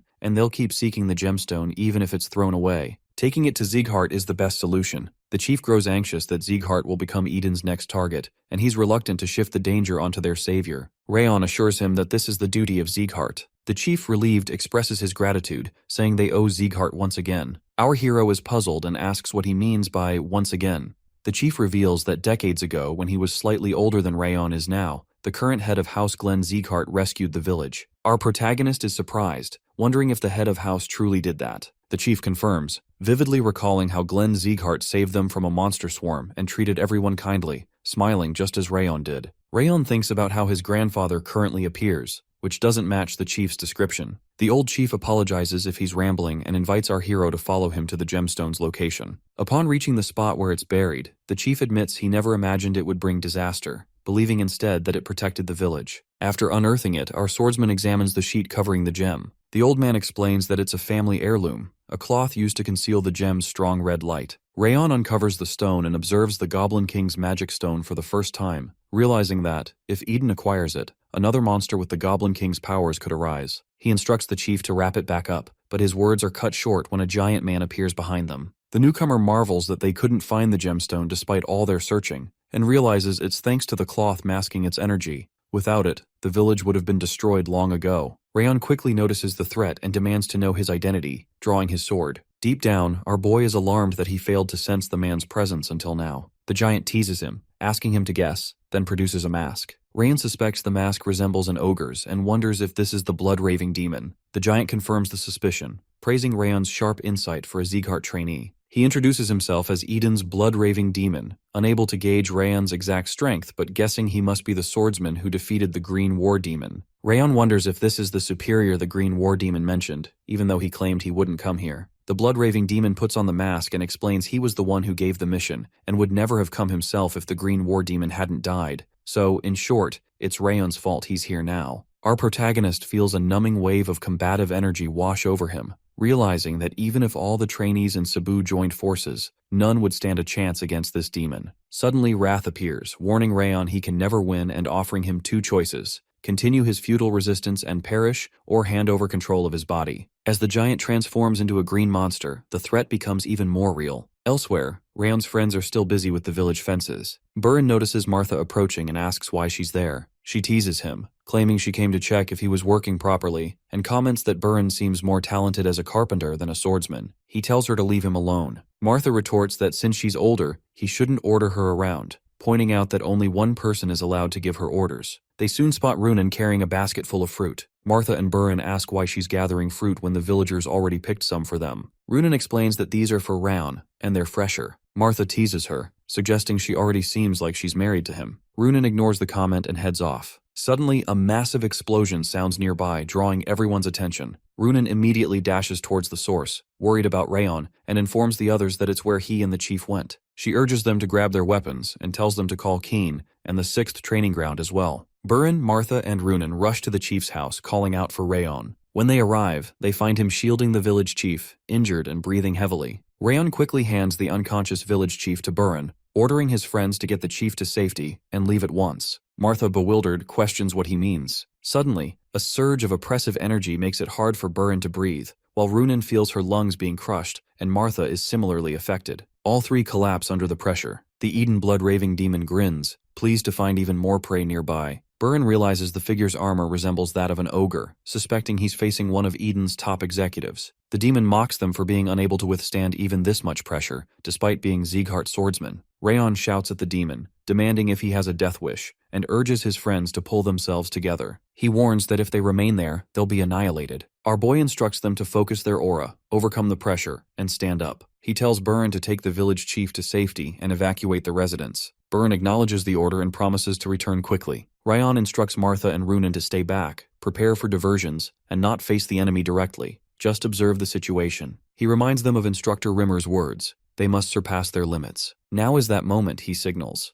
They need to go beyond their physical and mental boundaries. The demon admits he likes their spirit, but doubts that surpassing their limits will be enough against him. Meanwhile, Rayon knows the trainees and villagers are relying on him. If he falters, everything ends. He desperately searches for an opening to defeat the demon, but can't help but feel as though he's confronting an insurmountable cliff. It would have been daunting even in his previous life, let alone now. The demon notes Rayon's readiness for battle, but questions whether he'll attack or just stand there. It makes no difference to him. He warns that if Rayon won't come, he'll go to him instead. The moment the demon moves, Rayon notices he's even faster than before. Our protagonist attacks using the 10,000 flames cultivation, igniting 10 flames with the revolving sky technique. The demon charges, admitting he appreciates the output. Despite the fierce flames, the demon pushes through, forcing Rayon on the defensive. Rayon blocks a blow, narrowly deflecting the attack. The demon's punch shatters a boulder. Internally, our boy notes he barely managed to change the trajectory of the demon's fist with the ring of fire. Otherwise, he would have died instantly. He wants to retreat, but knows his friends are watching and must observe his techniques for their own survival. Even a slim chance is better than none. Our hero strikes again, but the demon only laughs, relishing the challenge. He claims it would have been boring if Rayon's flames vanished in a single punch and urges him to keep fighting. The demon throws another punch which Rayon narrowly dodges. Dust and smoke fill the air. The demon admits that Rayon's flames are on another level compared to ordinary aura, and now he understands how even the green war demon fell to him,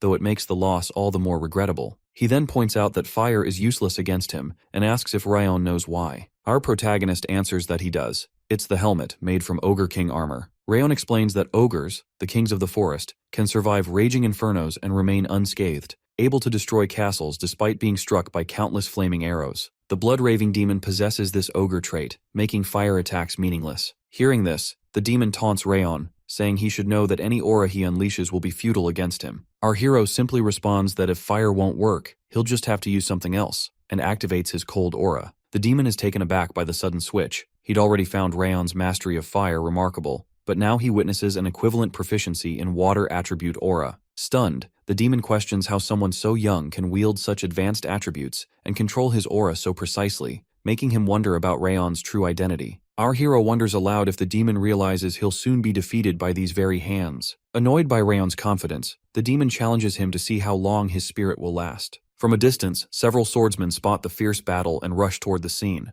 Burin, anxious, calls out to check if his friends are alright, then freezes as he sees Rayon bravely fighting the demon. Burin is surprised to see frost aura rather than flames, realizing that Rayon can wield two different auras. He can't comprehend when our boy became such a sword expert. Across the continent, warriors are classified into various tiers based on their strength, and this applies to all weapons, including swords. The division depends on a warrior's aura level. Those who have just begun learning aura are called allied beginners. Once they get used to channeling aura through their weapons, they become aura users. As their skills develop further, they reach the aura expert realm, where they can project aura into a blade. Now Burin realizes Rayon has reached the level of an expert capable of using sword energy. It should have been impossible, yet here our boy is, fighting against the blood-raving demon. Burin is stunned to see Rayon standing at the very brink of the expert realm, barely managing to hold his own. However, he can't help but admit that the gap in their strength is undeniable. Catching Burin's glance, Rayon signals with his eyes, something only understood by those who've trained side by side for so long. Burin immediately understands.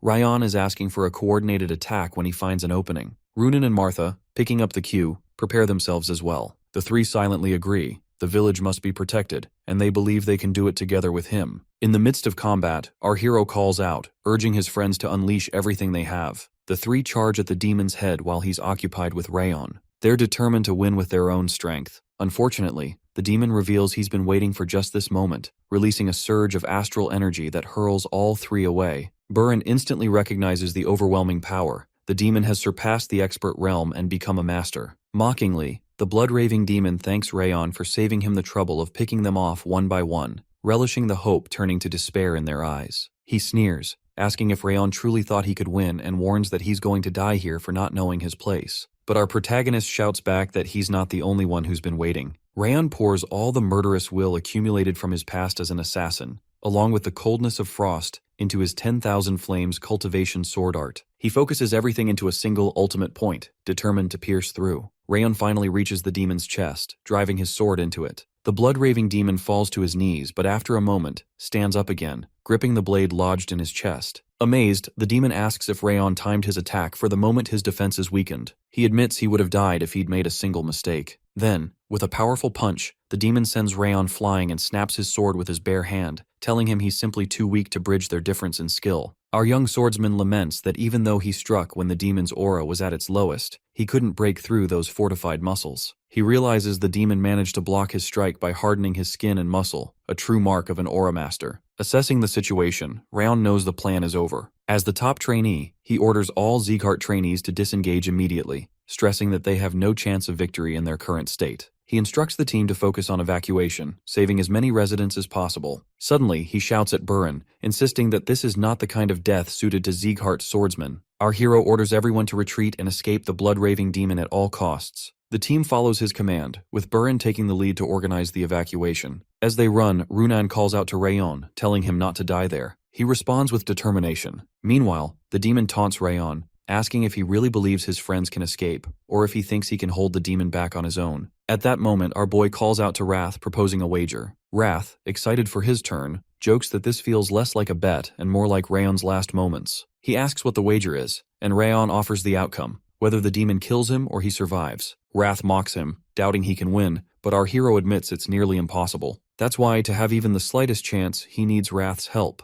In exchange for restoring his body and aura, Rayon offers to accept Wrath's rage. Wrath, reasoning that Rayon will die anyway and that he won't get his body otherwise, agrees and floods him with rage. Our protagonist is racked with pain as Wrath's fury surges through him. On the other side, the demon watches, bewildered by Rayon's sudden recovery. The sight defies logic. It's not as if he drank ogre or troll blood. This is beyond explanation. Rayon, however, simply reminds him that he already said he doesn't need to know how. With renewed strength, he calls out the demon, vowing to keep him occupied until sunrise. Burin instructs everyone to follow regulations, supporting those who are injured or unable to move on their own. He acknowledges the pain and fear, but urges the group to hurry. They're running out of time and must reach safety quickly. Two trainees murmur, uncertain about what's happening and if they'll be all right. Overhearing them, Martha reminds everyone that Rayon stayed behind with that monster for their sake, fighting to save the villagers and his friends, even with a broken arm and a dislocated rib. Suddenly, Martha loses her temper, shouting at the officer for standing around uselessly, demanding if he plans to throw their lives away with such an attitude. Burin immediately rallies the group, ordering everyone to move faster, and informing them that Krine has gone to a nearby branch to request reinforcements, which should be on their way by now. Just then, Burin spots a huge monster approaching, and someone panics, asking if it's an ogre and why such a creature is here. Burin wonders the same, unable to fathom why the king of the forest would come down to the village. Martha then points out that there's another ogre as well. In moments it becomes clear, they're surrounded. Someone realizes the ogres are pincering them, doubting even that's possible. Martha, recalling Eden's ability to control monsters, suspects this is exactly why the blood-raving demon hasn't chased after Rayon. He unleashed the ogres in advance, expecting this situation. One young man loses hope, convinced it's over and they'll all die here. However, Burin refuses to give in, insisting they keep fighting because Rayon is still holding the demon at bay. He tells them that, if they fall here, they'll never be able to face our boy, who's risking everything alone.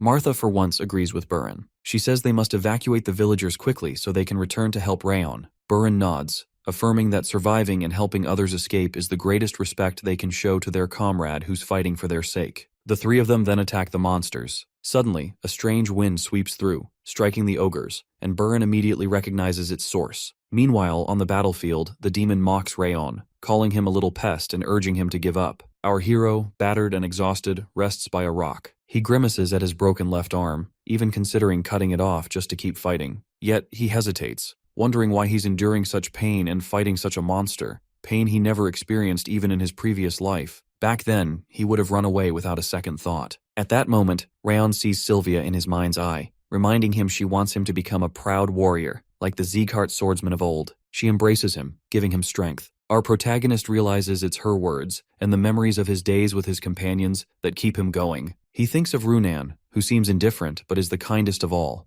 Burin, who started off twisted but is now steadfast in his pursuit, and Martha, rough but unwavering in her resolve. He admits they've grown on him. He wants to save them, all becoming true Ziggart swordsmen. Rising to his feet, Wrath appears, calling him a fool for enduring so much while channeling his wrath. Wrath asks if Rayon's bought enough time for his friends to escape. When our boy nods, Wrath is furious, accusing him of underestimating the true cost, wondering if he really believes he can regain control of his body, defeat the demon, and catch up with his companions when he can barely stand. Wrath shouts that Rayon will survive the possession but will never return if he gives up his body willingly. As Rayon absorbs more wrath, the pain becomes unbearable, and he collapses, screaming. Seeing him at his limit, the demon remarks that Rayon is finally finished. He declares he has a wonderful idea. He'll kill Rayon's companions first and save him for last, relishing the thought of making our hero watch as each of their heads falls. Despite his agony, Rayon refuses to let that happen. Gritting his teeth, he decides to hold the demon back, giving everyone time to escape. As the blood-raving demon prepares to leave, our hero stands tall and shouts his name, declaring himself the descendant of Glenn, the destructive king of the north, the swordsman destined to become the strongest on the continent. With fierce resolve, he swears that as long as his heart beats, the demon will not leave this place. The demon, surprised by his spirit, acknowledges Rayon's courage and promises to remember his name. As he readies to attack, our protagonist admits to himself that he has no strength left to dodge. He closes his eyes, when suddenly a powerful gust of wind halts the attack. Rimmer appears, blocking the monster's blow. Rayon can't help but comment that Rimmer is late. Rimmer, apologizing for oversleeping, tells our boy to leave the rest to him now. The demons immediately recognize Rimmer as Ziggart's Sword of Light. Rimmer greets them, remarking that it's been a while. The blood-raving demon demands to know his reason for being there. Rimmer replies that he can't allow trash like the demon to trample on their new sprouts. The demon scoffs, saying that sending someone like Rimmer to supervise a trainee mission proves how soft Ziggart has become. Their battle begins. The demon notes that even now, it's hard for Rimmer to deflect a punch like this, even with his balance off. He wonders if the rumors are true, that Rimmer is crippled and his energy center shattered.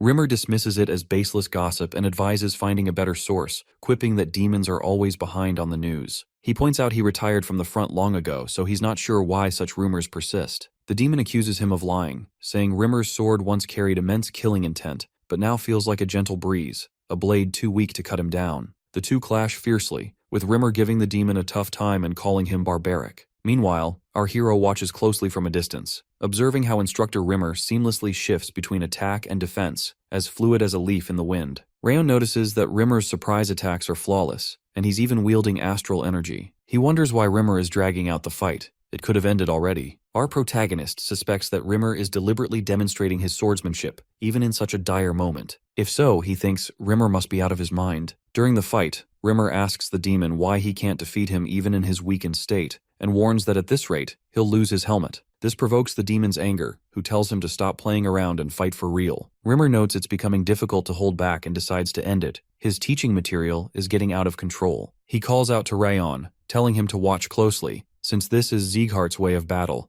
the realm our boy must one day reach. First comes Swordfield creation, then the Eye of the Storm. The demon wonders if this storm swirling around Rimmer is his swordfield, noting how Rimmer's aura is overwhelming and sealing off any escape. Resolved, the demon decides the only way out is a head-on clash. As he leaps forward, he shouts for Rimmer to be crushed, and Rimmer meets him mid-air. Both close the gap, but Rimmer is much faster. Their attacks collide, creating a massive cloud of smoke visible from afar. After the dust settles, the demon admits that Rimmer has halved the force of their bodies and auras, channeling all the calm wind into his sword, a perfect example of what a sword field is. Still, the demon is curious how Rimmer, not of Ziggart's direct line, managed to create one. Rimmer clarifies that it's not exactly a sword field. He mimicked one using the power of nature, owing to his elven affinity. The demon acknowledges that even old and sick, a tiger is still a tiger. Turning away, he expresses regret that he couldn't kill Rayon, saying he should have eliminated him at all costs, as this failure will affect their mission greatly. Rimmer warns him that's enough. He won't let someone like him lay a hand on their young king. The demon concedes that Rayon possesses kingly qualities, but warns Rimmer not to be arrogant. Eden also has talent matching Rayon's, at least for now. Admitting defeat to Ziggart's Sword of Light, the demon finally collapses after Rimmer's decisive blow. Rimmer sheaths his sword and glances at Rayon, asking if he saw the technique. This is what he must learn as a Ziggart. It's called a sword field, distinct from the boundaries magicians create with mana. A sword field is formed through spiritual growth and aura burst, built from every experience, achievement, and even one's future. Since our boy is a direct descendant, Rimmer assures him he'll be able to create one someday, advising him to seek more lessons and experience until then. He wonders aloud if Runan, Martha, and Burin also witnessed the fight. The three friends rush to Rayon, relieved to find him safe. Martha is visibly relieved, while Burin expresses his joy at seeing their companion alive. Observing them, Rimmer reflects on how difficult it is to feign being fine. For those not of Zigguart blood, activating a sword field requires not just experience, but extraordinary talent and vitality, so much so that it saps their lifespan. With his energy center broken, wielding a sword field causes Rimmer immense pain, but he feels no regret. What Rimmer saw from our hero after arriving late to the battlefield convinced him of the birth of a new king. In that moment, he decided to serve Rayon as his new lord. Ever since his own crippling injury, Rimmer felt as though he was living without purpose. Yet, these young swordsmen gave him a new reason to live. That's why he has no regrets about spending his remaining life. Of course, before his time runs out, Rimmer hopes to see Rayon Ziggart rise as the next Ziggart king. Right now, in the royal palace, Rayon's grandfather, Lord Glenn, is confirming whether our boy truly confronted the blood-raving demon from Eden. Rimmer admits he expected Glenn would be surprised and even hurried over just to see his reaction, saying it was worth it. Glenn, still taken aback, demands that he get straight to the point. Rimmer explains that, although it's hard to believe even for him, he witnessed everything himself and swears it's all true. Not only he, but also all the trainees from the 5th and 6th training grounds, along with the Cebu villagers, saw Rayon face the blood-raving demon alone. Glenn ponders aloud that such a demon is a match for a swordmaster.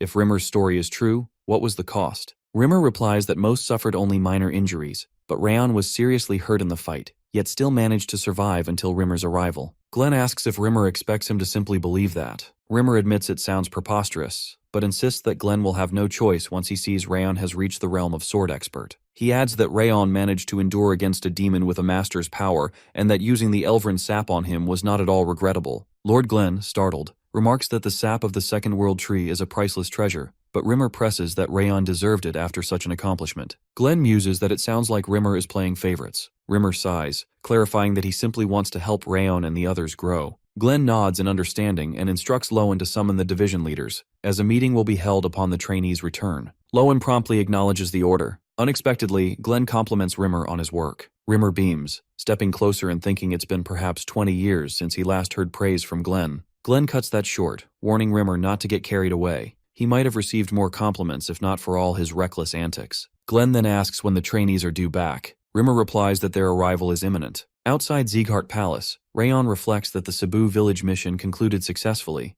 though Eden's interference resulted in unexpected destruction. They remained there longer to help restore the village, and since our hero was badly injured, he recuperated in the chief's house. When he first regained consciousness, he checked his reward for the bet with Wrath. Wrath tried to nullify the result, complaining that since Rimmer killed the demon, not Rayon, the bet shouldn't count. Still, the stats from the win were satisfying, though Wrath fumed, especially at the Iron Will trait Rayon obtained. The system explained that it always creates the ability the user needs most, much to Wrath's dismay. He grumbled that if not for Iron Will, he could have taken over Rayon's body by now. Wrath muttered that our boy should calm down. After all, he has plenty of time. His powers are recovering faster now, and he's already planted the seed of Wrath in Rayon. Wrath conceded that while our boy is growing quickly for a human, he will win in the end. Rayon's body and soul will be his, and the moment he prevails, Rayon will be trapped under the glacier for eternity. Now, in front of the palace, all the trainees gather in line as Ziggart's external commander, Iliun, addresses them, welcoming them back. Dorian mutters longingly about rest.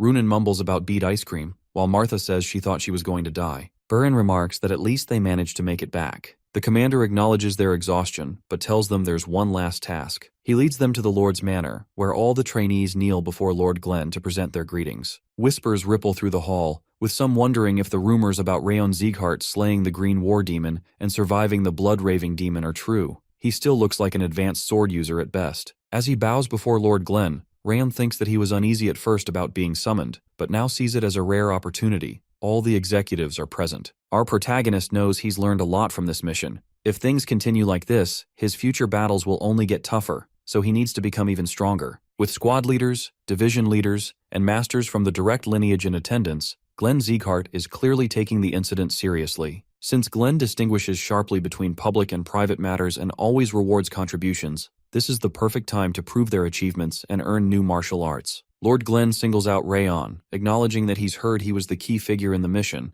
and demands a detailed report. Rayon complies, recounting how it all began with a probing gaze upon arriving in Cebu, leading to his ambush of the Green War Demon while searching for the Goblin King's magic stone. He explains how, after the initial battle, the Blood-Raving Demon attacked, and he volunteered to act as bait to minimize casualties among the trainees. Suddenly, Karun interrupts, shouting at Rayon and accusing him of lying, asking if Glenn can really believe such a story, since even the Green War Demon should have been more than enough to annihilate a group of teenagers, let alone the Blood-Raving Demon. On cue, our hero instructs Dorian to bring out the evidence. Dorian produces the helmets of both the Green and Blood-Raving Demons before Lord Glenn. Shock runs through the court as they realize the report is true. Rayon then requests permission from Glenn to draw his sword, which is granted. Drawing his blade, flames surge around it, astonishing the court with the sight of a genuine aura blade and powerful flame. Some whisper, remembering that 10 years ago, Rayon's mana was barely average. Now it's no wonder he could defeat the Green War Demon. Rayon then turns to the rude royal and pointedly asks if this demonstration is sufficient. The royal, angry and jealous, has no choice but to concede that Rayon has reached the expert realm and brought proof of his victories.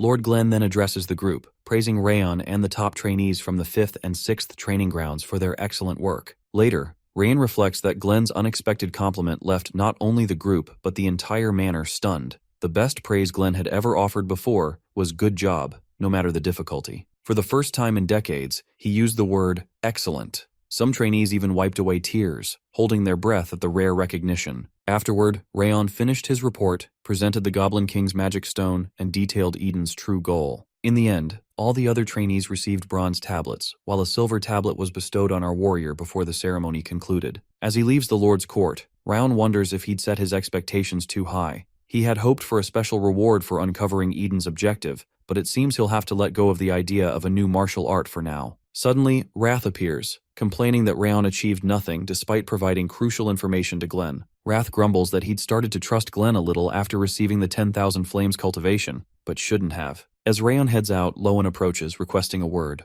Rayon is puzzled by the sudden request, but Lowen asks if he can come to the annex at midnight. Our boy is curious about the reason. Lowen explains that the head of house has asked for him. He's to receive his second reward. As Rayon returns home, Helen informs Lady Sylvia that the young master is back. His mother is overjoyed to see him, and both women greet him at the main entrance. Sylvia mentions she heard he fought against Eden and asks if he is all right. Our boy assures her that he's fine and nearly recovered. She embraces her son and apologizes, admitting she shouldn't have told him to behave like a Ziggart. Sylvia explains that her words came from worry, especially since he faced Eden's demons alone. Rayon reassures his mother, saying he is actually grateful for her advice. He confides that, when confronting the blood-raving demon, he initially wanted to run away, feeling completely outmatched, even considering using the other trainees as bait. But then, her voice echoed in his mind, urging him to live as a true Ziggart swordsman. That encouragement gave him the strength to stand his ground. The only reason he stands now as a proud swordsman is thanks to her words, and for that, he is truly grateful. Our hero is surprised to find both his mother and Helen in tears.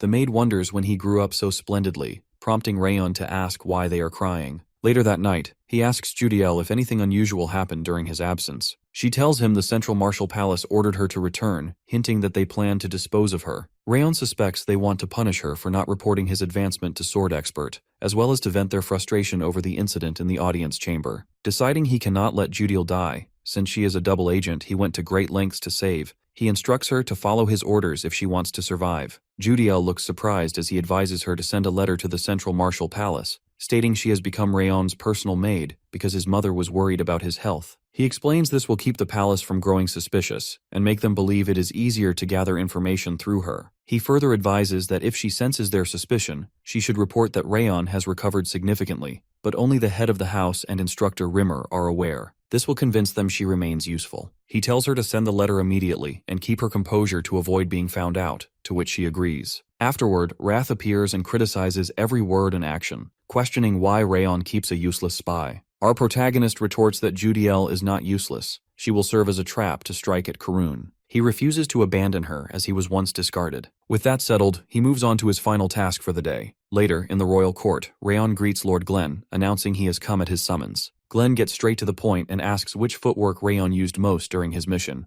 The young swordsman wonders about the sudden question, then explains he believes mastery of footwork can determine a warrior's fate, which is why he relied on river footwork, the foundational technique for all trainees. Lord Glenn acknowledges this, noting that while river footwork remains useful even as one grows stronger, its simplicity limits its effectiveness against powerful foes. Glenn then announces that, as a reward for uncovering Eden's objective, he will personally teach Rayon a footwork technique suited to him. Our hero is stunned, wondering if Glenn truly intends to teach him directly. Glenn stands, instructing Rayon to focus, as he will only demonstrate once. As Glenn moves, flames swirl around his feet and body. Our protagonist marvels, wondering if these are the steps of the continent's strongest warrior, and realizes this is a rare opportunity. The footwork Glenn demonstrates is unlike anything Rayon has seen, both slow and fast, hard and soft, vast and free, as if it could take him anywhere. Though the demonstration is brief, it is mesmerizing and flawless, impossible to decipher despite the ring of fire. Glenn reveals the technique is called the Supreme Harmony Steps. The system notifies Rayon that the ring of fire has observed the Supreme Harmony Steps in their perfect form, and learning the first step, the Heavenly Advance, will be accelerated. Glenn asks if Rayon watched closely. The young swordsman apologizes, admitting he could only follow the initial step Glenn showed. Understanding, Lord Glenn concludes their business. As he sits, he reminds Rayon that this was the reward for solving Eden's objective, and whether he learns it is up to him. Rayon requests to be dismissed. Afterward, Lowen comments to Glenn that he didn't expect him to teach Rayon the Supreme Harmony Steps, expressing concern over whether the young master can master such a difficult martial art. Lord Glenn replies that, even with just a short demonstration, Rayon managed to follow the Heavenly Advance, which forms the foundation and half the essence of the Supreme Harmony Steps. He remarks that, though Rayon may not fully realize it yet, he will one day understand and master the steps. In the garden, our boy reflects that several days have passed since Glenn taught him the Supreme Harmony Steps. He's been training diligently with the system's support, but hasn't fully mastered it. Wrath chimes in, reminding him it's not a technique a weakling can learn. Still, our protagonist feels that with a bit more effort, he'll succeed. As he practices, his mother suddenly shouts at him to rest. Rayon wonders if her energy center is broken, as she's almost as agile as Rimmer. Sylvia, clearly annoyed, reminds him that he promised not to train until he was fully recovered. He tells her to calm down and agrees to stop,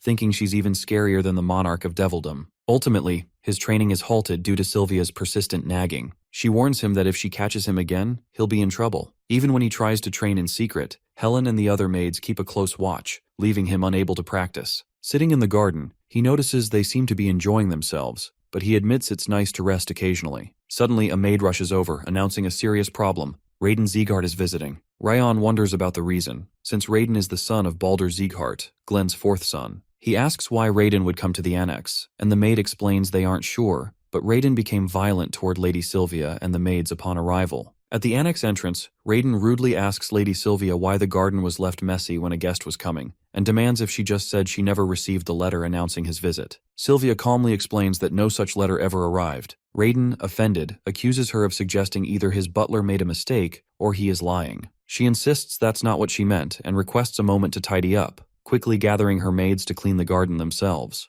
Internally, Rayon fumes, thinking the entire household should have focused on him, especially after his recent feat of destroying one of the white blood religion's branches. Yet no one even acknowledges his accomplishment. Instead, all attention is on that boy, Rayon. How dare someone not of the direct line outshine his own achievements? Growing impatient, Rayon shouts at Sylvia to hurry and spits on her hand. Helen, unable to bear his behavior, tells him he's gone too far, even for a direct descendant. He mocks her, then slaps her so forcefully she collapses. Rayon declares that, as a member of the direct line, he is her master and could kill her with impunity, needing only to remain in his room for 2 days. Still, she dared to challenge him. Suddenly, Judiel appears and warns Sylvia to be careful. Deciding not to let Lady Sylvia be hurt further, she steps in to stop the situation. As Rayon raises his foot to kick, Rayon appears, sword in hand. Rayon pauses, recognizing him, and thinks it's perfect timing since he wanted to see our hero anyway. He points at the sword, questioning if Rayon intends to use such a frightening weapon. Ordering him to sheath it quietly, Rayon introduces himself as Rayon Ziggart, son of Baldur Ziggart and master of the true martial palace. Ignoring Rayon's status, Rayon, angered, attempts to strike at his neck. Suddenly, Rayon's servant intercepts with a sword. Rayon curses our boy, but Rayon responds with a powerful punch, knocking the servant back. Rayon demands if he even realizes who he's attacking.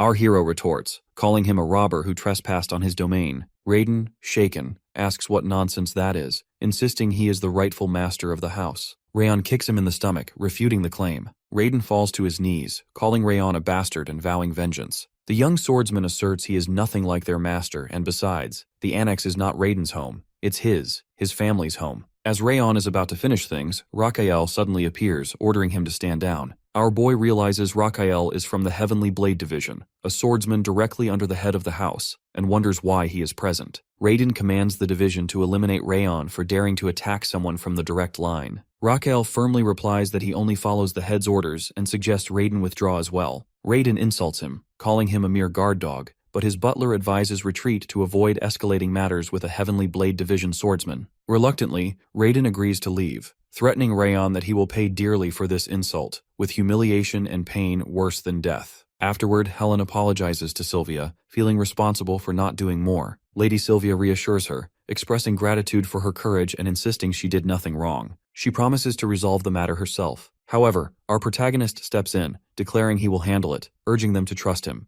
Later, both Rayon and Rayon kneel before Lord Glen, who instructs them to stand. He notes he heard about yesterday's incident. Rayon claims he sent a letter to the annex to meet Rayon, but received only cold treatment and no preparations for his visit. He adds that Rayon attacked him and his butler without provocation, and says he could have died had things gone wrong. Meanwhile, our protagonist observes that Rayon seems more talented at acting than swordsmanship, completely different from what Judiel described. Next, our boy tells Lord Glen that Rayon's testimony is a lie. He vividly remembers Rayon's furious red face as he yelled at them. Rayon, enraged, grabs Rayon's collar and curses him in front of Lord Glen. Lowen immediately orders Rayon to stop, reminding him where he is. Lord Glen, noting the conflicting stories, decides to call a witness. Raphael appears and greets Lord Glen, introducing himself as a member of the Heavenly Blade Division. When asked for his account, Raphael reports that, as far as he saw, the annex never received a letter from Rayon. Lady Sylvia was tending the garden with her maids as usual when Rayon arrived unannounced. Our hero is surprised, having expected Raphael to take Rayon's side out of loyalty to the direct line, but instead, the swordsman simply tells the truth. After hearing everything, Lord Glen reprimands Rayon, noting how different this account is and demanding if he dared lie in his presence. Rayon insists the main issue is that a collateral dared attack someone from the direct line, which threatens the house's hierarchy. Lord Glen acknowledges it is indeed problematic for a collateral to attack a direct descendant, but says both sides share blame and will be punished accordingly. Rayon protests that a simple punishment isn't enough. Our protagonist interrupts, accepting any punishment Lord Glen deems fit, but insists there is something he must do first. Lord Glen is curious and asks what it is. Rayon explains that Rayon humiliated his mother and used excessive violence against their maids, yet hasn't paid for these actions. Lord Glen reiterates that both parties are at fault, and that their behavior has been excessively loud from the beginning. He asks if they understand where they are. Rayon, feeling the weight of Glenn's authority, says he can barely breathe. Rayon, however, says that's exactly why he wants justice. He recalls Lord Glenn's words that this house belongs to swordsmen, so a swordsman's worth should be settled by the sword. He requests permission for a sword duel. Lord Glenn considers that it might offer a bit of entertainment and finally agrees, announcing the duel will be held in the great training ground in a week. Raiden stands before his father, Balder, who asks if a sword duel is really happening. Raiden confirms it and explains that Rayon boldly requested a duel in front of their grandfather. The terms are clear. If Raiden wins, they will break Rayon's energy center. If he loses, both he and his butler must apologize to everyone in the annex, and the true martial palace will no longer approach the annex building. Balder remarks that regardless of talent, Rayon is just the son of Sylvia and some unknown man. He instructs his son to demonstrate the meaning of being from the direct line. Raiden assures his father there's no need for concern, explaining he had no weapon and was caught off guard previously. Now, however, Rayon is no match for him since he has reached the intermediate expert realm. Satisfied, Balder advises him not to get overly excited and accidentally kill his opponent, as it would look bad if a death occurred during a formal duel. Instead, he suggests crippling Rayon by cutting the tendons in his wrist, destroying all hope. Raiden acknowledges the advice. Meanwhile, in the annex, Lady Sylvia and Helen watch as our boy practices his sword skills. Helen, anxious, mentions that their young master is set to duel Sir Raiden and wonders if it's really alright to just stand by. She adds that Raiden is an intermediate expert, while Rayon is only at the novice level, and maybe it's not too late to stop this. Sylvia admits the duel is dangerous and that things would not have escalated if he hadn't panicked before. She also notes that Balder's flexible sword style, which Raiden has learned, is full of variety and specializes in exploiting openings, making him a different person in battle. Still, Sylvia encourages Helen to have faith in him. Helen, surprised, asks if she truly intends to let this happen. Sylvia confesses she is nervous and worried as well, but believes there must be a reason Rayon asked them to trust him. From now on, she decides to believe in her son. As our protagonist practices, Judil arrives with lunch, offering sandwiches for convenience and advising him to eat slowly to avoid stomach troubles. He thanks her and is surprised to find a book alongside the food. Realizing it contains information about the flexible sword Raiden uses, Rayon marvels at how thoroughly it's compiled for easy reading. He wonders how Judil managed to gather such intelligence in a single day and even compile it into a book. Remembering how she stepped in to protect his mother and now delivers crucial information unprompted, he feels a surge of gratitude toward her. Time passes as both sides prepare in their own ways. At last, the day of the sword duel arrives, attracting everyone's attention in the house. Both combatants stand on the training ground. Raiden declares that he's been waiting for this day and can't wait to defeat Rayon after everything that happened. He threatens to crush him so thoroughly that he'll never wield a sword again. The referee instructs them to step forward when ready, while Raiden eagerly anticipates the look on Rayon's face after the duel. However, our hero challenges him back, wondering aloud if Raiden will ever witness such a thing. The drums begin to beat, marking the start of the duel. Raiden boasts that Rayon's bluffing won't work anymore as he charges in,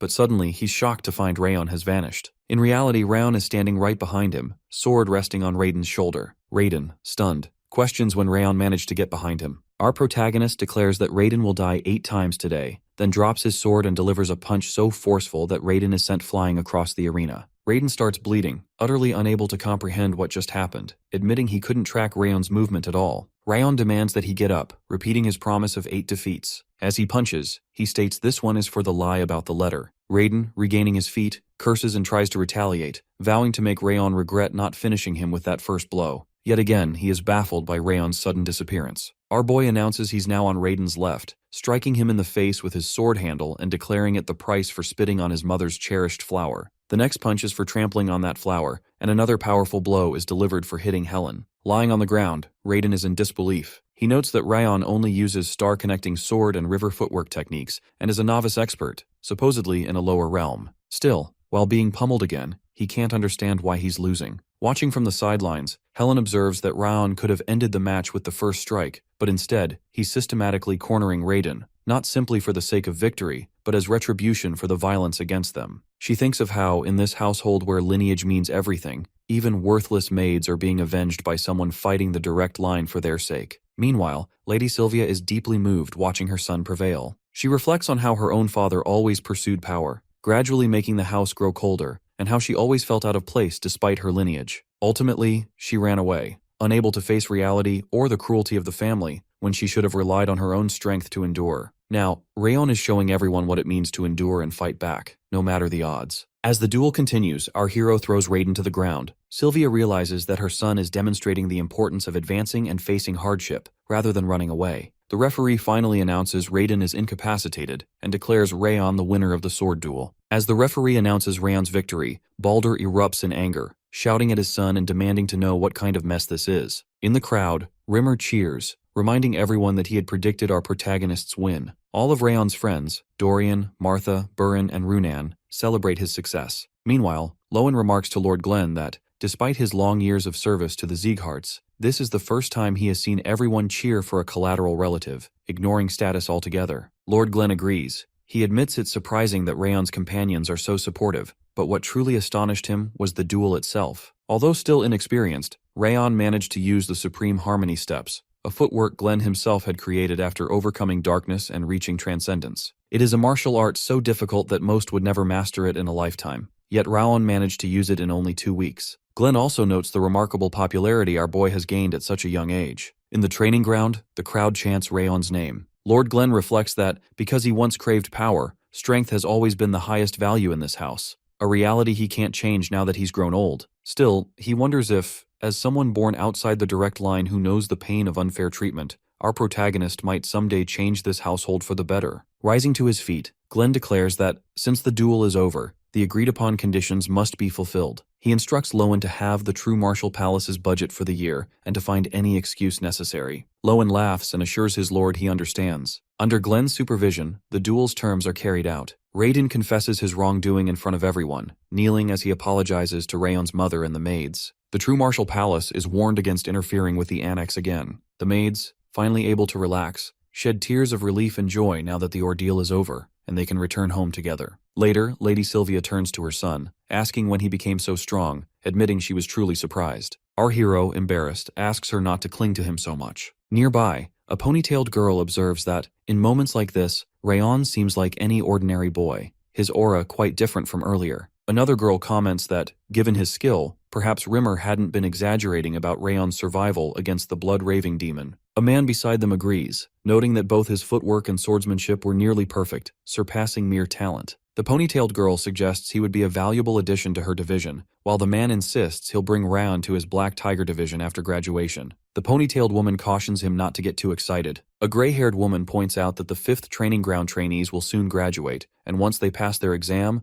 they'll have to choose a division. While Rayon stands out, he isn't the only exceptional one in the 5th training ground. Martha, Burin, and Runan are all strong enough to reach the top wherever they go. The upcoming selection ceremony promises to be very interesting. That night, in his bedroom, Judiel asks her young master if he had planned everything when he requested the sword duel. He admits that, to some extent, he did, and he was confident in his victory. Judiel tells him he's a frightening person, but even more, he is incredibly kind. Our boy is surprised to hear that. She adds her gratitude, recalling how he saved her from Sir Karun, and then wishes him a good rest before leaving. Looking out the window, Rayon reflects that Judiel's earlier expression seemed completely genuine, and from her reaction and how she tried to protect Sylvia, her feelings must be real. He decides it should be safe to tell her that the rage he displayed before was only an act. Later, at the royal palace, Rimmer greets Lord Glenn, showing off his fingers adorned with gold rings. Both Glenn and Lowen eye him curiously. Glenn asks where he got so much jewelry. Rimmer boasts that he won it betting against the true Martial Palace Master, all thanks to Rayon. He also managed to secure elixirs for everyone in the 5th training ground. Glenn jokingly asks if Rimmer is just admitting to extorting his son.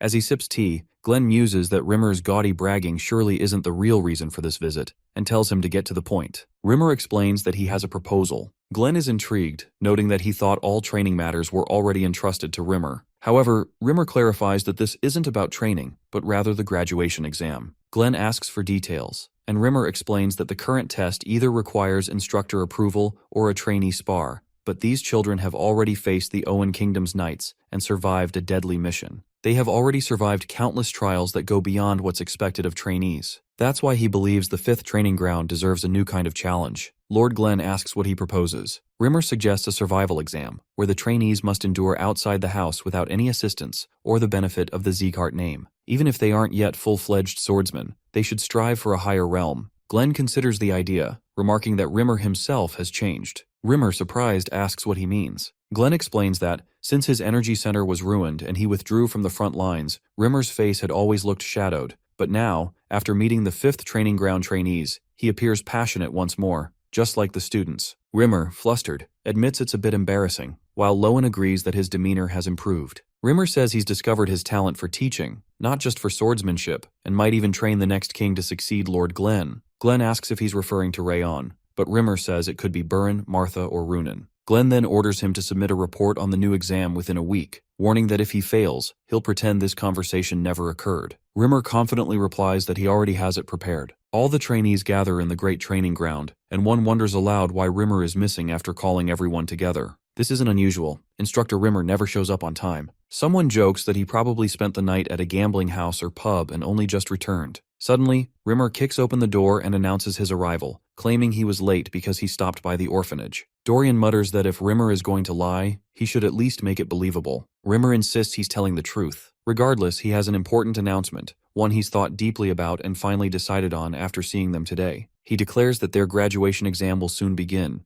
They can't remain trainees forever. While the typical exam involves either gaining instructor recognition or sparring, this year will be different. Curious, a trainee asks what he means. Rimmer explains that they've already experienced plenty, fighting Owen's knights, real battle with the South-North Union, and even surviving Eden's attack on their last mission. Because of all this, instead of a standard duel or instructor's approval, they'll be sent out into the world to see how vast it truly is. The topic for their graduation exam, survival. In a month, they'll leave behind their Ziggart trainee status and survive in various locations across the continent, armed with nothing but a single sword. For those who are afraid, there is an alternative test. Meanwhile, Runan asks Rayon if he's going to take the challenge, and our boy nods confidently. She declares she'll do it as well. Dorian, intrigued, decides to join too, reasoning that the instructor must have a good reason. Martha, full of her usual confidence, states that survival has been her way of life since birth. Rimmer is surprised at how easily everyone decides, especially our protagonist, and questions if the trainees realize where they'll be sent. He singles out Rayon as the top trainee, knowing the others might follow his lead without considering the risks. Our hero calmly acknowledges that he expects the journey to be tough, but trusts Rimmer to never set them a challenge they can't overcome. Rimmer commends his attitude, but warns he won't go easy on him. Then, Rimmer reveals their destinations.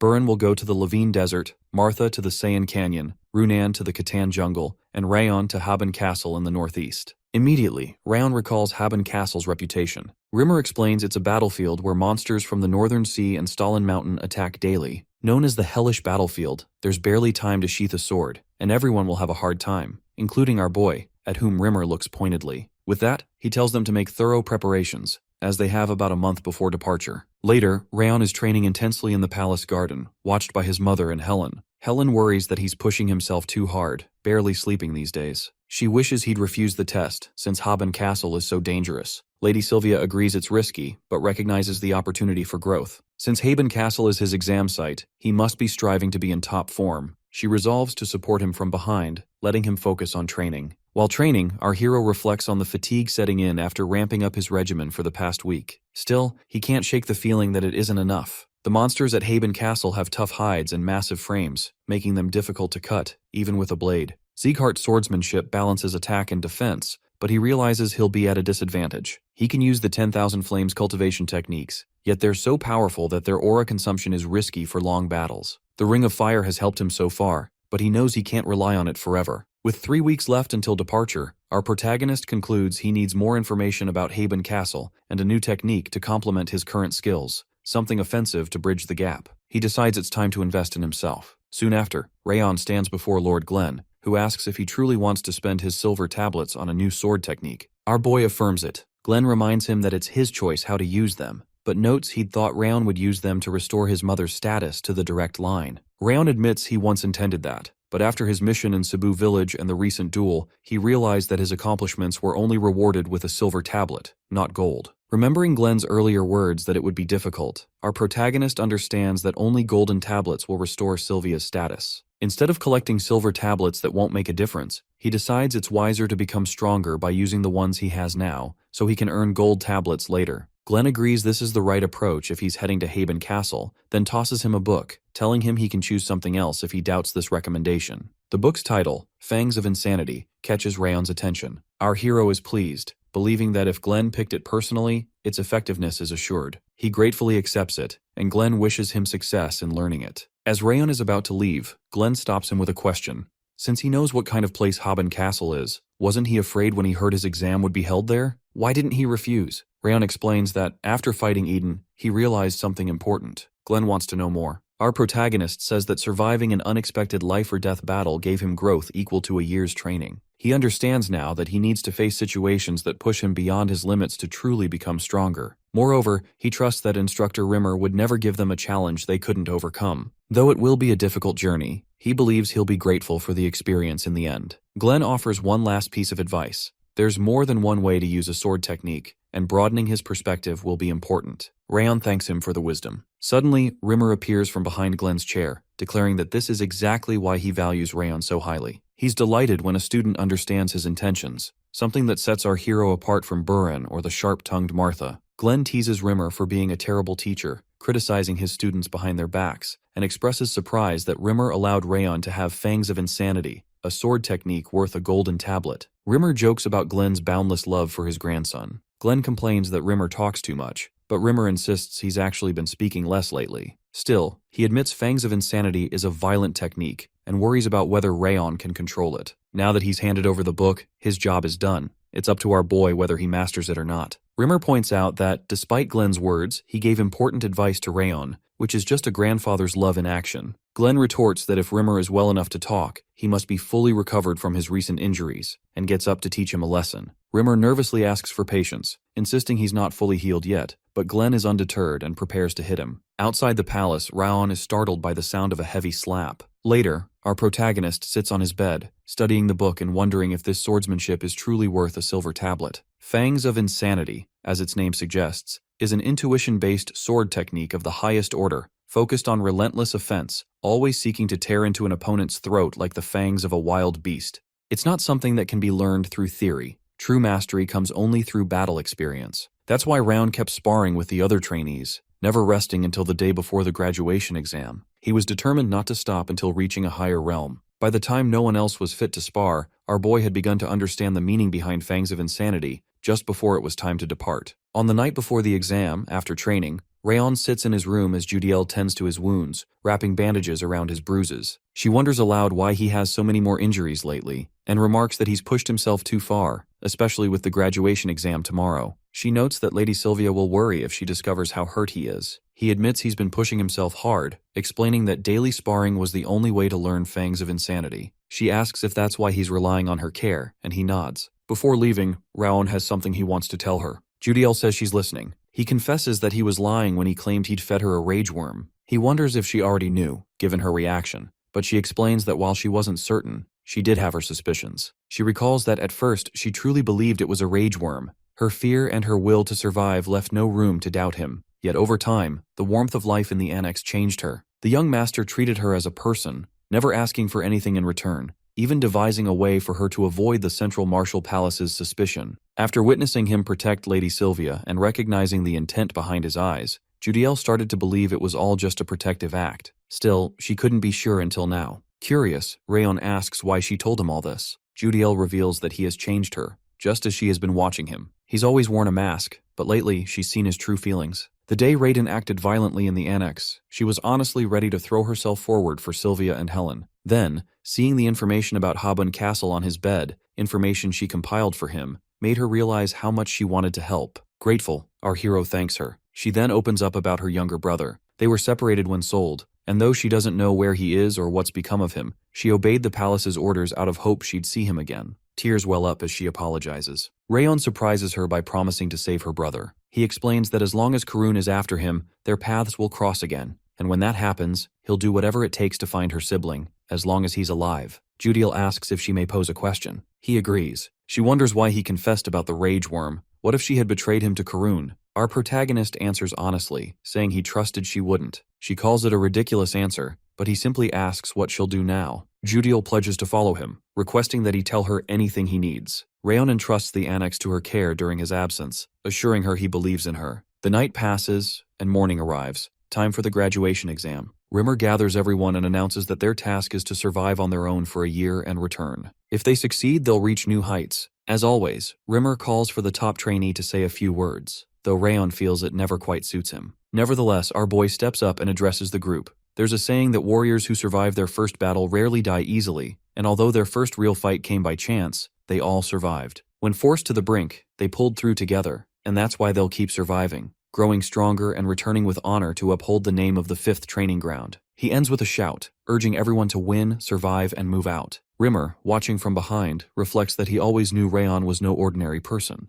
It's not just his skill. Our protagonist's calm mind, wide heart, and relentless work ethic set him apart. During their final spar, Rayon even mastered the fangs of insanity, surprising Rimmer once more. He'd agreed to spar only because Rayon had already exhausted every other trainee, and in the end, he was the one who got injured. How disrespectful, he thinks with a smile, silently urging Rayon to come back alive so he can witness the birth of a new king. Now it's time to salute the head instructor. The trainees thank Rimmer for everything, and he tells them to go, grow stronger, and return. Dorian confides to Rayon that he'll do his best to get stronger this year, so Rayon shouldn't disappoint him. Martha echoes the sentiment. She's indebted to him, and he'd better not die, or she'll hunt him down herself. Our hero wonders if his friends ever speak honestly. Runan quietly hands him a treat, bead ice cream. He's surprised by the gesture and asks if she's sure she wants to part with it. She reassures him, explaining she has plenty, and wishes him a good journey before heading off. As Rayon says his final goodbyes, he spots Dorian sitting on the ground. He reminds Dorian it's time to go, but Dorian protests, asking why he must accompany Rayon to Haben Castle. Our hero explains that there's a stop to make first. As he drags Dorian along, he reveals their destination,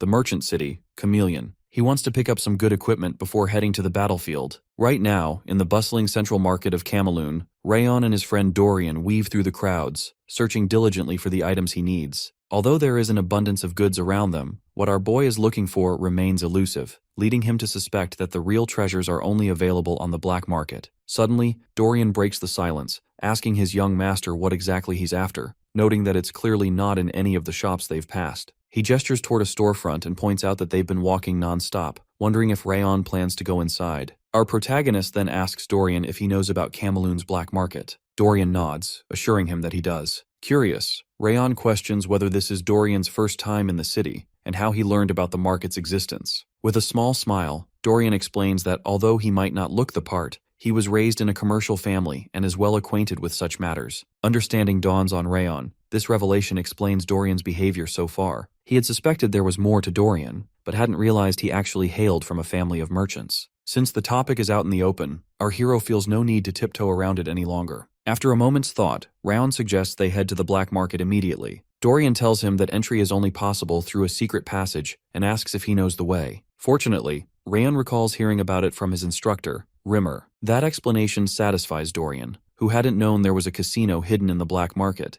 reasoning that the instructor would surely know the path. Together, they make their way through the hidden entrance, stepping into Cameloon's vast underground market. Dorian is taken aback by the sheer size and cleanliness of the place. It's even tidier than the market above ground. He wonders aloud if they'll find what Rayon is looking for. Our protagonist suggests they consult the auction catalog to check. They find a bench and sit, with Rayon flipping through the listings. It doesn't take long. There it is, the black butterfly. He's unsurprised to see it's up for auction that evening, with a starting bid of 10 gold coins. Dorian, glancing at the price, asks if Rayon intends to buy it, noting how expensive it is. The young master admits that while it might be possible to use all their travel funds to make the purchase, it's too risky. He figures they'll need to visit a pawn shop to bolster their funds and tells Dorian to come along. Dorian, curious about their destination, is informed that they're headed to the pawn shop, where Rayon plans to sell some items to gather more money before the auction. An hour later, Dorian checks if Rayon is finished, but instead finds him browsing rather than heading straight to the auction house. Rayon explains that he's seeing if anything useful is available, since they have time before the auction begins. With a bit of spare money now at hand, he still finds nothing of value. He remarks that sometimes treasures are hidden among overlooked items, waiting for the right buyer. Deciding there's little else to find, he suggests they head to the auction house. As they leave, something catches Rayon's eye, a ring that looks eerily familiar. He wonders if it's the ring of the first head of Ziggart,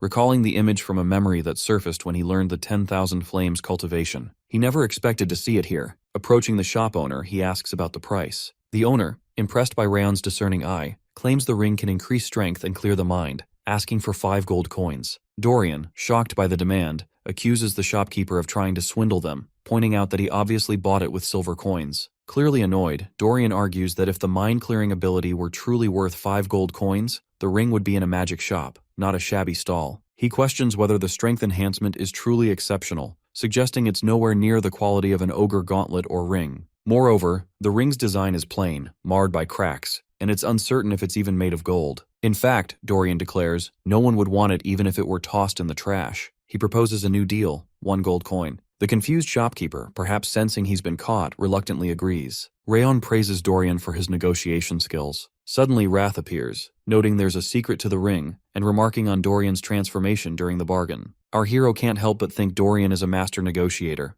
though perhaps not the best judge of an item's true worth. Still, it's been a fruitful outing. At that moment, a masked young woman accompanied by her assistant approaches and asks if Rayon has already paid for the ring. He confirms that he has. She offers to pay 10 times whatever he did, insisting he sell it to her, claiming that as an adventurer in urgent need of money, the offer should be tempting. Dorian is startled, and even the shopkeeper grows curious, wondering if the ring is truly that valuable. Dorian suggests selling, tempted by the generous offer. However, Rayon realizes the woman knows the ring's true worth. Her words hint that it could be valued at 100 gold coins or more. He politely refuses. She ups her offer, 20, then 30 times the price, but he remains firm. Even at 50 gold coins, Rayon declines, stating simply that he doesn't like parting with his belongings, regardless of the price. The woman's butler warns him to reconsider, hinting at trouble if he defies her. Calmly, our protagonist replies that he won't be intimidated by anyone's status and tells them to stop bothering him. The young woman, her patience waning, demands he hand over the ring while she's still being civil. Rayon notes her abrupt change in demeanor, wondering if she simply wants to flaunt her privileged background. She threatens him,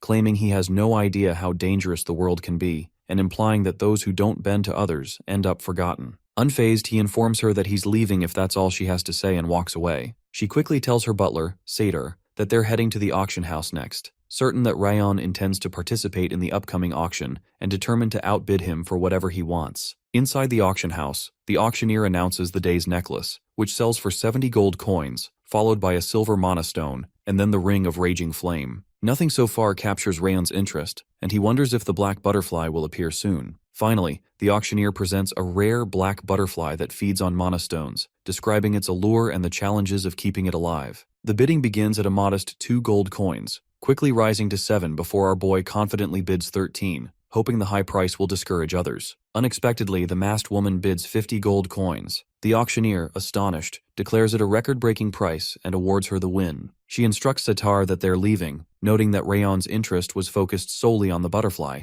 confirming it was his goal all along. She declares she no longer has any business with him. Dorian, recognizing the woman from earlier, observes that she isn't even hiding her hostility now. He asks what they should do since it could be a long wait before another black butterfly appears at auction. Rayon reassures him not to worry, and suggests they go outside to acquire clothing suitable for night travel. Dorian, surprised, wonders about the sudden request. Our hero calmly replies that he intends to steal back the butterfly she purchased, leaving Dorian stunned. Each of the continent's top assassins is known for a distinct trait: speed, smoothness, or sharpness. Yet, in his previous life, Ziggart is renowned as the stealthiest of them all. His mastery lies in the unique footwork known as the shadowless steps. Although he once believes he'll no longer need this skill in his new life, expecting to learn the supreme harmony steps instead, circumstances have proven otherwise. 10 minutes earlier, Dorian has handed over the night-traveling outfit Rayon requests. Our protagonist commends him for securing such a good set in so little time and asks if he's learned anything about the masked woman. Dorian hesitates, prompting Rayon to wonder about the reason.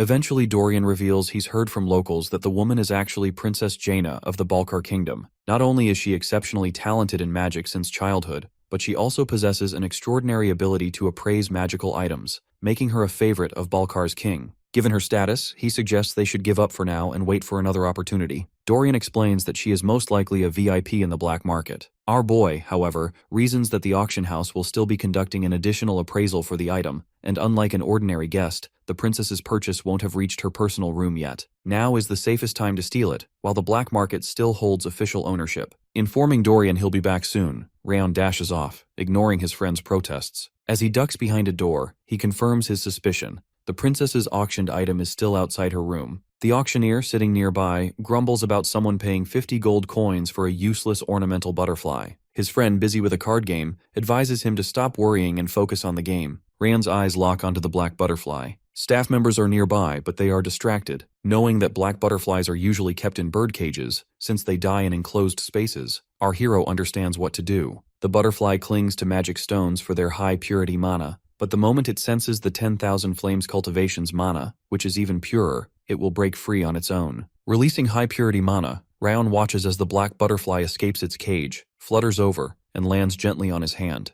Just like that, he steals it. A guard soon notices the butterfly's absence, while another, still engrossed in the card game, takes some convincing before realizing what has happened. The staff begins searching frantically, while our protagonist slips away with the prize. Meanwhile, Dorian waits anxiously, convinced that if the young master is caught, it could escalate into a diplomatic disaster with Balkar. His heart pounds as he regrets not stopping Rayon. As he worries, he suddenly hears Rayon's voice. Dorian, startled, wonders when his master has returned. Calmly, our hero explains he's just arrived. Dorian, wide-eyed, realizes this means he's succeeded. Rayon confirms it, showing him the pouch containing the butterfly, and instructs him to return to their room. On the way back, they unexpectedly encounter the masked woman. She stops them, noting that it is a surprise to see Rayon and guessing he must be frustrated. She insists he can't possibly compete with her at the auction, but offers him the black butterfly in exchange for the ring. Advising him to think carefully, she warns this is his last chance. Our young master grows irritated, wondering if she is deaf, since he's already refused to sell. She laughs and suggests he doesn't recognize her kindness.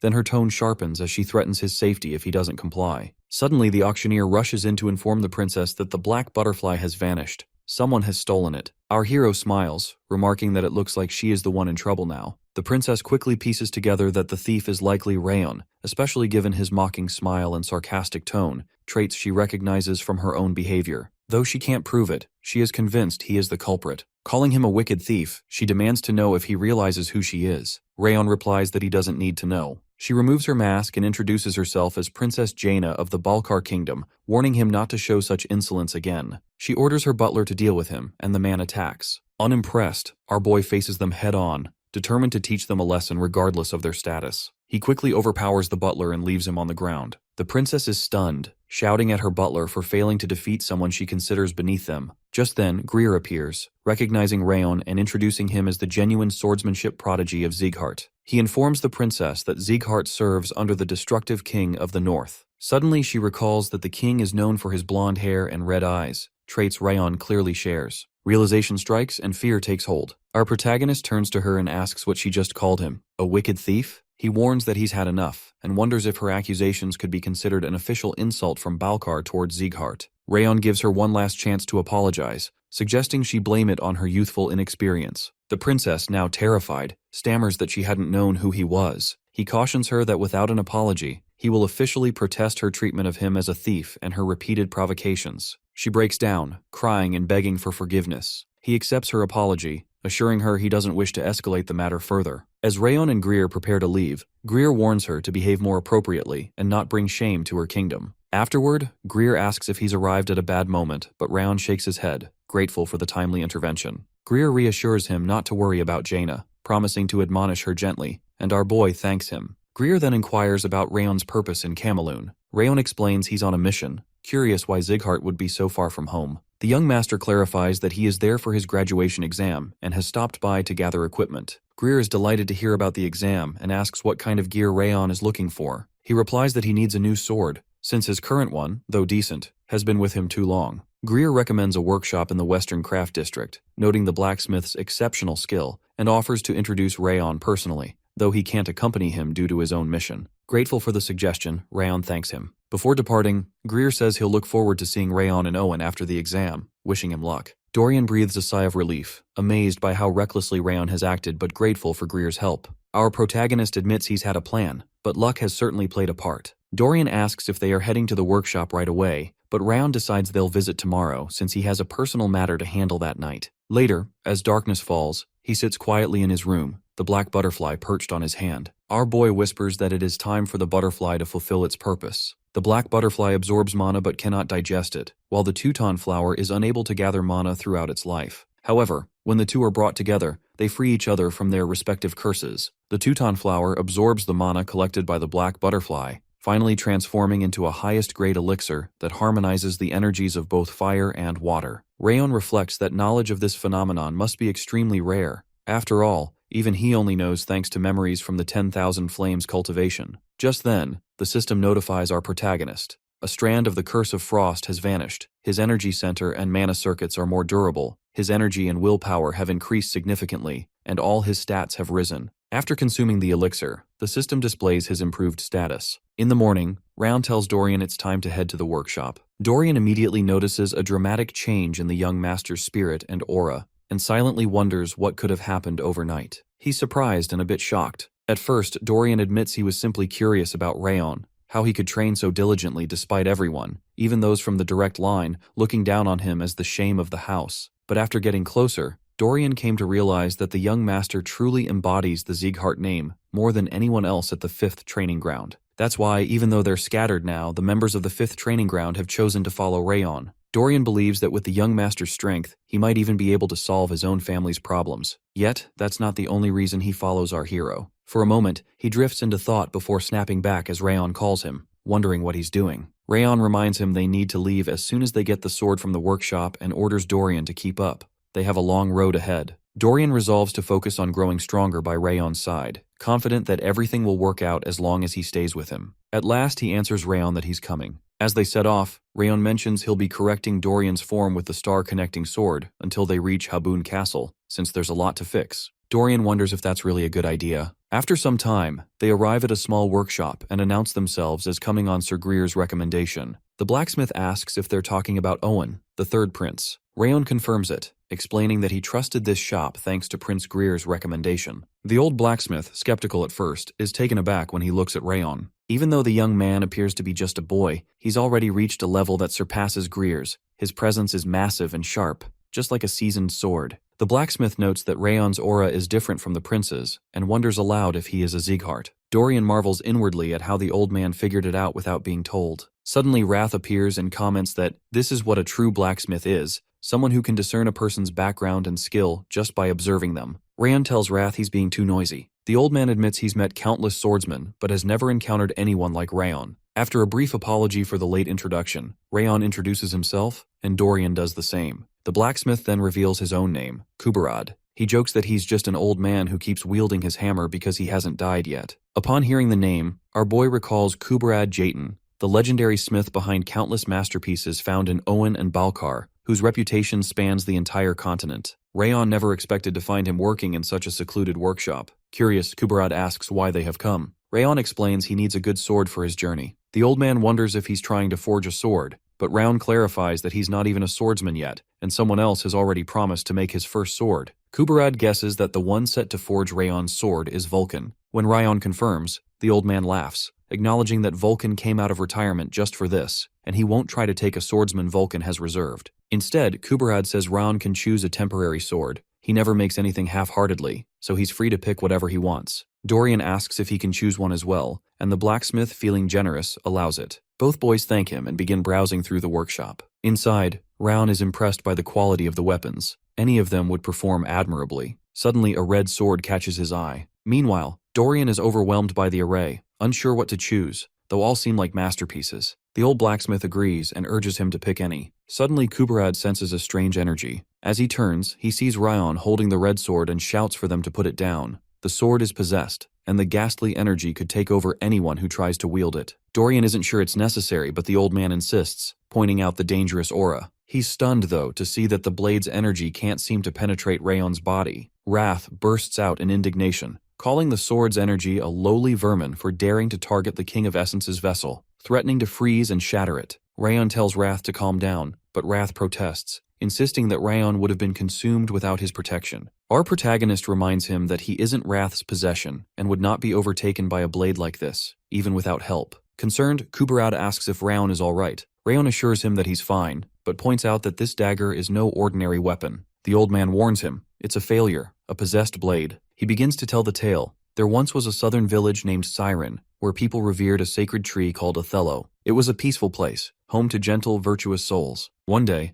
the white blood religion attacked, slaughtering half the villagers and kidnapping the rest, leaving no survivors. Kuberad had learned of the tragedy and forged a dagger from Othello's branch, hoping to honor the souls of the fallen. But the moment the blade was finished, both it and the hilt turned red, and the villagers' resentment was channeled into it, overwhelming his intentions. No one since has been able to handle the blade's ghastly energy, until now. Holding the dagger, our hero feels the memories of Siren flood into him. Resentment, pain, indignation, and grief. He wonders how such a fate befell them at the hands of the white blood religion. Realizing there's much left undone, Rayon vows that while he may not have enough time to pursue their vengeance himself, if he ever encounters the white blood religion, he'll help the blade find justice. He asks the sword to accompany him, Kuberad senses the ghastly energy receding and wonders if the blade has truly acknowledged Rayon as its master. Our boy recognizes the sword as a blade forged for the repose of vengeful souls. Once more, he invites the weapon to join him on his journey, giving it a name, the Blade of Requiem. Our young master thanks the old blacksmith for providing such excellent blades, admitting he hadn't expected to receive both a sword for regular use and the Blade of Requiem.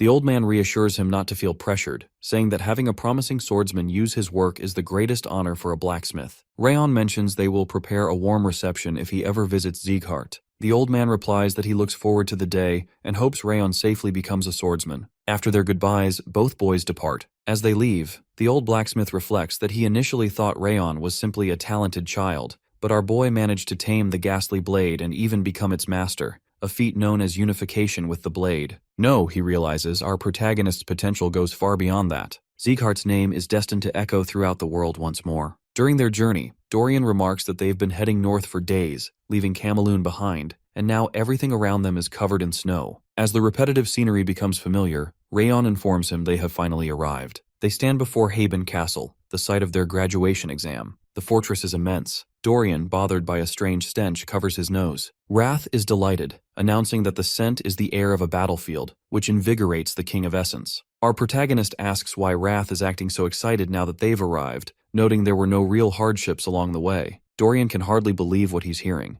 It grew colder and colder as they neared Habun Castle after leaving Cameloon, yet Rayon insisted on constant movement every time he complained about the cold. Dorian grumbles that from sunrise to evening, Rayon critiqued his sword stance, except while they were traveling, and even asked him to practice alone during night watch. Dorian mutters that he didn't get a single night's sleep on the journey, and questions how Rayon could claim there were no hardships. Wrath, now irritated, admits that, for once, the dullard is right. He complains that Rayon should train in moderation, as the King of Essence can't get any real rest either. Suddenly, the castle gates open, and Tarion, the vice commander, appears. He asks if they are the new mercenaries, noting their late arrival. Introducing himself as their superior officer, Tarion explains that he will be leading them from now on. Rayon expresses his anticipation at working together. Tarion asks after Dorian's health, and our hero assures him there's no need to worry. This happens all the time. Satisfied, Tarion instructs them to follow him. As they enter the castle, Rayon drags Dorian along, telling him to stop complaining and walk on his own, but Dorian begs to go home. Our protagonist observes that the environment inside is even harsher than he'd heard. The walls show signs of repeated destruction and repair, and the residents look utterly exhausted. The smell of blood and burning corpses has seeped into the very stones. All of this matches the information Judiel provided him.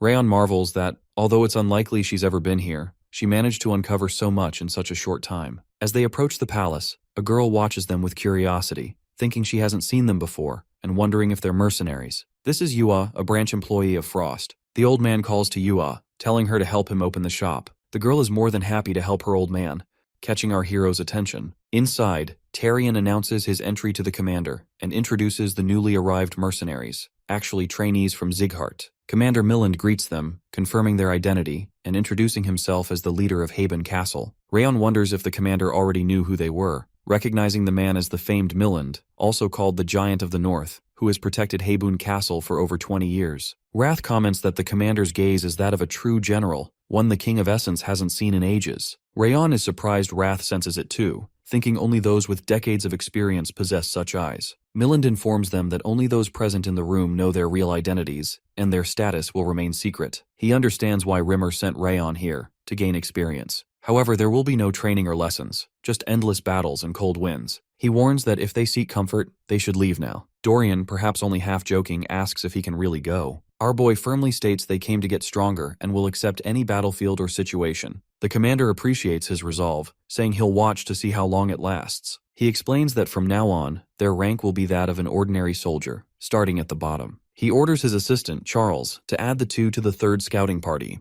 Charles complies. Milland instructs them to handle all sorts of tasks, from chores to battle assignments, and has Charles escort them to their quarters. Rayon says goodbye as Charles leads them away. Tarion voices his concerns, admitting he doesn't like the newcomers. The commander asks why. Tarion explains that Dorian seemed paralyzed with fear, while Rayon appeared too relaxed, as if he were here for fun. He suspects there'll be more trouble than help and points out that Rayon even wears a flower bracelet, making it hard to see him as a warrior. He suggests it might not be too late to send them away. Milland replies that appearances can be deceiving, and reminds Tyrion that both have completed Ziggart's notoriously difficult training. He says it's better to observe their behavior before making any decisions. Charles agrees. Milland then wonders why he was asked to send reports about the two every 2 weeks. Charles asks if this was in Rimmer's letter, but Milland explains the request came from Ziggart's Lord's Manor. Charles realizes this means the Northern Conqueror himself made the request. The commander confirms that he was instructed to report in detail on everything the two do, something that's never happened before. Lord Glenn finds himself puzzled by the Conqueror's motives. Meanwhile, Rayon is surprised to find their room quickly decorated by Dorian, who claims he did it while Rayon was in the restroom.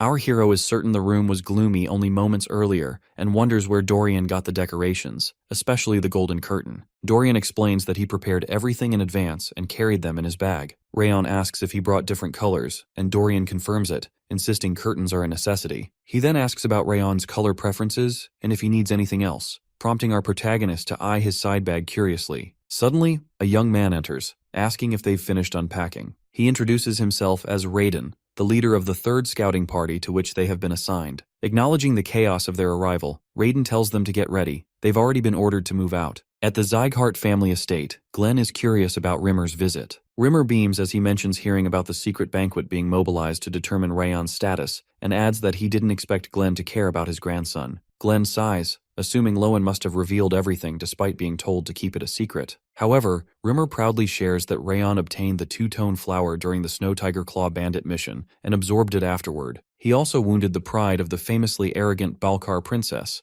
but Glenn argues that it's not fun to become a thief and incur the neighboring princess's wrath. Rimmer points out that Rayon was not at fault in the situation with the princess. He merely responded to her provocation. He predicts that even the secret banquet won't uncover how our protagonist stole the butterfly. Unfortunately, Rimmer learns that Glenn has already summoned Rayon and Dorian back. Shocked, he asks Glenn if he isn't curious about what our hero will do next, especially since he has received a sword from Kubarud. Glenn, however, explains that they were dispatched to avoid trouble within the family and that he has now called them back. Unexpectedly, Rimmer mentions that Glenn is receiving reports from Haven Castle. Lowen quickly murmurs that this isn't his doing. Next, Rimmer starts chattering, noting that it was obvious Glenn would have contacted Haven Castle, and suggests telling Rayon he is the best. Rimmer adds that if things continue like this, the misunderstanding with the Annex will soon be resolved, and Glenn's relationship with Sylvia will improve as well. Glenn, enraged, gets up to teach Rimmer a lesson. Although Rimmer tries to make excuses to leave, he still gets a beating and screams loudly. Meanwhile, at Haven Castle, Rayon feels as though he heard a scream.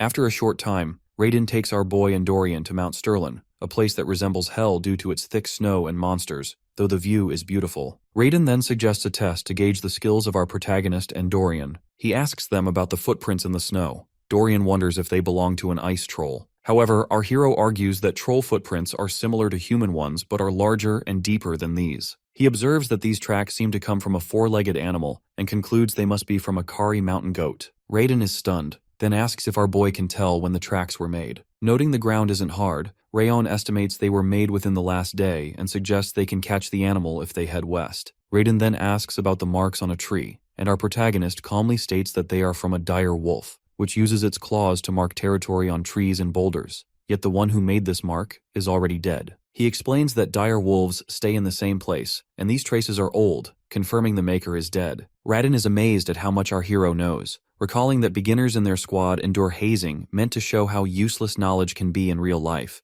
usually by giving advice in a stimulating way. Yet unexpectedly, Rayon knows far more, and it's not hazing at all. Raiden then glances at Dorian and tells him to figure out what tracks are on the branch he's carrying. Dorian protests, but Raiden persuades him to answer. Meanwhile, our boy decides to scan the surroundings using his legendary senses. The true soil sword glows, scanning the area on its own and relaying information to our protagonist through its spirit energy. He recalls that the sword did the same when they arrived, absorbing spirit energy from defeated monsters and sending it to him, which is how he gained abilities related to spirit energy. Suddenly, Wrath appears and impatiently asks why Rayon is using that kind of technique instead of the king's legendary sense, claiming it's much better. Our hero coolly replies that the sword is helping him, so there's no need to use Wrath's ability. Wrath, annoyed, insists that legendary senses are only a small part of his power and superior to the sword. Our protagonist questions how he can judge which is better, prompting Wrath to boast about having been the strongest king in the demon world. Rayon shrugs it off, mentioning that since the power comes from someone trying to take over his body, he doesn't know what side effects it might have. After a brief pause, Wrath reassures him not to worry. as the technique he's about to teach uses the cold energy that our boy already possesses. Rayon is stunned, wondering if he has gained an unexpected bounty. Later, he sits calmly on the ground while Wrath explains the technique, named Glacia. An ordinary human can't learn it, only those with pure cold energy can. He tells our protagonist that mastering it will require significant time and effort, instructing him to focus and calm his mind. Our boy must connect the cold energy within him to the cold energy present in the environment and observe this energy in that state. After focusing, our hero observes that Wrath's cold energy blends with the snow. However, Wrath explains that this is only superficial. They are both cold energy at their core. He guides Rayon to understand that connecting these energies is the essence. Now, our boy finds it difficult, as he had never thought of using cold energy in this way. He realizes it's important to hold an image of the connection itself. Then he can perceive distant things as if they are close. Essentially, the cold energy of the area becomes his eyes, ears, and skin. After a few minutes, our hero notices his body slowing down, but his senses sharpening. He can see Dorian and Radon, as well as a dire wolf that has just made a kill. It's incredible that he can observe not only the presence of others, but also their actions. Suddenly, he senses something dangerous and rushes to inform Radon that a shark mole is heading their way. Although Raiden knows this is the territory of Mount Sterlin's monsters and believes an aquatic creature couldn't come here, shark moles appear right in front of them. Radon decides they need to get out and alert the squad. Unfortunately, as he takes a step, his foot slips, and the shark mole growls menacingly. Rayon reacts instantly, striking with his sword and positioning himself to block the shark moles so Raiden can call for help. He knows Raiden doesn't fully trust him yet, but urges him to trust his sword. With that, Raiden grabs Dorian and leaves, telling our boy to be careful. All at once, the shark moles attack our hero. Fortunately, he uses his rabid fang sword to defend himself, and quickly notices that the sword's performance exceeds his expectations. Instead of relying on aura, he can hold off the sharks using only his sword techniques. His cold energy remains connected to the environment, enhancing his swordsmanship and allowing him to predict the shark's movements. Using these abilities properly, he knows, requires refining his senses through real-life experience. He strikes at the shark moles, gradually adapting to both the rabid fang sword and Glacia. Our protagonist learns rapidly, admitting that coming to Havun Castle was the right choice to gain experience through various opportunities. Soon, Raiden returns with reinforcements, only to find that Rayon has already defeated all the mole shark monsters. He is stunned since these creatures can cause casualties even if the whole squad fights together. Meanwhile, our hero notices Radon is at a loss for words, unable to speak because he didn't trust a newcomer and almost put the group in danger. Unexpectedly, Raiden bows to apologize and thanks Rayon for protecting everyone. He admits he didn't believe in him and that a dangerous situation arose, sincerely expressing his gratitude. Rayon responds that he would have reacted the same way if someone new joined his team and acted as he did.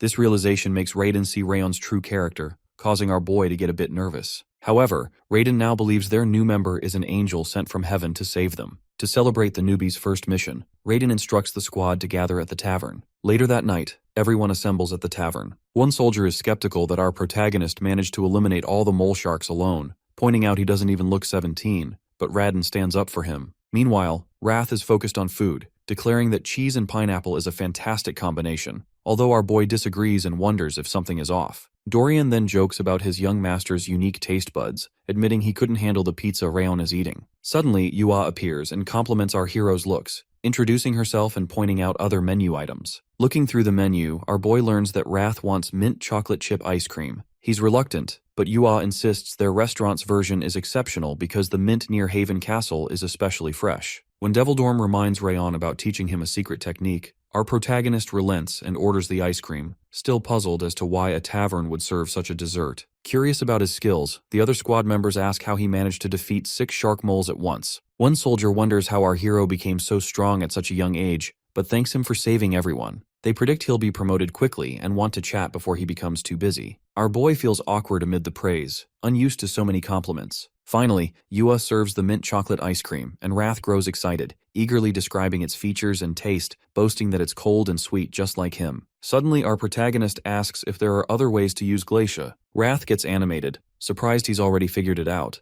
and explains that Glacia isn't just for detection, it's a method for using cold energy with maximum efficiency and power. Rayon realizes he can utilize it for both attack and defense, learning he could master some results after a year of training. However, a year feels too long, so he proposes a bet with Wrath to master Glacia in 6 months. Wrath hesitates, having lost every bet so far, but when our hero drops the time frame to 5 months, Wrath quickly accepts. After a pleasant evening at the tavern, Rayon decides to return to the dorms. As he and Dorian are about to leave, Yua approaches and offers our boy pineapple cookies she made from the leftover pineapple used in the pizza. He thanks her, and she invites him to stop by if he wants more. Meanwhile, elsewhere in the mountains, Patrol Team 3 rushes toward Haven Castle to report to Commander Milland about ice trolls gathering in the area. The next day, Rayon informs our boy and Dorian that they need to eliminate the ice trolls. Dorian starts to panic, pointing out that their first mission was just yesterday, but Rayon can't do anything since it's a decision from higher up. He recalls that earlier this morning, Commander Milland received a report from Patrol Team 2 about a group of ice trolls near underground pit number 4.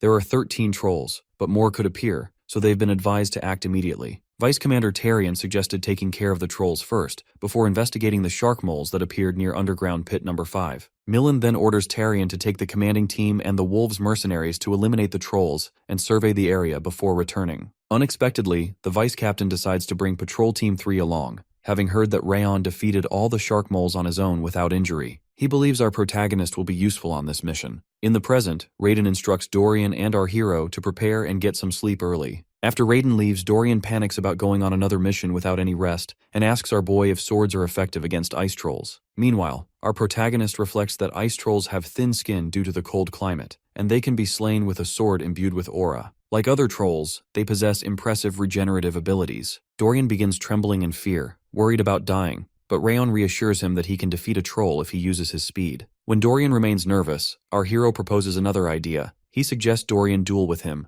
reasoning that the experience will make facing an ice troll less frightening. As expected, Dorian immediately claims that ice trolls are weaklings and promptly goes to sleep. The next morning, at Haven Castle's main gate, the vice commander begins taking attendance. Dorian looks exhausted, which makes Rayon curious, but Dorian insists he's fine, saying anything is better than dueling with him. Suddenly, someone approaches our protagonist and introduces himself as Beto, captain of the Wolves mercenaries. Beto notes that his mercenaries are eager to duel Rayon. They shake hands, expressing their anticipation of working together, before Beto leaves to check on his team. Afterwards, Wrath grumbles that he doesn't like Beto and advises our hero to be wary, claiming Beto has the eyes of a snake and that people who look like that are usually backstabbers. Our boy takes note, having also felt uneasy when he met Beto's gaze. Suddenly, Yua arrives with the food they ordered. The soldiers are delighted to see her becoming cuter and improving as a cook. Observing how much Yua is loved by the soldiers, our protagonist considers that she must be the mascot of Haven Castle. Unexpectedly, Yua turns to offer him beef jerky that she and her grandfather made. He's curious about the gesture, so Yua explains it's for his first expedition. Rayon pats her head in thanks. Next, Tarion orders everyone to line up for a briefing before departure. He explains that their objectives are to take down the ice trolls and patrol the area between Mount Sterlin and the Northern Sea. Meanwhile, our hero notices Wrath looking uncharacteristically serious, but Wrath insists it's nothing, even though he senses an unusual energy coming from the mountains. Finally, all the soldiers set out from the castle. Unexpectedly, the mercenaries order the scouts to carry their bags before departure. They insist the scouts treat the bags with as much care as if they were their lovers, then mock them for not having anyone to love. This makes Rayon wonder why the Snow Attack Squad expects the scouts to do this. Raiden explains that according to the squad, the main fighters need to conserve their strength for combat, so the scouts, having less authority, are expected to comply. He adds that ever since this squad was assigned here, it's always been this way. Last time, the scouts had to haul all the gear back after battle and even clean up the post-mission mess. Raiden advises our boy not to take it too personally, as it will only make things harder. Our protagonist finds it absurd that scouts, who risk their lives scouting ahead and are the first to face traps or enemies, are mistreated like this. With the Snow Attack Squad, there's no sense of unity on the front lines. Raiden mentions that their captain, Ediquil, thinks this is normal. Hearing that, Rayon quietly decides he'll put an end to this toxic tradition by crushing Ediquil. When everyone arrives at the designated location, they are surprised to find no sign of ice trolls. Raiden insists he saw 13 trolls on the outskirts of the forest. Captain Ediquil frowns, saying scouts shouldn't go alone, and that at least one swordsman should accompany each scouting mission. Despite this, the vice captain orders everyone to spread out and search for troll tracks. After hours of searching, they still find nothing. Our hero reasons that, even if ice trolls leave fewer tracks, there should be at least some trace. Rayon approaches the vice commander to ask for permission to investigate further. Suddenly, Ediquil interrupts, telling him to set up camp or do something useful instead of embarrassing himself. However, Tarion gives our boy a chance, despite Ediquil's protests that it's a waste of time. As our protagonist uses Glacia to search, Ediquil continues to complain. Suddenly, our boy announces he's found the trolls, stating they are near the frozen valley northwest of Mount Sterlin.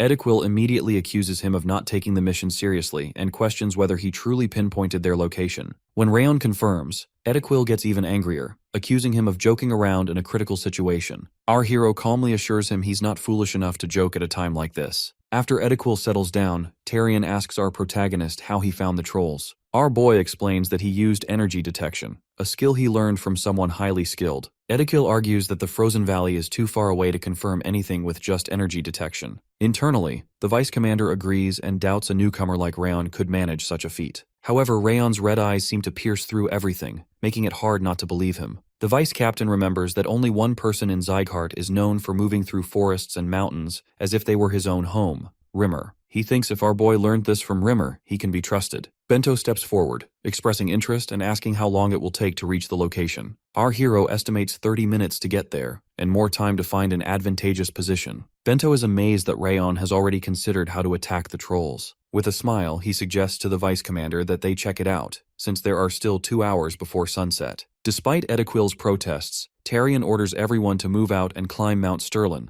noting this is their chance to prevent danger in advance. Seeing Ediquil still unconvinced, our protagonist proposes a bet. If they find the trolls where he predicted, the Snow Squad must speak respectfully to the scouts and carry their own gear as well as help with chores. If he's wrong, Rayon will do whatever Ediquil asks. Ediquil accepts, warning our boy to prepare for his loss. With that, all the soldiers head toward the frozen valley. Unexpectedly, a cloaked man observes them from hiding, shocked to see the group moving directly toward the trolls' actual location. He is baffled that they discovered the trolls' whereabouts even though he erased all tracks. Realizing they'll find the trolls faster than anticipated, he decides to delay them further. Then, an evil plan occurs to him, one he thinks is even better, and he immediately summons monsters. Unexpectedly, the soldiers encounter trolls blocking their path. Ediquil grits his teeth, frustrated at how Rayon managed to locate the trolls from such a distance. Our boy approaches, reminding Ediquil about their bet, and stating that after this battle, the Snow Squad will be responsible for all the chores. He expects a squad captain to keep his word. Ediquil is furious, but Tyrion intervenes, pointing out that they're fortunate Rayon identified the trolls' location and reminding everyone to focus on their mission. Tyrion then prepares all units for attack and signals them to open fire. The trolls, weakened by a barrage of arrows, begin to falter. The commander instructs the group not to give the trolls a chance to regenerate, prompting all the swordsmen to strike them down quickly. Our hero observes the effective use of formations to suppress the ice trolls. However, Beto stands out. Just moments ago he was calm, but now his eyes are intense and focused in battle. Dorian, noticing Rayon standing back, wonders why he isn't rushing into the fight as usual. Our protagonist explains that their current mission is to protect the scouts, so they should stay on standby. He also hints that he has a separate opponent to face. Soon, the scouts receive orders to provide support from the rear. Rayon instructs the swordsmen to engage the trolls from the front while those with crossbows are told to distract them. He notes their impressive progress, as the group has managed to overwhelm the trolls from the outset,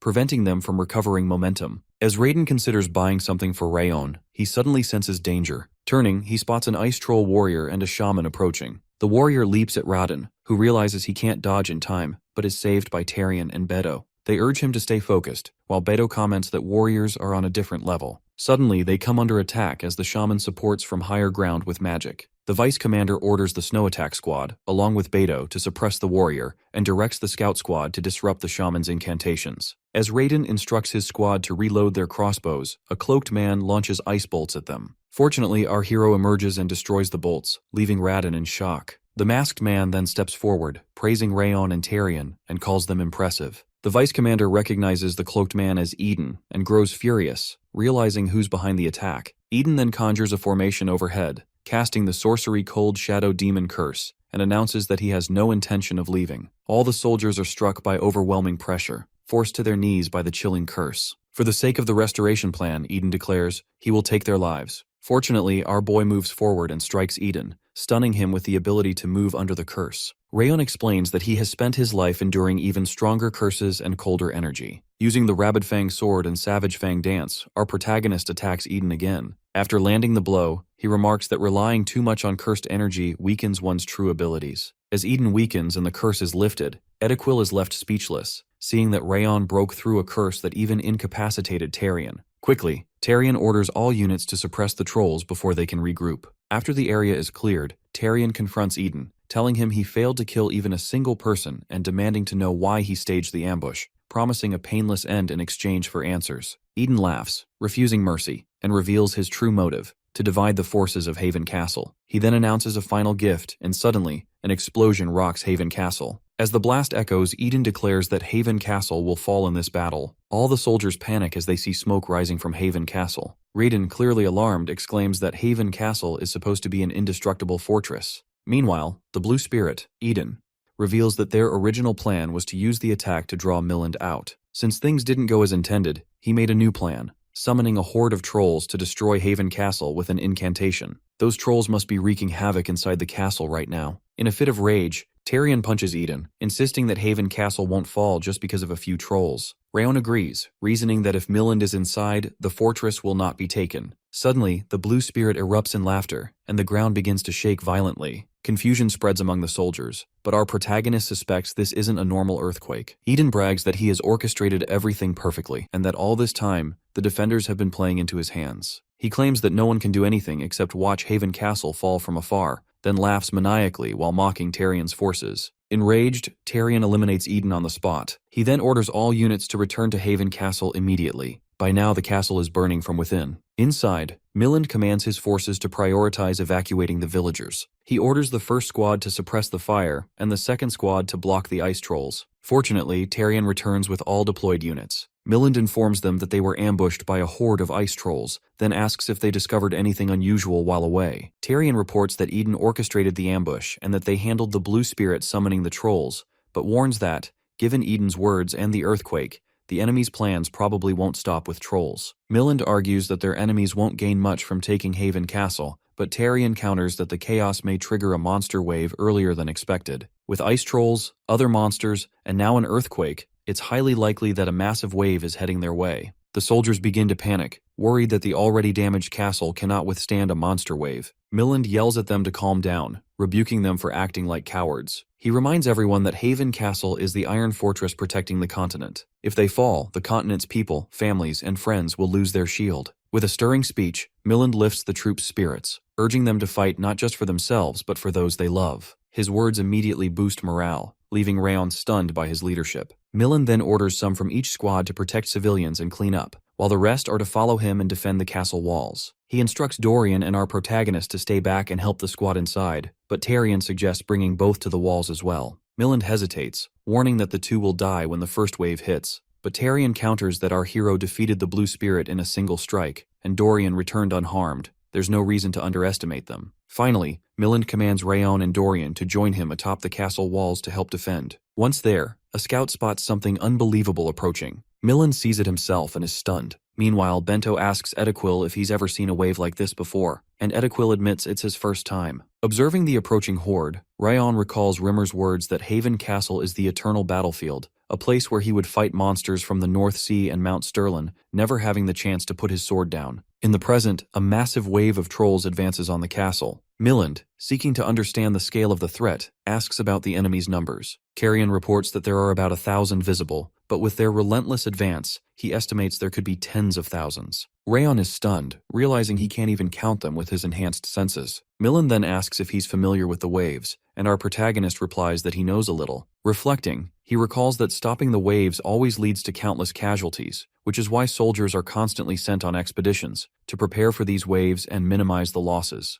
Everything else can be rebuilt, but the dead cannot return. In the present, he receives the order to protect as many soldiers as possible. Suddenly, the monsters roar, and Milland commands everyone to raise their swords, even if they are afraid. He rallies their spirit, declaring that anyone trained at Haven Castle can overcome this trial, and raises his sword, promising a celebratory drink once it's over. Shield warriors and spear warriors take the front lines. Archers position themselves on the ramparts, and at Milland's signal, arrows rain down on the monsters, wounding many. However, a scout soon warns them of an elite orc charging the castle gate. The soldiers attempt to block it, only to find it unfazed. Milland steps forward, vowing to protect the gate himself. Meanwhile, orcs begin scaling the walls, and the soldiers are ordered to attack with aura as soon as the orcs reach the top. Despite their efforts, one orc makes it over, prompting a soldier to call for help. Fortunately, our boy rushes in and eliminates the orc with a single strike. He breathes heavily, recognizing that this is pure hell. Despite having slain hundreds of monsters, it feels like he hasn't even made a dent in their numbers.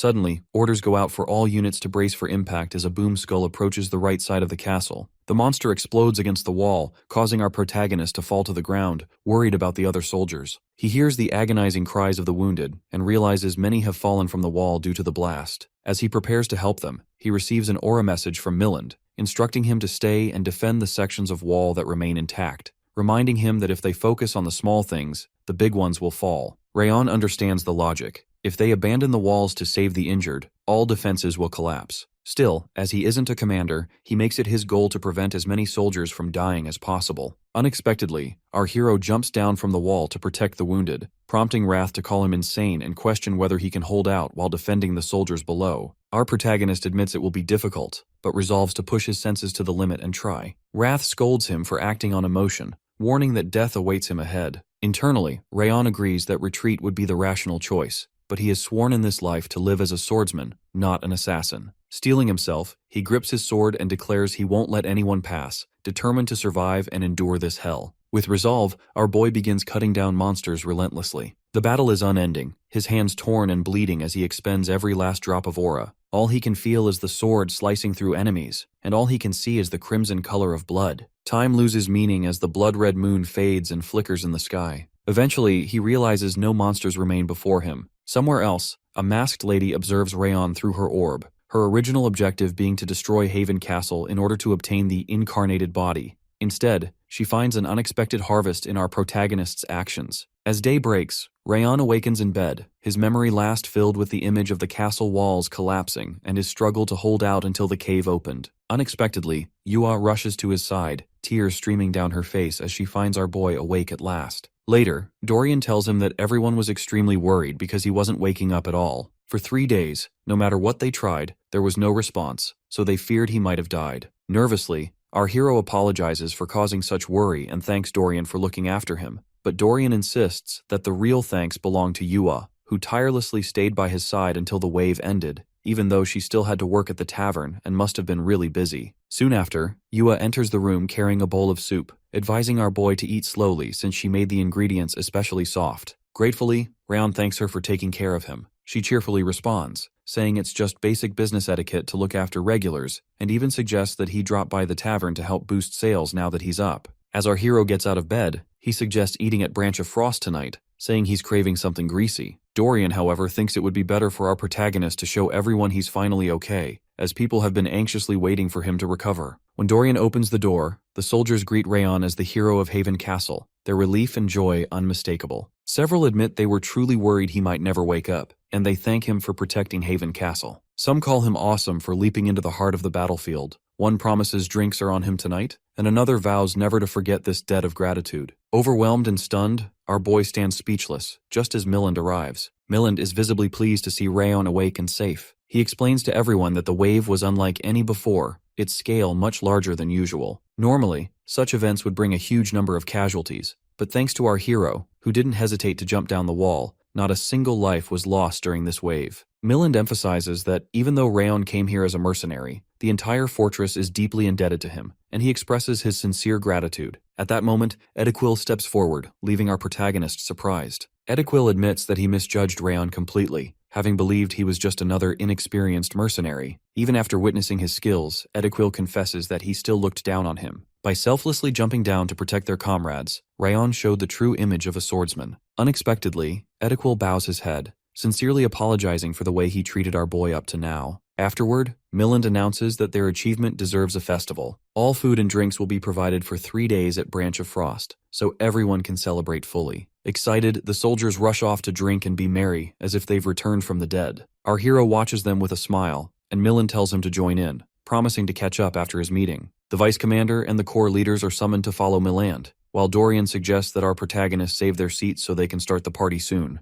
Later, in the meeting hall, Milland wonders aloud if everyone is just going to praise Rayon, but Tarion insists that the greatest reward and proper compensation are due, as our boy saved countless lives. Milland considers giving him something more valuable than gold, namely the Haven Castle's artifact. Rodden is stunned, thinking Milland might give the snow-horned sword, while Tarion is shocked at the idea of Rayon becoming the next lord of Haven Castle. Milland clarifies that the sword is simply a symbol, and instead, he plans to bestow armor made from the mana stone of the Orc Lord, the White Soul armor. This armor is even more valuable than the snow-horned sword, but given what our protagonist has done, it's the least they can offer. Milland explains that he'll only feel at ease if Rayon is protected by this armor. Tyrion and Raiden agree wholeheartedly, saying it's the perfect gift for someone who saved so many lives. However, Edequil raises a question, asking whether our hero is really an ordinary mercenary, since the martial arts he used are far beyond the capabilities of any regular mercenary. Edequil observes that Rayon's abilities clearly set him apart, and wants to know his true identity. Unexpectedly, Milland apologizes and explains there are reasons he can't disclose everything right now, but he assures Edequil and the others that our protagonist is genuine and sincere. Milland says that, when the time is right,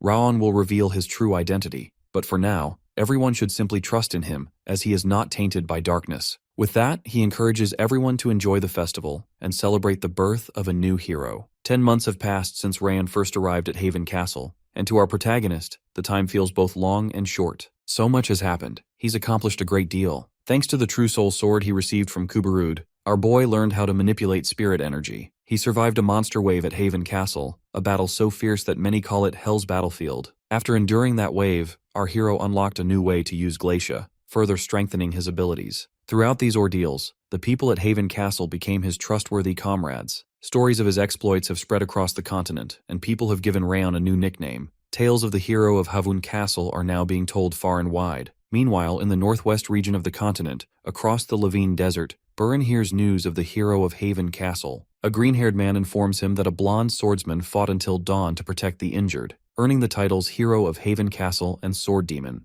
Burin feels a rush of excitement, realizing that Rayon is still growing stronger. After a moment, the green-haired man sits beside him and asks if Rayon is the one Burin is striving to surpass. Burin confirms this, and the man wonders why Burin is excited, not upset, even though the person he wants to outdo is getting even stronger. Burin responds that it's more fun this way. Catching up to a stronger rival is more rewarding, and the stronger our hero becomes, the stronger Burin will become as well. The green-haired man teases Burin, saying the two must be close, but Burin insists they're simply rivals. On the other side of the Levane Desert, Martha hears similar rumors about the hero of Haven Castle. Her assistant tells her that, according to widespread tales, Haven Castle managed to stop a monster wave thanks to Rayon. Martha sighs, openly wondering just how much stronger he's going to get. Her assistant, skeptical, says rumors are always exaggerated and insists Martha is stronger than Rayon, pointing out the monsters Martha recently defeated. Martha protests, saying it's still not good enough. She can sense that our boy has grown much more powerful. This worries her assistant, who asks what sort of person could make Martha feel this way. Martha explains that Rayon once saved her life and is, in fact, her rival. Deep inside Kadam Jungle Base, someone brings up the improbable story to Runan,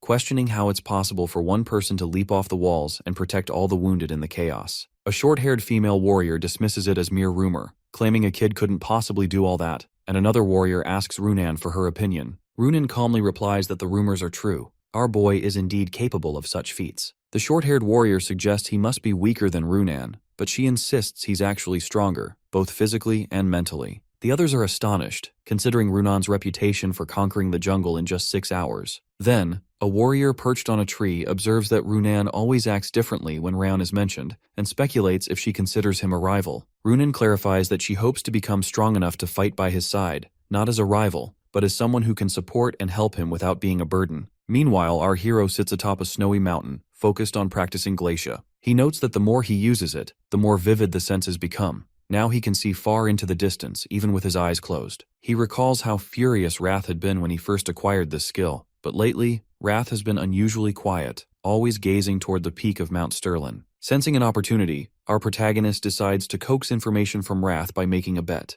Unexpectedly, Wrath himself proposes a wager. Rayon, curious, asks what kind of bet he has in mind. Wrath inquires whether Rimmer's test was for Rayon to survive at Haven Castle for a full year, and our hero confirms, mentioning he has only 2 months remaining. Wrath bets that Rayon won't survive the final 2 months at the castle. Our protagonist doesn't take him seriously, so Wrath insists he never lies. Our boy quickly retorts that Wrath has lied many times before and even wonders aloud if Wrath is just being foolish, since graduation is only 2 months away and the recent wave is over. With the defeat of the Blue Spirit Balkan, extra troops have been stationed at Haven Castle, making another attack by Eden unlikely. If Eden has any sense, he won't risk another confrontation. Rayon figures all he needs to do is safely return to Ziggart. Smiling, he accepts Wrath's bet, and Wrath becomes visibly excited. It's been 1 month since Rayon accepted Wrath's bet, leaving just 1 month until his graduation exam is complete. Despite Wrath's dire warnings, peace has continued at Haven Castle, unfolding quite differently than Wrath expected. Frustrated, Wrath even shouted toward Mount Sterlin, calling it a lazy bum. One day, our boy notices an unusually high number of crows circling above the castle, which makes him wonder if a monster has appeared nearby. Unexpectedly, he steps on something. Upon closer inspection, he finds a frog, which stuns him because a frog shouldn't appear in such cold weather. Suddenly, the ground begins to shake violently, and people start screaming, fearing it might be an earthquake. The warning bell rings, and scouts shout that a wave has appeared.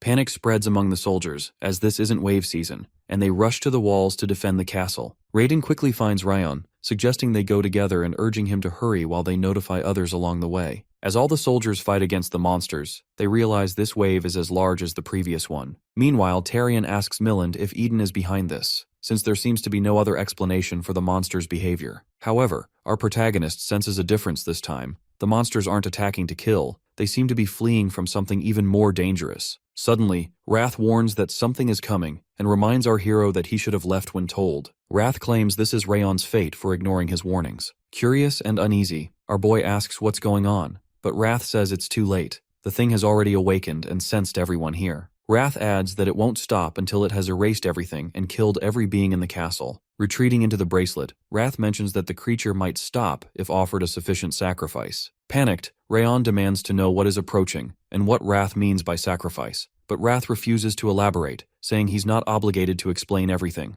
Next, our protagonist goes straight to Commander Milland with an urgent question. What is the plan if an enemy appears whom they cannot defeat? Milland is stunned by the question, admitting he never thought Rayon would ask such a thing. He explains that they must fight no matter what, because countless lives depend on their defense. Even if it means sacrificing themselves, they must buy time for the people to evacuate. That is the very reason Haven Castle exists. Suddenly, a monster sneaks up behind Rayon, but our boy slays it quickly, all the while realizing they have no idea what they're truly facing, so retreating in advance isn't even an option. For now, he chooses to focus on stopping the wave. Later that night, Ediquil senses something unusual in the monsters and tells his men to push them back while they are still dazed. Suddenly, our protagonist notices animals running toward the castle, just like the crows earlier, which stuns him. He's never seen such a thing during a wave before. On the other side, Milland orders Tarion to dispatch troops to evacuate all civilians, including those outside the castle. Tarion freezes, but Milland insists there's no time to waste, prompting him to follow orders. Afterward, Milland sends an aura message to Rayon instructing him to leave if the situation gets out of control. When our boy asks why,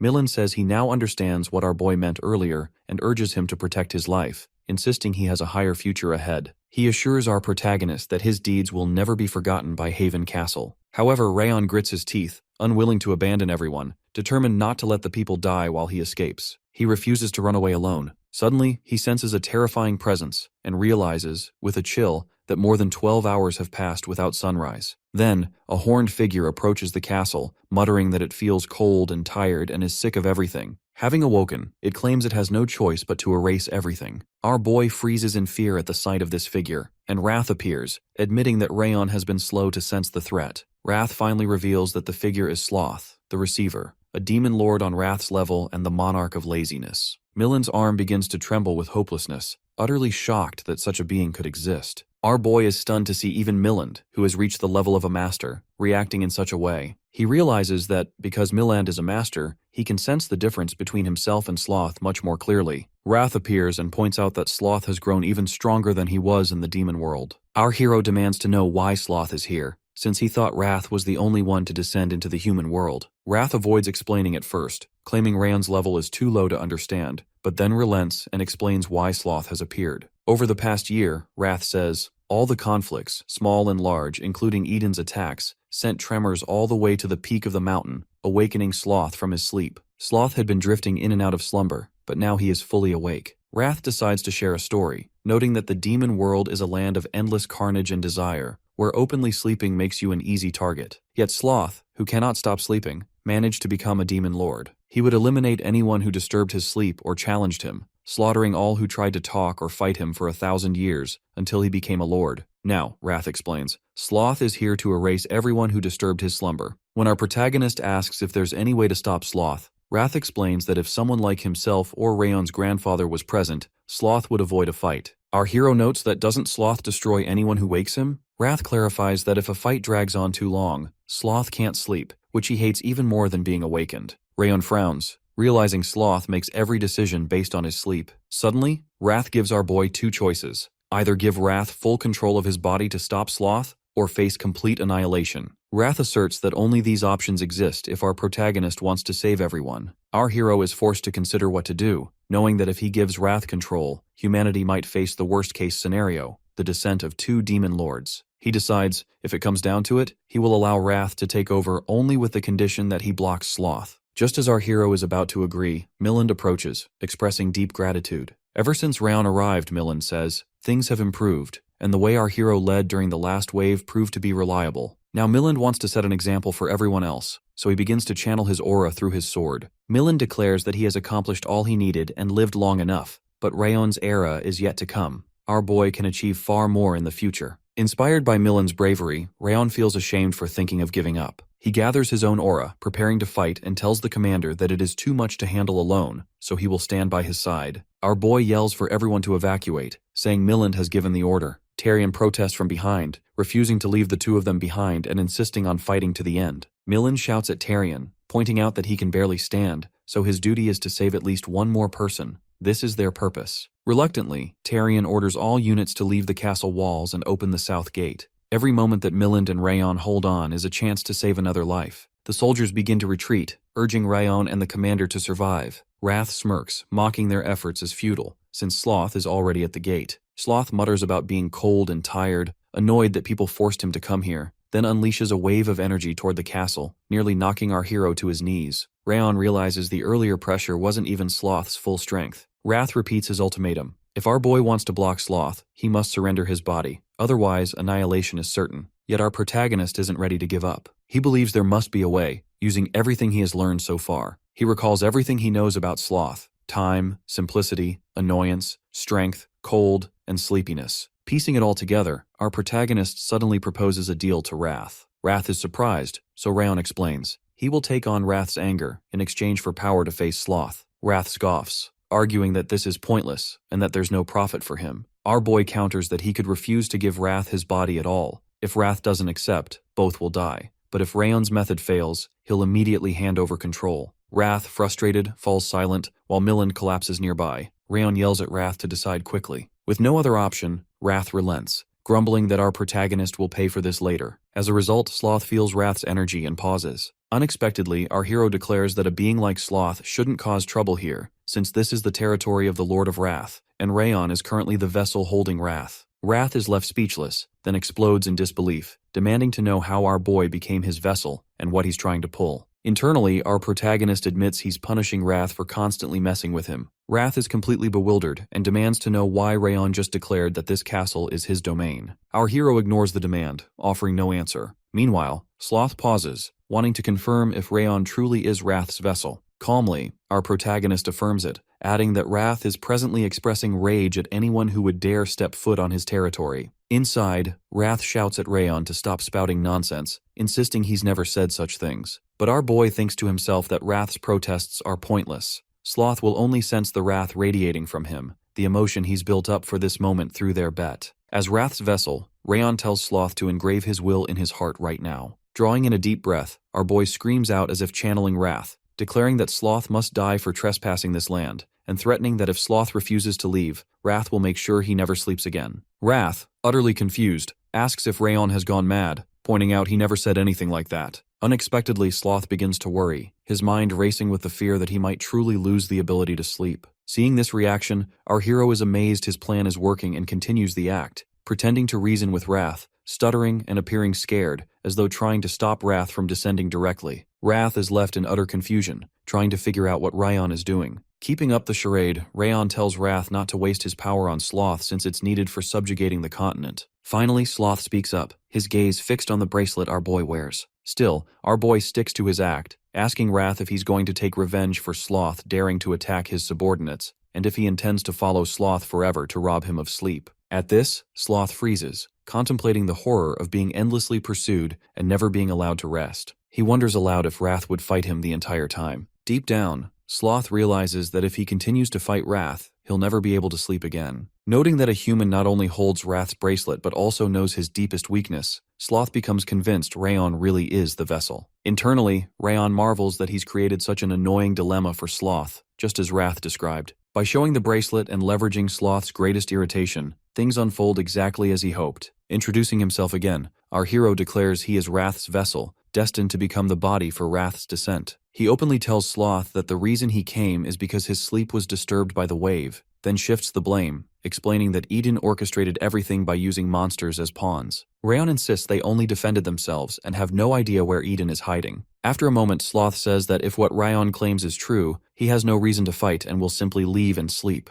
Feeling Sloth's energy diminish, our protagonist decides to push further. He pretends Wrath is about to emerge and fight, acting panicked, and as if Wrath has more to say. Then he declares, as if quoting Wrath, that Sloth cannot just leave after attacking his subordinates. Sloth tries to protest, but Rayon, in Wrath's voice, orders him to be silent and points out that if he, Wrath, hadn't shown up, Sloth would have wiped out everyone. He invokes the rule of a life for a life. Because Sloth's actions led to the deaths of his subordinates, there must be payment. The choice is clear. Either Sloth gives up his sleep, or he transfers his power to this king's vessel. Wrath is shocked, realizing that's been Rayon's plan all along. Sloth, finding the choice easy, starts pouring his power into Rayon, even as Wrath screams for Sloth to destroy him. Wrath protests that he's being tricked by a human, that he could kill our hero with a flick of his hand, but Sloth calmly continues, transferring his power. The system notifies our hero that a portion of Sloth's power is now infused into his soul and body, to be activated after an adaptation period. Our protagonist feels Sloth's energy, while Wrath collapses in exasperation, certain the stress will kill him. Sloth, now too sleepy to care, prepares to leave, but Rayon stops him once more. Annoyed, Sloth glares at our boy with overwhelming might, prompting Rayon not to provoke him further. Instead, he offers Sloth the magic stone of the Goblin King. Feeling warmth from the stone, Sloth believes he can now sleep forever. Our hero then proposes a deal. Whatever happens here in the future, Sloth should not return,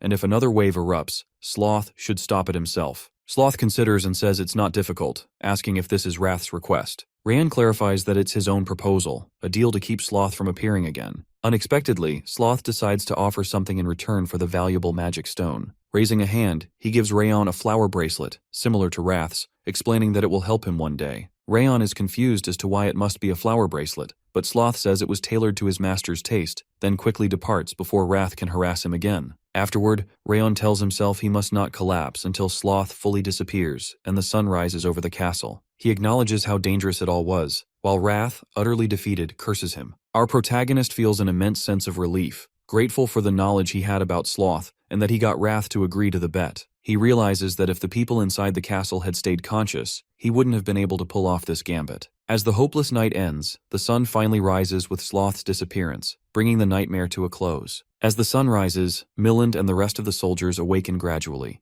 Milland recalls feeling an overwhelming shockwave of energy at the end, an energy from that horned figure, someone who had reached the realm of the Absolute, enough to remind him of the legendary Northern King of Annihilation. He is stunned to find himself alive. Suddenly, Tarion approaches and asks if Milland is all right. Milland, concerned about the others, is about to assure Tarion that everyone is fine, but pauses mid-sentence upon seeing Rayon standing at the front. Milland is shocked, and Rayon tells everyone that he has kept his promise. Tarion is left in awe, wondering if our boy truly suppressed that monster. Even though Milland himself was knocked unconscious, Rayon managed to endure until the end. Our hero is relieved to see everyone safe, but he collapses, and Milland catches him in his arms, calling him their hero. 3 days pass, and life at Haven Castle returns to its routines. Milland asks if Rayon has woken up yet, and Tarion reports that he is still sleeping, but appears to be fine. Milland suspects his body is simply exhausted and will take time to recover. Then, Tarion brings up the horned figure, asking who it was, since everything after that moment is a blank. Milland explains that the figure must have been a demon.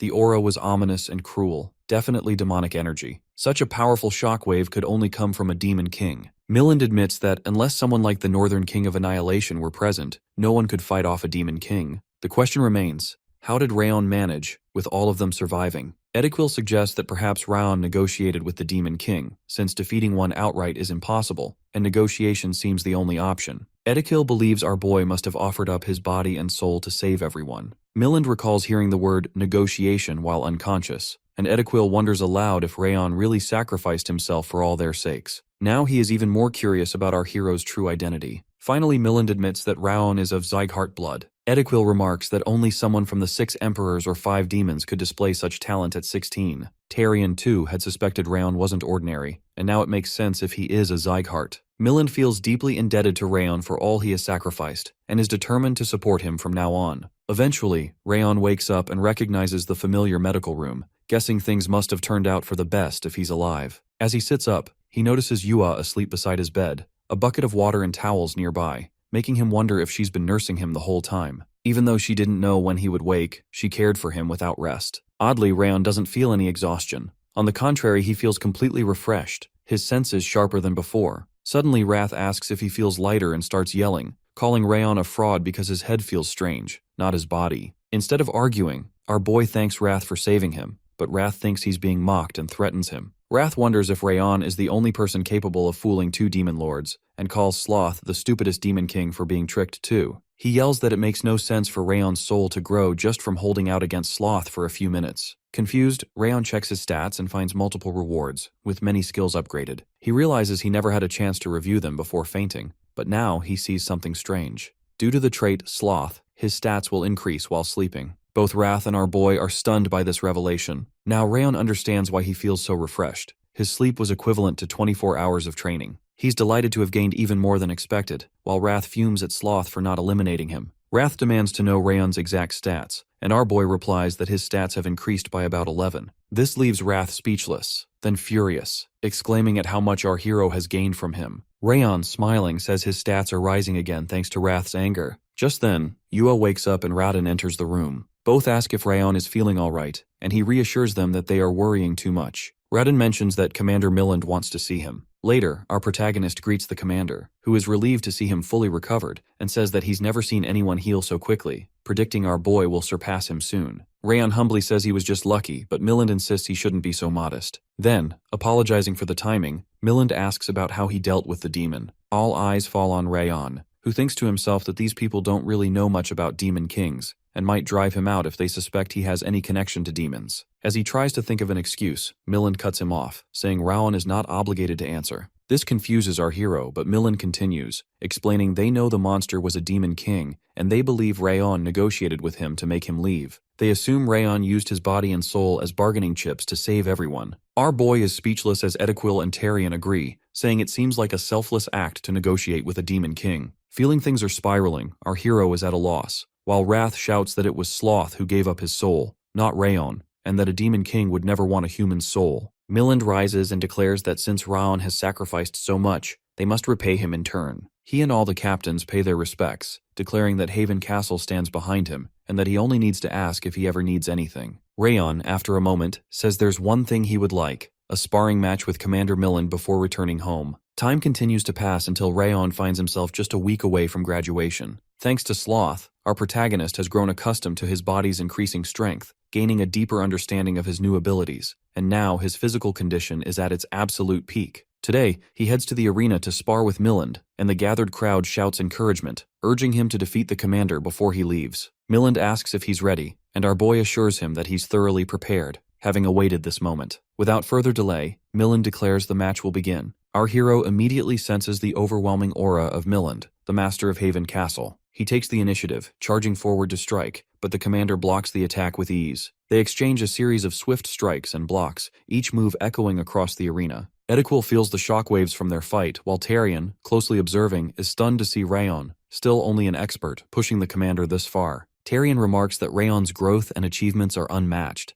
and at this rate, he's only a small step away from becoming a master himself. Someone else comments that Rayon was nowhere near this level when he first arrived. During the heated exchange, Milland notes that although our boy's strength and speed are impressive, his attacks still lack sharpness. He reminds Rayon that this is a practice duel, then pointedly asks if he really thinks he can defeat him so easily. Our protagonist simply replies that he's getting stronger. Using his Rabid Fang sword, he launches another attack and, upon spotting an opening, quickly throws a punch. Unexpectedly, Milland effortlessly blocks the punch with his bare hand and immediately counters, forcing Rayon to jump back. Our boy is puzzled, having thought that creating an opening with a powerful attack would be enough to land a hit. Yet Milland not only blocked it, but was ready to counter. He also notices the commander doesn't even look tired. Milland, observing the surprise on Rayon's face, prompts him to speak. Our protagonist points out that Milland can predict all his moves and, even while emitting aura and sword energy constantly, shows no sign of fatigue. Milland explains the difference lies in the middle energy core, which opens only when a person reaches the master level. This core allows a master to generate immense power and maintain their aura with minimal effort.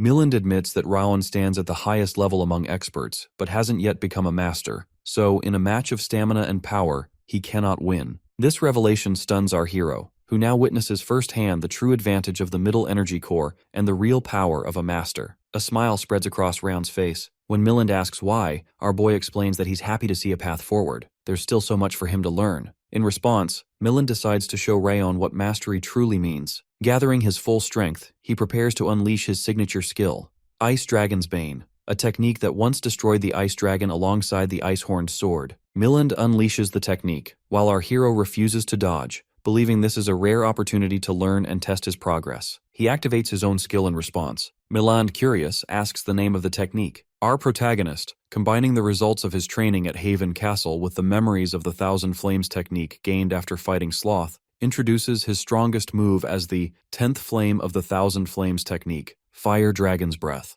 though he simply calls it Fire Dragon's Breath for short. Milland is now eager to see whose power prevails, his own sword or our hero's dragon. The two warriors charge at each other, and their skills collide in a massive explosion that fills the arena with dust and smoke. Rayon is awestruck by the overwhelming force and wonders if Rayon is truly matching the commander head-on. As the dust begins to settle, everyone anxiously waits to see who has emerged victorious. Surprisingly, both Milland and our protagonist are still standing in the arena. Rayon bows respectfully, thanking Milland for the opportunity and humbly admitting his loss. The crowd erupts. Everyone cheers for the commander's victory while showering praise on Rayon for his incredible performance. His name echoes through the arena as everyone celebrates his growth and spirit. Meanwhile, Milland privately marvels at our hero's absurd talent. He'd expected his aura alone to be enough, but he actually had to use protective energy. Internally, Milland feels reassured that he made the right decision in supporting Rayon's journey. Rayon and Dorian are finally preparing to leave Haven Castle. Rodden remarks that he's grown used to having our hero around, while Beta offers words of praise for his achievements. In response, Rayon thanks Milland for everything.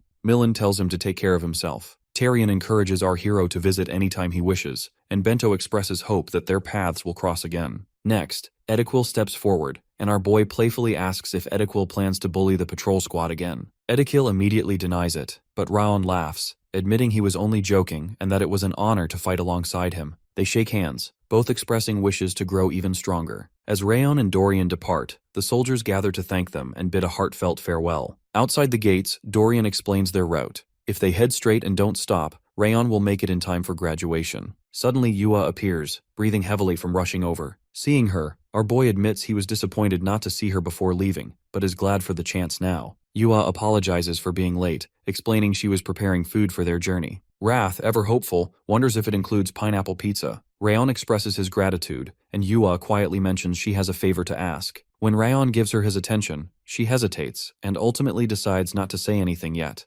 leaving our protagonist confused as Yua promises to tell him later. With goodbyes exchanged, Dorian and our hero finally set off. Watching them go, Yua silently vows to ask Rayon someday if she can walk the path of life beside him. A year has now passed since the 5th Training Hall's graduation exam began. The trainees have gained both experience and accomplishments, and the once empty hall is now full of transformed young swordsmen. Among themselves, they discuss their new strength, some confident they'll reach expert level soon. Meanwhile, Rimmer quietly observes from afar. Suddenly, a trainee asks if Rayon has returned, since graduation is tomorrow, while another worries something may have happened to him. Rimmer stands and reassures them, saying our protagonist isn't someone who could be kidnapped easily. He encourages them to stop worrying and focus on the ceremony, then sits back down with a smile as the trainees leave. Yet concern gnaws at him, and he soon calls Lowen for help. Lowen claims there's nothing he can do, but Rimmer becomes desperate, grabbing Lowen's legs and lamenting that Rayon hasn't returned. He should have come back a month ago. Normally, Rimmer would sneak out a letter as usual, but the Heavenly Sword Order, Guardians of the Shadow Society, have completely blocked his usual route,